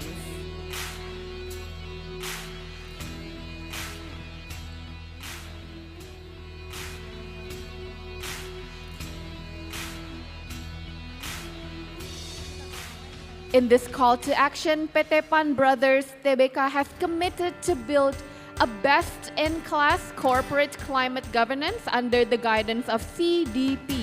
This commitment is a follow-up from PT PAN Brothers ESG Roadmap, which has been launched in 2020. You may proceed with the signing.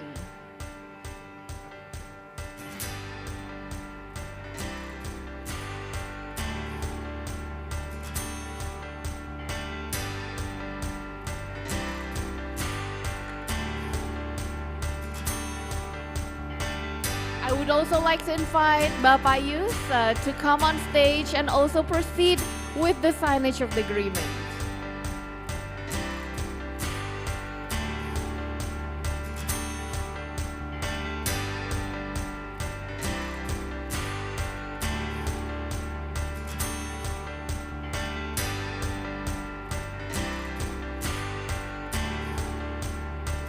Congratulations, and please show the document of the call to action for the media and the press to take photo of this event. In addition to strengthening PT PAN Brothers ESG Roadmap, the corporate climate governance principles are going to help PT PAN Brothers in developing the Net Zero 2050 Roadmap under the framework of Science-Based Targets Initiative, or SBTIs. Thank you once again, Ibu Ann Patricia Sutanto, Mr. John Leung, Bapak Yus, and all of us here wish you all the best, and we are looking forward to PT PAN Brothers to have the best-in-class corporate climate governance.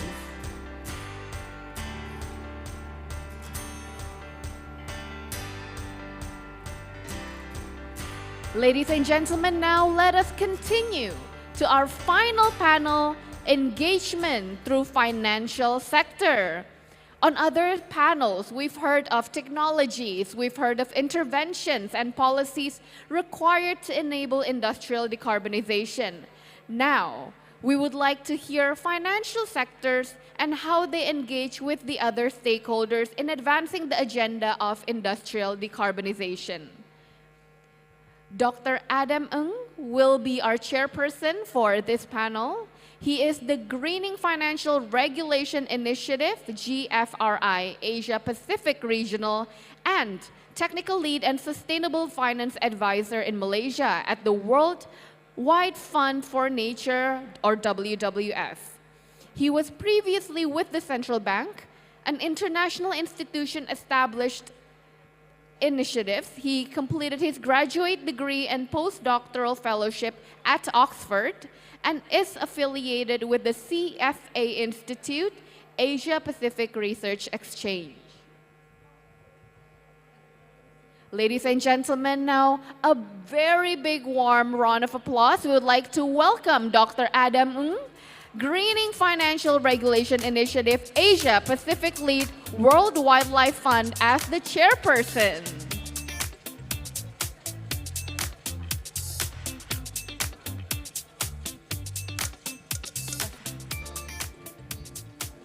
Welcome, Dr. Adam. Yeah, we've been looking forward for this last but not very least, definitely event for today. If I may ask, we've had quite some discussion in the previous panels about decarbonizations. And it does not sound like a cheap journey going towards that way. Tell me, Dr. Adam, in the journey towards decarbonization for these industries, is the money there? Yeah, I think the money is always there. I think the challenge here is how do we mobilize?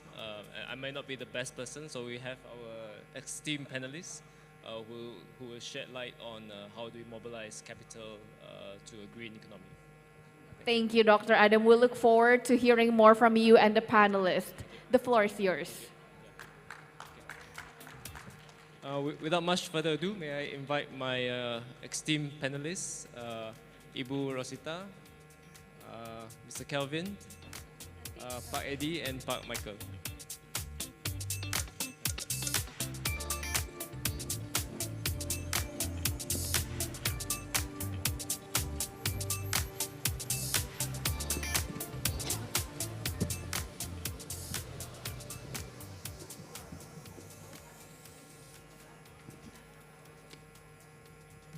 All right, good evening, everyone.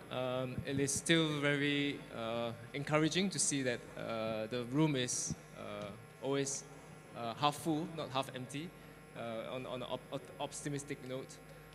So without much further ado, I would like to kind of invite my fellow panelists to introduce themselves. So I will invite Pak Eddie. Would you like to introduce yourself, please? Thank you very much, Adam. I'd like to appreciate that having me here to share vision with the audience here.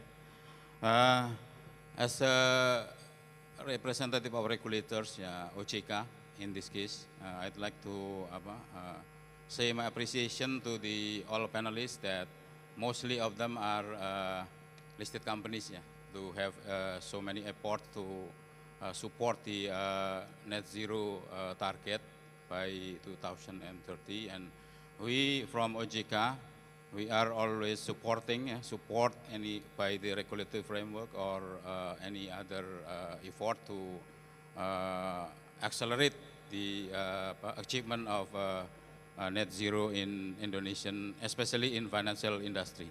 Thank you. Ibu Rosita? Yeah, thank you. So I am the National Council member of Indonesian Institute of Chartered Accountant, and also the chair of Comprehensive Corporate Reporting Task Force in IAI.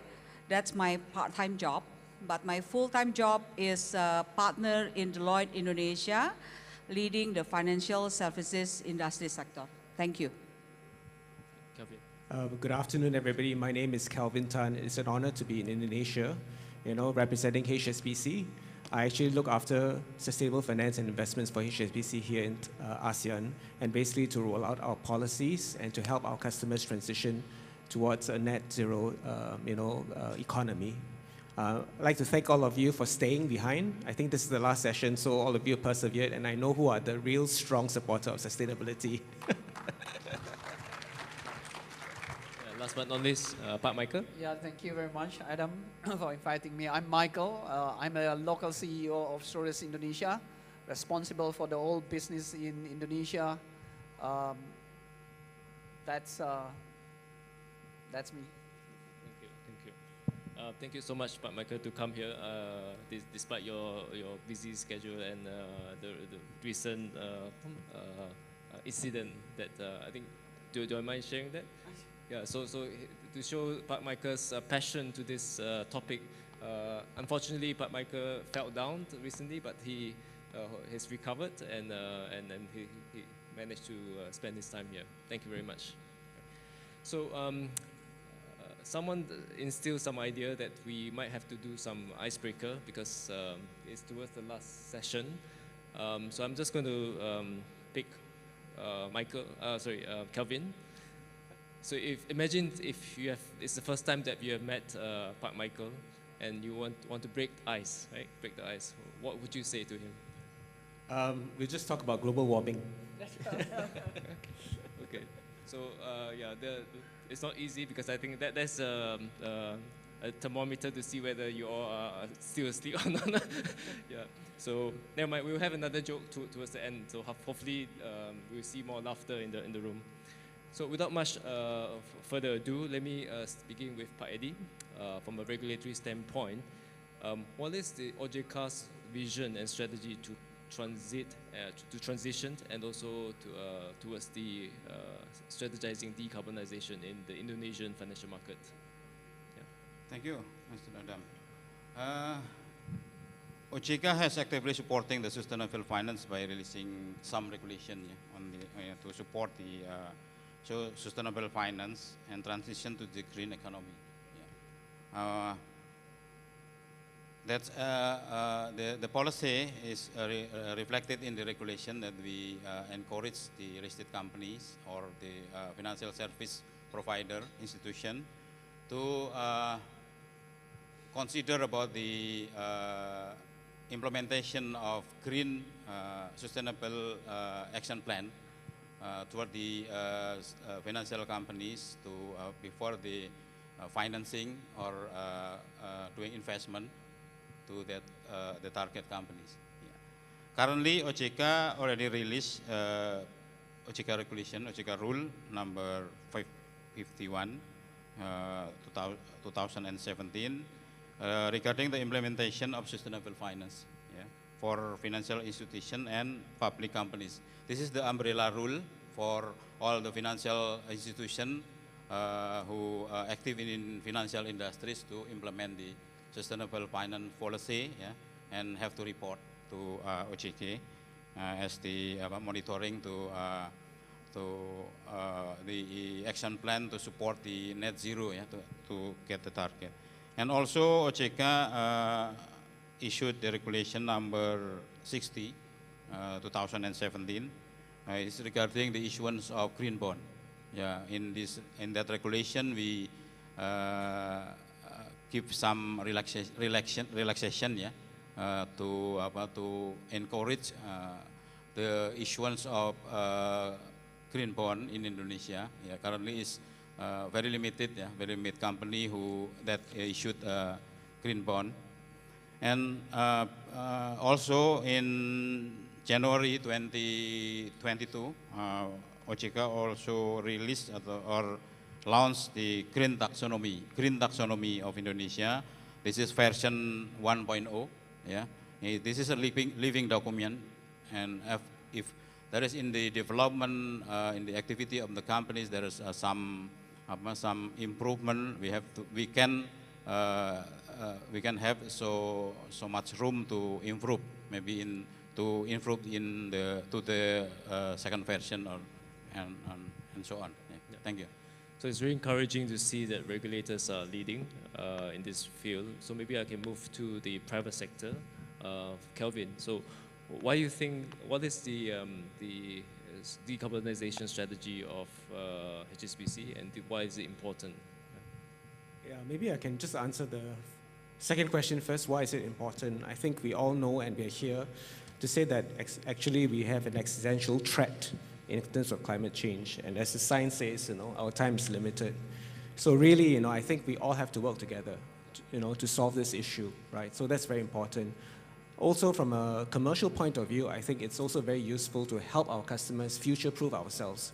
Because say what you may, the economy is going to transform to a low-carbon economy, right? And so I think, it's important that we work with our customers to help future-proof them and to be able to basically, transform themselves and transition themselves. In terms of a strategy for HSBC specifically, I think we have quite a few prongs of strategy. One, internally, we have committed and we have signed our Paris Agreement that will be net zero, right, by 2050 in terms of our carbon emission, right? Internally, from an operational point of view, we'll be net zero by 2030. But I think as a bank and the financial institutions, a lot of our emissions is really scope 3, which is basically our finance emission. And that's the difficult part. But we have committed ourselves that we want to do this by 2050 in terms of carbon emission. And the only way we can do that is actually to work with our customers, because these are our customers' emission. So that's what we are doing. We're committed to working with our customers on doing this, right? Whether it's in Indonesia or anywhere in the world, I think it's important that we help them in the transition pathways. The third thing that we are actually doing is actually to accelerate climate solutions. So we are working in terms of looking at new, basically, climate green technologies and how we can support them, looking at infrastructure financing, and how we can support them, even looking at things like nature-based solutions, and deforestation, looking at natural capital. And finally, we want to provide thought leadership. So we're working with organizations like GFANS and all that. And that's important because I think a lot of these initiatives is being now run in the West, but I think we need more Asian involvement, right? And to encourage Asia to come in to look at transitioning in a just manner. So we have just transitioning also, so it's to encompass all that. And I think HSBC's role is to try and be part of the ecosystem. So if anyone wants financing, he's the man here. Yeah. Yeah, but on this note, I like the point that the localized, the regional context. So I would like to also acknowledge the partnership and collaboration between the Indonesia Sustainable Finance Initiative, together with the WWF Indonesia and also CDB Indonesia. So this forum would not have happened without this important collaboration. Pak Michael, could you elaborate further also on this private sector perspective on your strategy and why is it important? Okay, so thank you very much. Schroders, since 2019, we put ourselves and agree on the Paris Agreement to achieve the net zero and our target. We put up our blueprint on this net zero, which our target, there is a short-term, medium-term, and long-term. And we would like to achieve the net zero by 2050. But by 2030, we would like to achieve a 2.1% raise of the temperature, which is we measure that on temperature because we wanted something that really measure and we can look at that. And by which means for our company, about 46% of the carbon emissions will have to drop within our companies. And then by 2040, we would like to achieve that almost 80%, we will achieve. The temperature will have to raise only 1.1%, 1.5% for us. And then by 2050, net zero. And we would like also by 2050, that's all our invested company have to also have a net zero. A lot of initiative we're doing it, like working with WWF, we put ourselves, we put a lot of money and effort to do that because we need to be transparent. We are a public company. We need to transparent. We need measurement exactly that we want to our investor knows, and we also doing that all our portfolio by 2050 has to be invest in net zero companies, and we will encourage during the period of from now on. We encourage all our investing company to have a blueprint also and to have a real target. And we will monitor that. We will have a science-based internal to measure that. we also engaging the third party to look at that. We don't want to be just like people say it's a hoax things, put it on the paper, but it is nothing on the progress. This is what we are doing to achieve our target to participate on this global movement. So I'm sure your son is also putting pressure on you, like the previous session. Yes. So this will be the last question, not for today, but for this particular part. So sorry, I forgot to kind of highlight there are 3 parts to this session. So we'll first focus on strategy and vision, and then we'll focus on the next topic will be on the disclosure standard, and then we'll end it by the engagement with the real sector, the corporate economy. But before we move to the second session, Ibu Rosita, so how is IAI supporting the financial institution to kind of with more comparable and more standardized reporting? Yeah. Yeah. So I think from the morning until now, we are talking about how important to do the decarbonization and to reduce the carbon.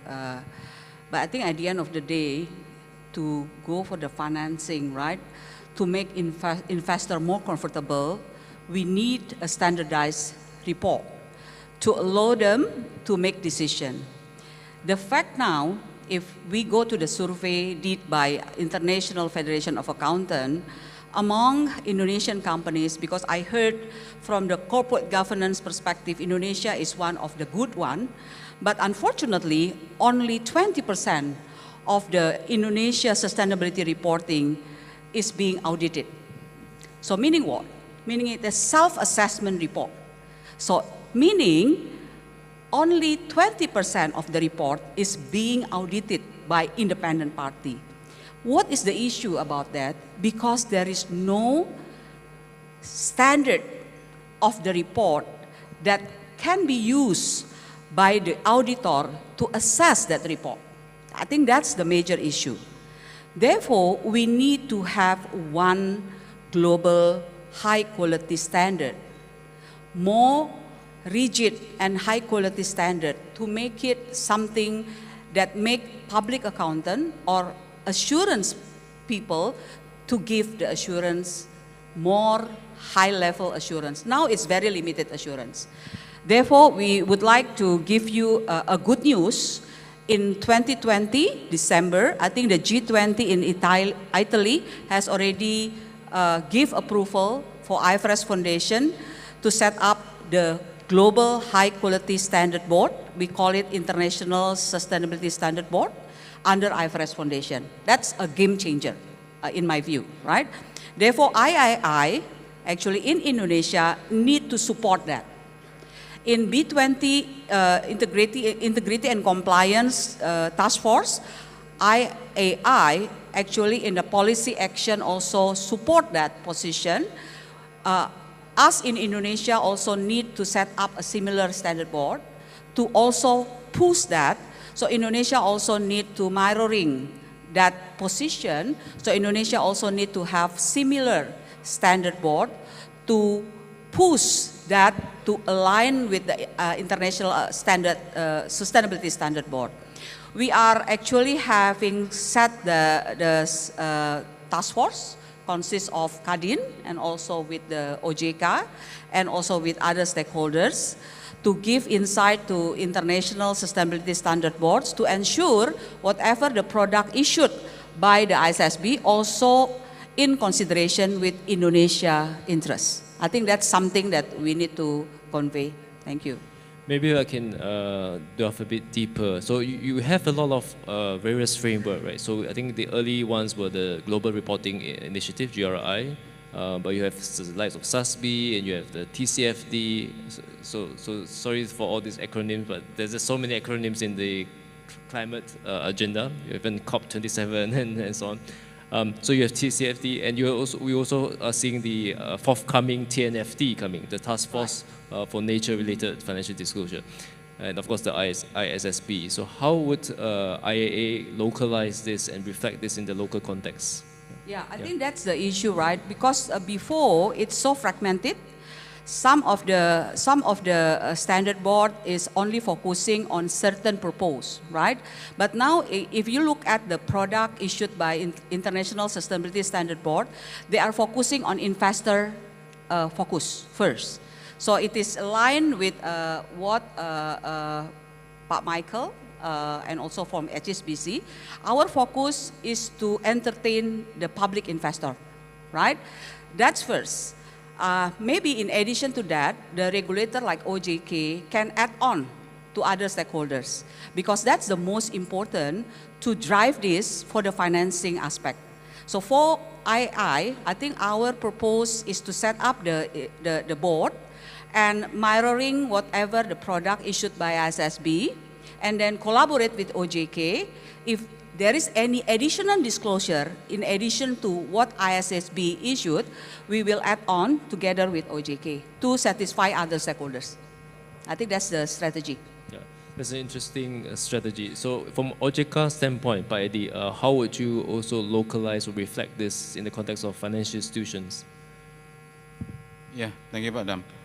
Jadi, that's true that what Bu Rosita said, that OJK always in collaboration with EAE to set up standard for any standard that globally accepted.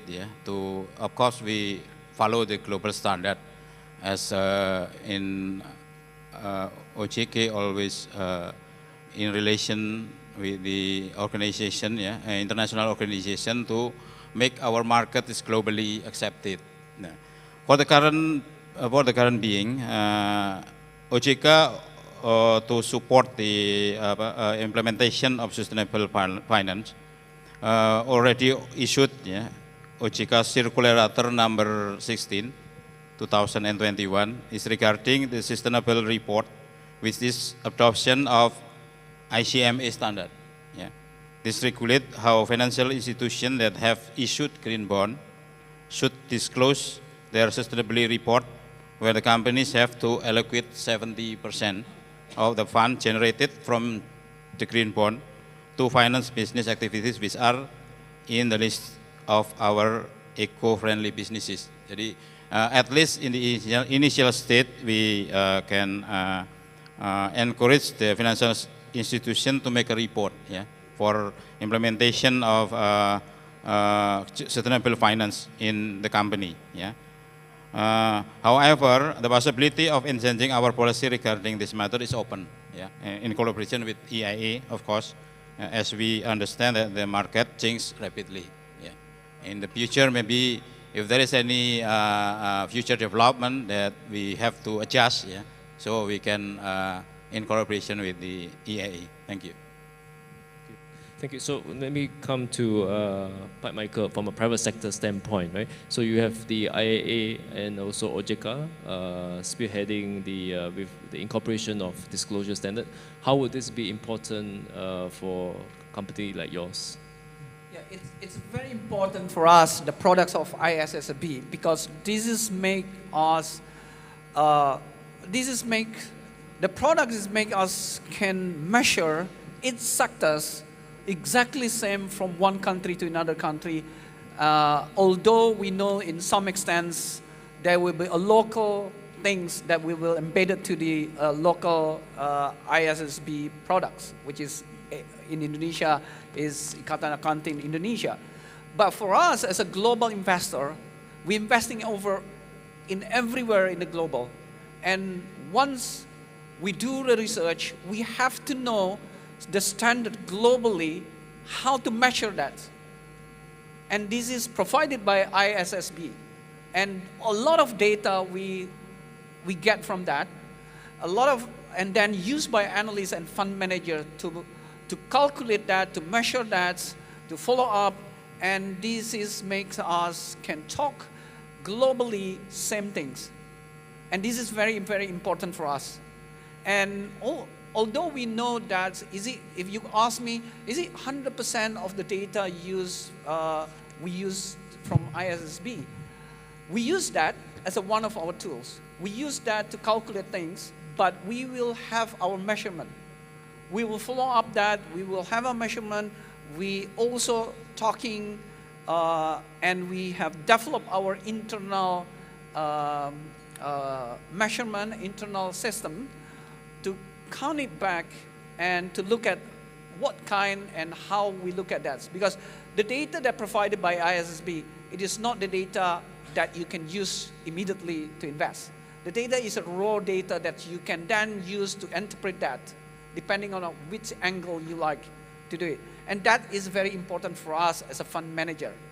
That is what I can say about the ISSB products. So Kelvin, as a bank, right? I think the challenge is that you will also face various corporate clients, and so therefore, how would a harmonized reporting standard across sector be helpful in this context? Yeah, I think one of the greatest challenge that financial institutions are facing is basically the lack of standards at the moment, right? And we talk about that all the time. The lack of standards, the impact when we finance something and we call it green, especially in sustainability linked transactions, what's the impact to that?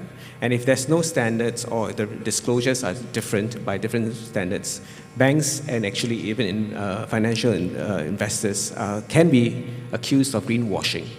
Right? And that's a big thing for all of us in this industry, because we want to help our customers transition, but sometimes because we are still in a fairly nascent stage, by the things we don't want to be accused of greenwashing, right? So I think setting standards and all that is very important, whether it's standards, taxonomies and all that. I think the last count, we have about 200 over standards now currently, right? How we harmonize it is very important, right? That's one thing. The other thing I want to talk about, which is not really talked about in this forum, is the fact that SMEs need to be part of the ecosystem. Now, if you have some sort of a standards, a lot of SMEs find that it's very complicated in terms of bringing themselves up, in terms of reporting and all that.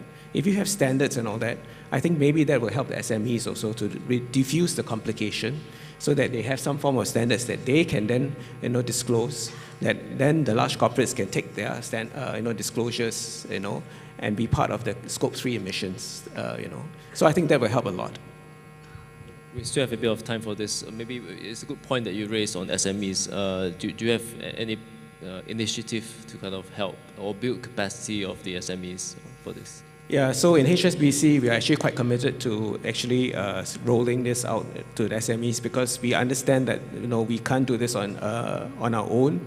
The large corporates will have army of people looking at sustainability, and even that they find it complex. What about SMEs, right? Who are struggling day to day, and they find it complicated, cost is high, and all that. So we work with them, in terms of creating awareness. One of the things, the tools that we do for SMEs is really to do supply chain financing. Right, because that will incentivize them in terms of changing their habits and finding some incentive to work towards greening their pathways. Thank you. So now we move on to our final part of this session, which is on engagement with the real economy or the real sector. So just to leverage on the points that Kelvin was mentioning on SMEs, the corporate backbone of the economy. So we've been discussing a lot on the why is important, but now for this part, we want to focus on the how part, right? So for HSBC, so how is HSBC implementing the strategy for decarbonization? Not just from an ASEAN standpoint, if you can highlight that, but also in Indonesia, since we are having this forum here. Yeah. So the way we look at decarbonization, we don't look at it from a country by country perspective. We look at it from a sectorial basis. So we look at the biggest sector that will create the biggest financial impact for us, financial emission impact, right? So we look at today we talk about the hard to abate sectors. So we start with the hard to abate sectors first, and we look at it from a portfolio basis. We don't even look at it from a company by company, because that's too narrow. Right? So we look at it from a portfolio by sector, and we actually help our customers and we engage with them in terms of within the sector, how can we help them transition? So we have come out with things like the customer engagement questionnaires. We ask questions from them, we understand them, where is the baseline? We need to understand our baseline too in order to transition. Right? And so we do that, in terms of working with them through that. And from a global perspective, like I say, in terms of providing thought leadership and all that, within ASEAN specifically, we're actually working with the Capital Markets Association and chairing basically the ASEAN taxonomy, and transition pathways so that we can come out with interoperable taxonomies to help customers transition. Any thoughts on Indonesia? I know that you focus on sector, but if you were to zoom into Indonesia. OJK has basically come out with taxonomy 0.1, right? And I think it's important that, we can work together in terms of helping Indonesia move on, and make the taxonomy more robust, across each sector, right? And in Indonesia's case, we are starting to look at energy. But going forward, how can we help, perhaps look at natural capital in terms of deforestation and things like that, because I think all these are very important issues for Indonesia. Personally, I think that Indonesia has a lot of opportunities in terms of, looking at renewables and, and helping Indonesia transition. But also the other thing is that we must understand that we can't just look at the E aspect of things. There's the social aspect of things that we need to focus on also. How will this transition actually impact socially, in emerging countries, right? And that's important. I totally agree with you. So, Pak Michaels, from an investor standpoint, right, what are the kind of challenges and how do you overcome that and how do you turn that into opportunities when it comes to climate investment? Yeah.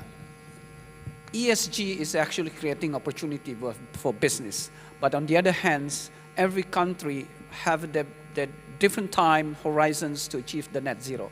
That means also there will be an investor from the other side of the world, like Europe, which is they have to achieve that earlier than the nations, or US or Japan or Indonesian investor. They will have different view to achieve that. So this is a challenge for us because our clients from Europe say that all our money has to be investing in the net zero companies by 2035, which is at the same time we're managing public money in Indonesia, which is Indonesia set 2060. So it's this is a challenge that we face. And of course, a lot of educations we have to do and engage for our clients and also for public companies. We need to do it at the same time, both explaining why business has to do like this and how our investment has to be responsible investment for the futures of this world. And this is a challenge very important. We know international company that has established in Indonesia, they will follow their regional office or their global office and push us to do it. And at the same time, we face also that not all companies in Indonesia ready by 2035. They want to achieve that by 2060. So this is a balance that we need to harmonize that. And we have to educate that. In some extent, we have to manage it differently. That is the challenge because of this different time horizons to do it. And obviously, we always encourage our invested company in Indonesia to achieve and more aggressive in ESG.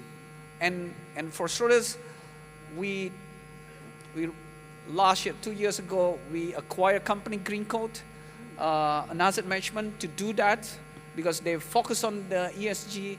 And then for impact, we work with Kofi Annan on the Blue Orchards, Schroders and Kofi Annan to go for SME, women's, and impact to the small, medium enterprise things.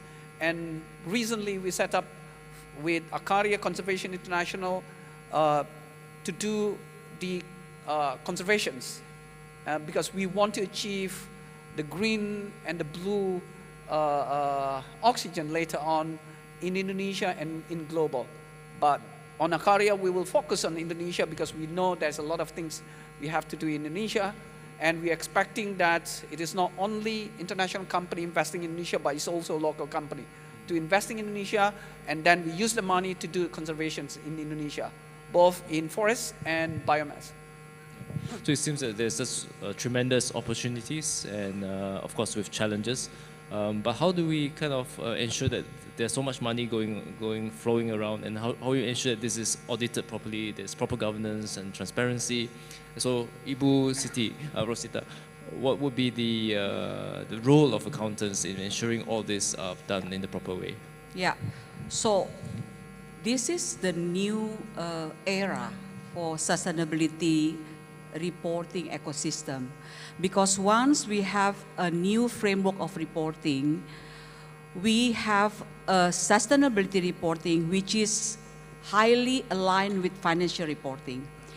The new exposure draft issued by ESSP just recently said that whatever that sustainability reporting issued, the reporting period should be aligned with the financial reporting. So for example, if your financial reporting is January to December, your sustainability reporting need to be the same.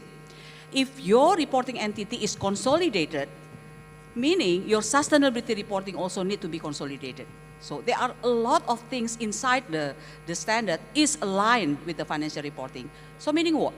If now your organization structure, who is issuing the sustainability report, right? So currently, because I'm used to be the judge of annual report award, usually the one who issued is not CFO. It's under different department, right? And usually this department sometimes not under one umbrella, right? And the data is sometimes not aligned, because I'm also the judge, right? Sometimes when I see the financial reporting, sometimes it's not reconciled, right? So the purpose of this standard to be aligned is actually to make it is accountable. Therefore, the role of accountant is very important, because accountant is used to be the center of information flow, decision making. So we expect with this new era of sustainability report, the accountant is the center of the one who manages all the data, and to ensure the report issued is aligned each other, right? So meaning for everybody here, especially the corporation, you need to be ready to change how you do these reporting things, and also the system information, and also the data, and also the internal control, right? Because if there is a requirement this to be audited, definitely you need to prepare all the supporting document in align with everything, right? That's the role of accountant in the corporation. And definitely for the assurance part, because this is need to be audited, otherwise Michael maybe not want to invest, right?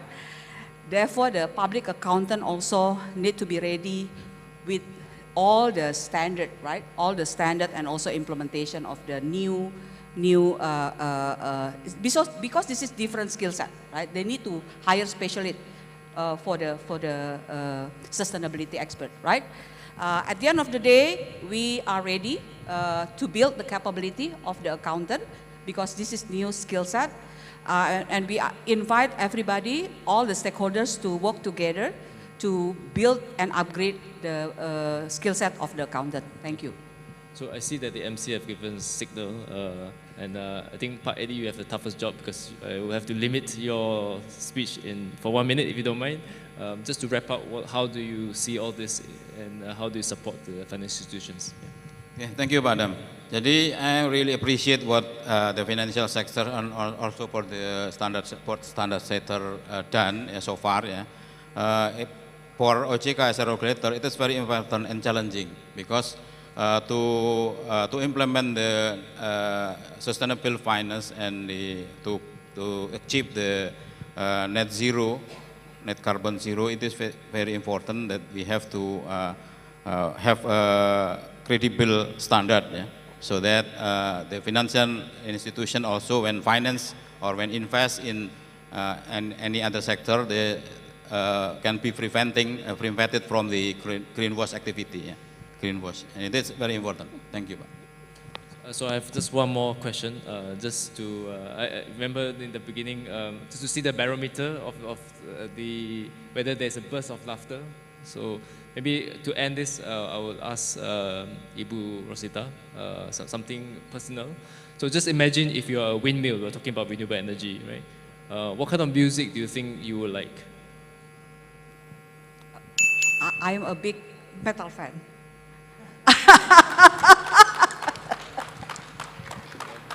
So for those who have Hope everybody liked the joke. Better than the first one. So she's a big metal fan. Yeah. So no plastics. I think with that, it's been an honor chairing this session. I hope that we didn't take up too much of your time, and the energy level is still high. And join me to say thank you to all our esteemed panelists.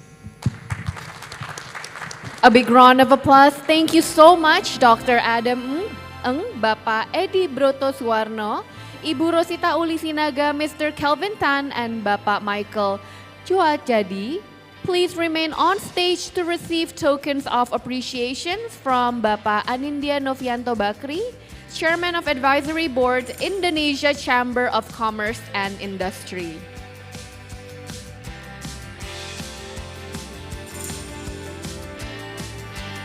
Selamat sore Bapak.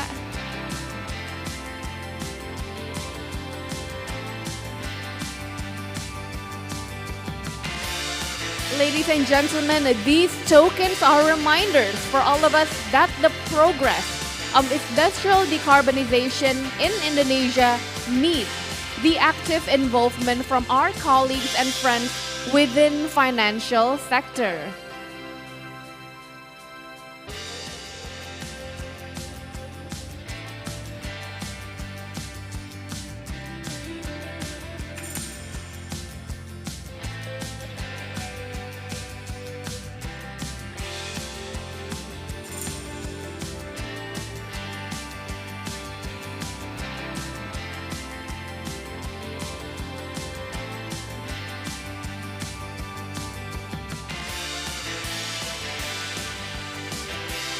Inviting again for the media and press to come to the center stage to take a photo of this special last panel discussion moment.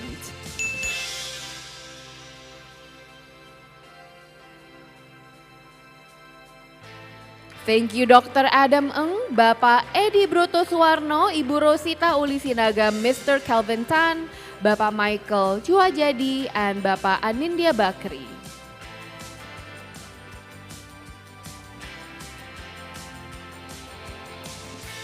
Ladies and gentlemen, we kindly remind you to assist us in estimating the summit's emission.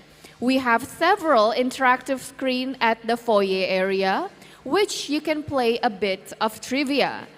At the end, you'll find a QR code and there will be chances to get door prizes supported by our dear friend Huawei, 4 lucky winners based on the form submission.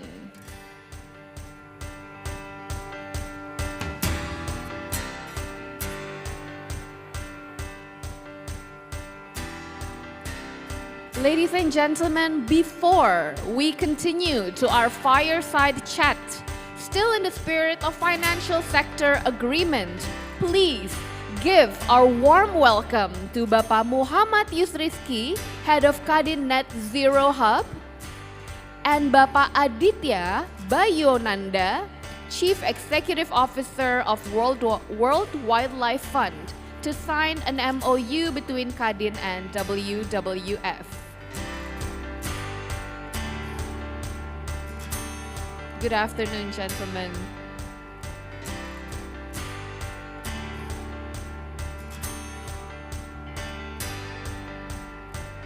Bapak-bapak, you may proceed to signing. World Wildlife Fund is the acting secretariat for Indonesia's Sustainable Finance Initiative, or IKBI, that proliferates sustainability in the financial sector. Working across the financial sector through banks, insurance companies, and asset management, IKBI is actively promoting sustainable finance in Indonesia.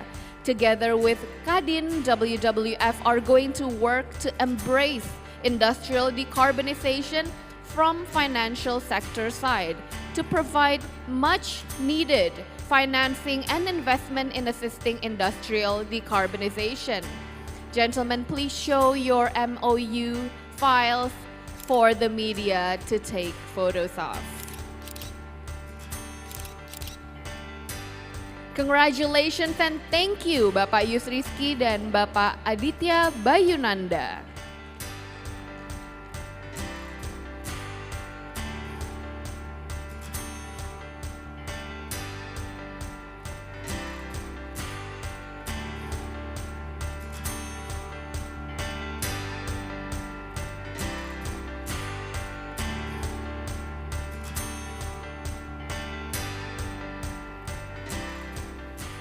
Ladies and gentlemen, our next speaker will present his view as a representative from financial sector and combining the views with his long experience in various businesses. We would like to welcome Bapak Anindya Novianto Bakri, Chairman of Indonesia Impact Fund, to take the stage and deliver his fireside chat. Welcome, Bapak. The stage is yours.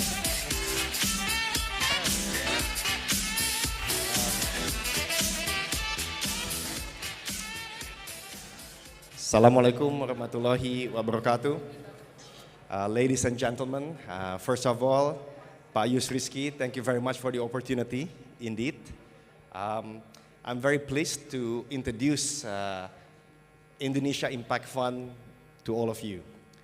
Of course, this is not a new fund. We actually started this fund in 2019.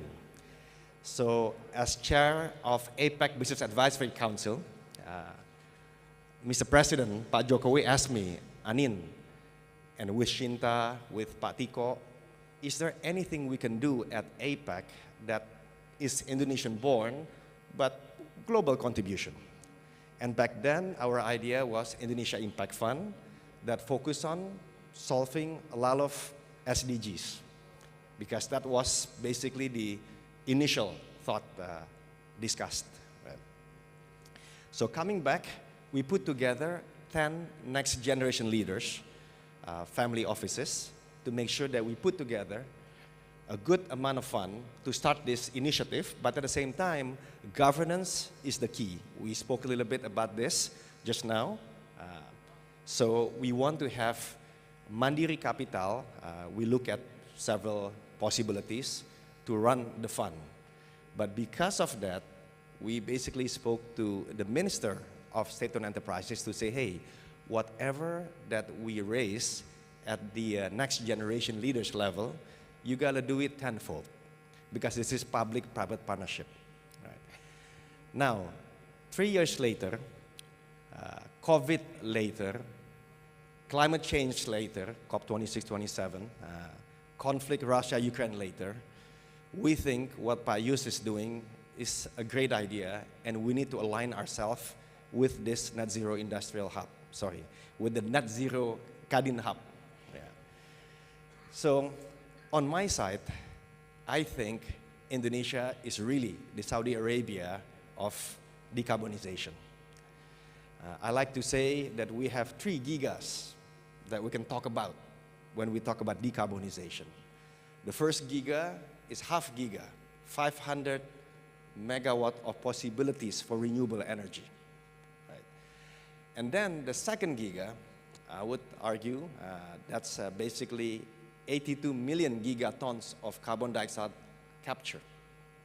And the third giga is actually 7,000 gigawatt hour possibilities contribution for battery materials.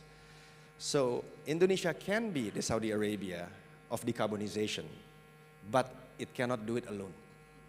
It's too big of a task. This is a global concern altogether. So we discuss among the funders, including the SOE supporting us, and say, hey, how about if we focus our effort going forward more in the lines of what KADIN Net Zero Hub is doing, decarbonization. Because in any one of those 3 gigas, you will build a whole bunch of innovations, ecosystems, and also startups that we need to support. Right? Whether startup in the electrification initiative, from EV to charging and all that, I'm sure there will be a lot of it. Whether initiative in the decarbonization trying to do carbon capture, that's going to be plenty. Or people say battery materials, which is like nickel, sulfate, cobalt, manganese, is only for the big guys. Not necessarily. Everybody can participate in all of this. So in this very short remark, I would like to urge all of you, especially investors, professionals, and just ladies and gentlemen who are concerned with this issue, to come and join forces in this Indonesia Impact Fund. The reason why we do it in B-20, because we want to scale it. Scale it not only in terms of the money size. A lot of money has been invested in this, impact fund. But scale it in terms of governance. Right? Governance is the key, and we spoke just in the panel before. And then the second thing also, it is important in terms of standard, right? Investors want to know what kind of standard that you use to run this impact fund. And lastly, I think we also need to scale up in terms of the diversity. Diversity in many ways, and Indonesia is the land of diversity. Ethnicities diversity is very important. Small, medium enterprises, very important. And also women involvement in the leadership of these startups, also very important. So I think that's it, but we can talk all the details later on. But all of you have something to contribute to this initiative. And it's not only money. In fact, money would be probably the easiest one, because everybody is pretty much convinced to go forward with this initiative. But the hardest thing is the know-how. Right? And I hope this little talk, thank you for the opportunity, will create a lot of discussions. And we don't intend to be the only one. We want to see a lot of impact funds all over the G20 economies, as we have seen. A lot of climate tech innovations, a lot of climate funds. Because all of this, I think the next big thing that we see after the digitalization. Once again, thank you very much for the opportunity, Pak Yus and everybody, and enjoy the rest of B20. It's going to be a lot of fun, a lot of accomplishments, and I think credit to Bu Shintan, Pak Arshad. This is probably one of the most exciting B20 post, climate change, conflict, and of course COVID. Thank you very much for the opportunity. Wassalamualaikum warahmatullahi wabarakatuh.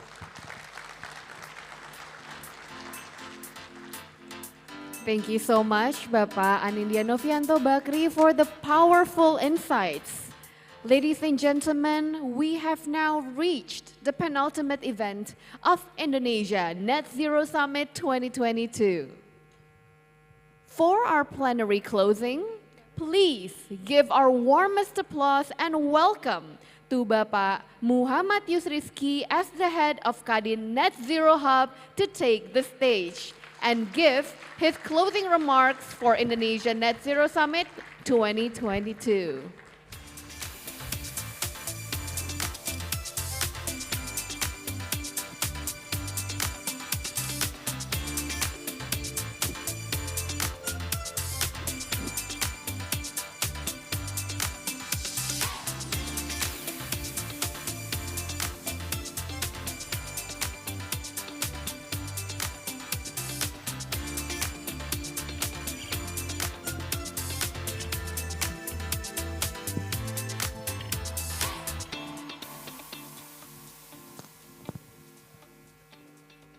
After these photo ops, it's very hard to speak after Pak Anin, who is very charming on the stage.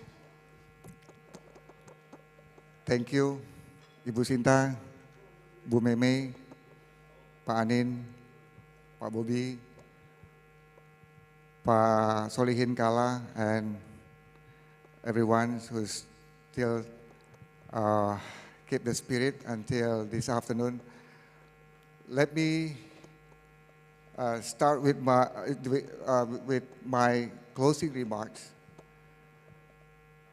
The Emission Gap Report 2022 that was recently published by UNEP, United Nations Environment Programme, find that the international community is falling far short of the Paris goal, with no credible pathway to 1.5 degree C in place. Ladies and gentlemen, we are not doing enough for this planet. This report calls for an urgent system-wide transformation, including our industrial system, our business system, our company internal system. The IPCC, Intergovernmental Panel for Climate Change, has concluded that the industry sector is the largest contributor to the global emission, when direct and indirect emissions are included. And it is the second largest contributor when only direct emission is considered. Indonesia industrial economy is gigantic.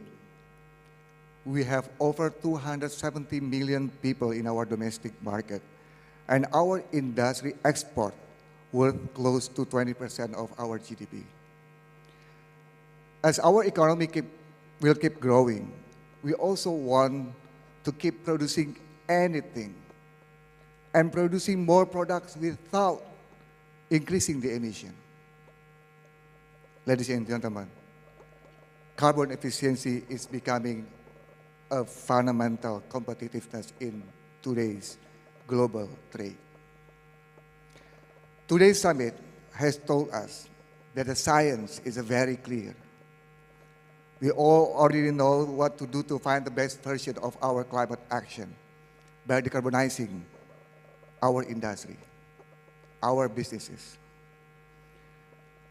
Technological solution is everywhere. The financial industry, the banking and investment is there to support. And the government is also part of it.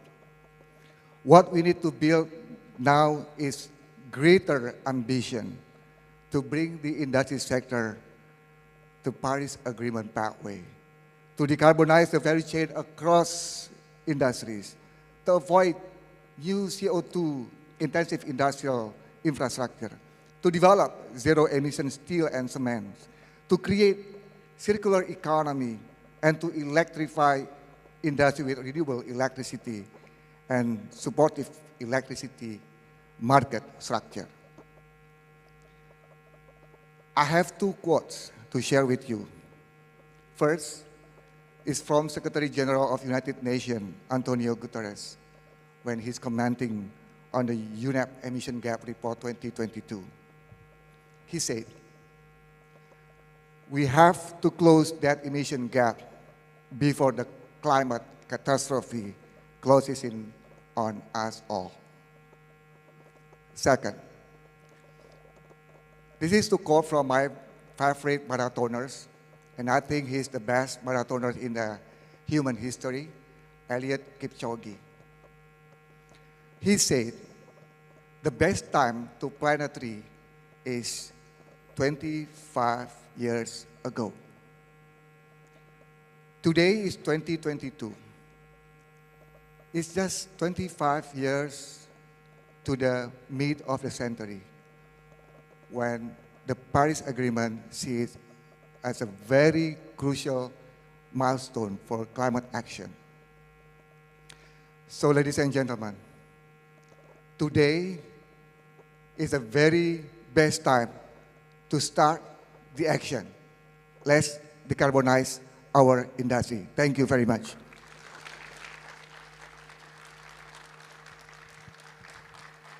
Now it's my time to call all the members of KADIN Net Zero Hub to the stage. And I will ask one of our members to declare the pledges. Everyone, please come to the stage.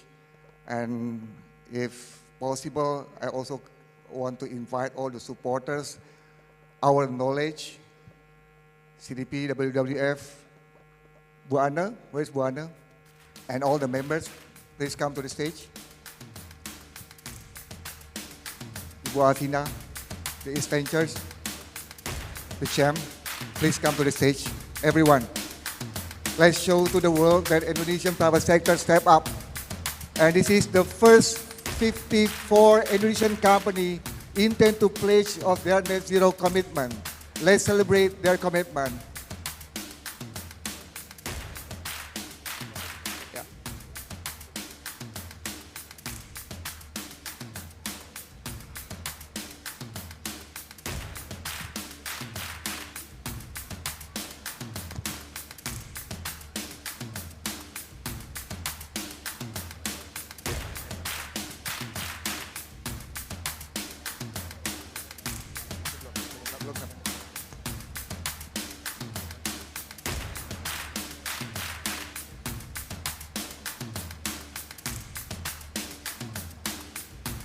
their own members. For those who has joined the movement, we praise you, but we have to do it fast and faster. And for those who has not yet joined, let me tell you this, we can only do net zero together.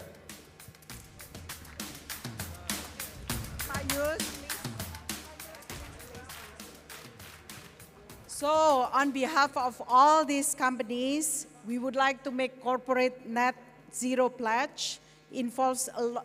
So the corporate net zero pledge involves a lot of preparations.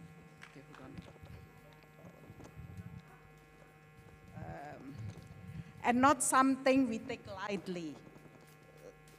All of us here has already made the intent of to pledge statement with KADIN, and since then we are committed to conduct all the preparations required. We analyze our operations and value chains, calculate impacts from them to arrive at what is our GHG emission baseline. From that baseline, we look at how we can improve our operations and in some cases, rethinking our operations to achieve annual emissions reductions. And because we and KADIN Net Zero Hub also commit to adopt science-based target initiatives, SBTI, the annual reduction must align with Paris Agreement 2020 to keep global temperature increase below 1.5 degrees Celsius. We kindly ask for government support for our net zero pledge. There are many aspects government and private sector can work on, not only to support us from private sector, but also for us to support Indonesia's NDC. Carbon pricing, for example. We already have presidential decree and Ministry of Environment regulations. We are looking forward to discuss with Minister of Industry how to translate those two regulations into implementable technical regulations that can assist us in our net zero pledge. Other regulations such as incentives, such as fiscal and financial can follow afterwards. So herewith, this is the corporate, all corporate who are the initials that who has signed the net zero pledge, and for that we would like to urge all of you to actually inspired by KADIN Net Zero and for the government to also commit. Thank you. I will ask Pak Anin to give an acknowledgement statement. Please, Pak Anin.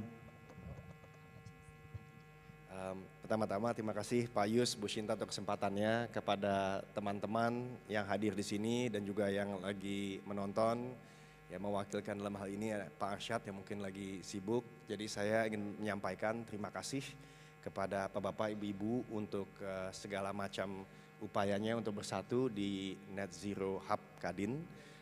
Bagi saya ini adalah global contribution, jadi bukan saja Indonesian contribution, Indonesian initiative yes, tapi global contribution. Jadi sekali lagi selamat, dan saya rasa ini adalah salah satu highlight daripada B-20. Selamat Pak Yus, Bu Sinta.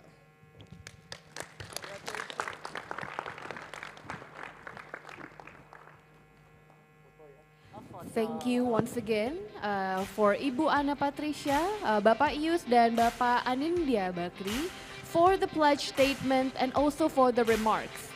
Dear audience, let us give a warm applause first to these companies who have delivered their pledge statement, and we wish them all the best in the journey towards net zero companies. And now to commemorate this event, let us have a photo op for everyone on the stage.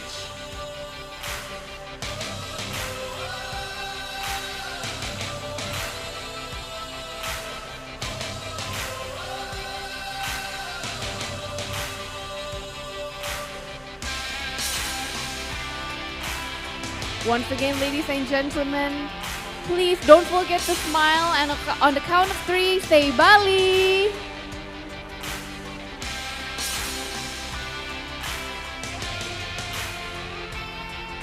Thank you so much once again, ladies and gentlemen. We would like to remind you that we still have 2 afternoon breakout sessions at Kintamani 1, hosted by PT Medco Energi Indonesia, and Kintamani 2, hosted by World Economic Forum and Accenture.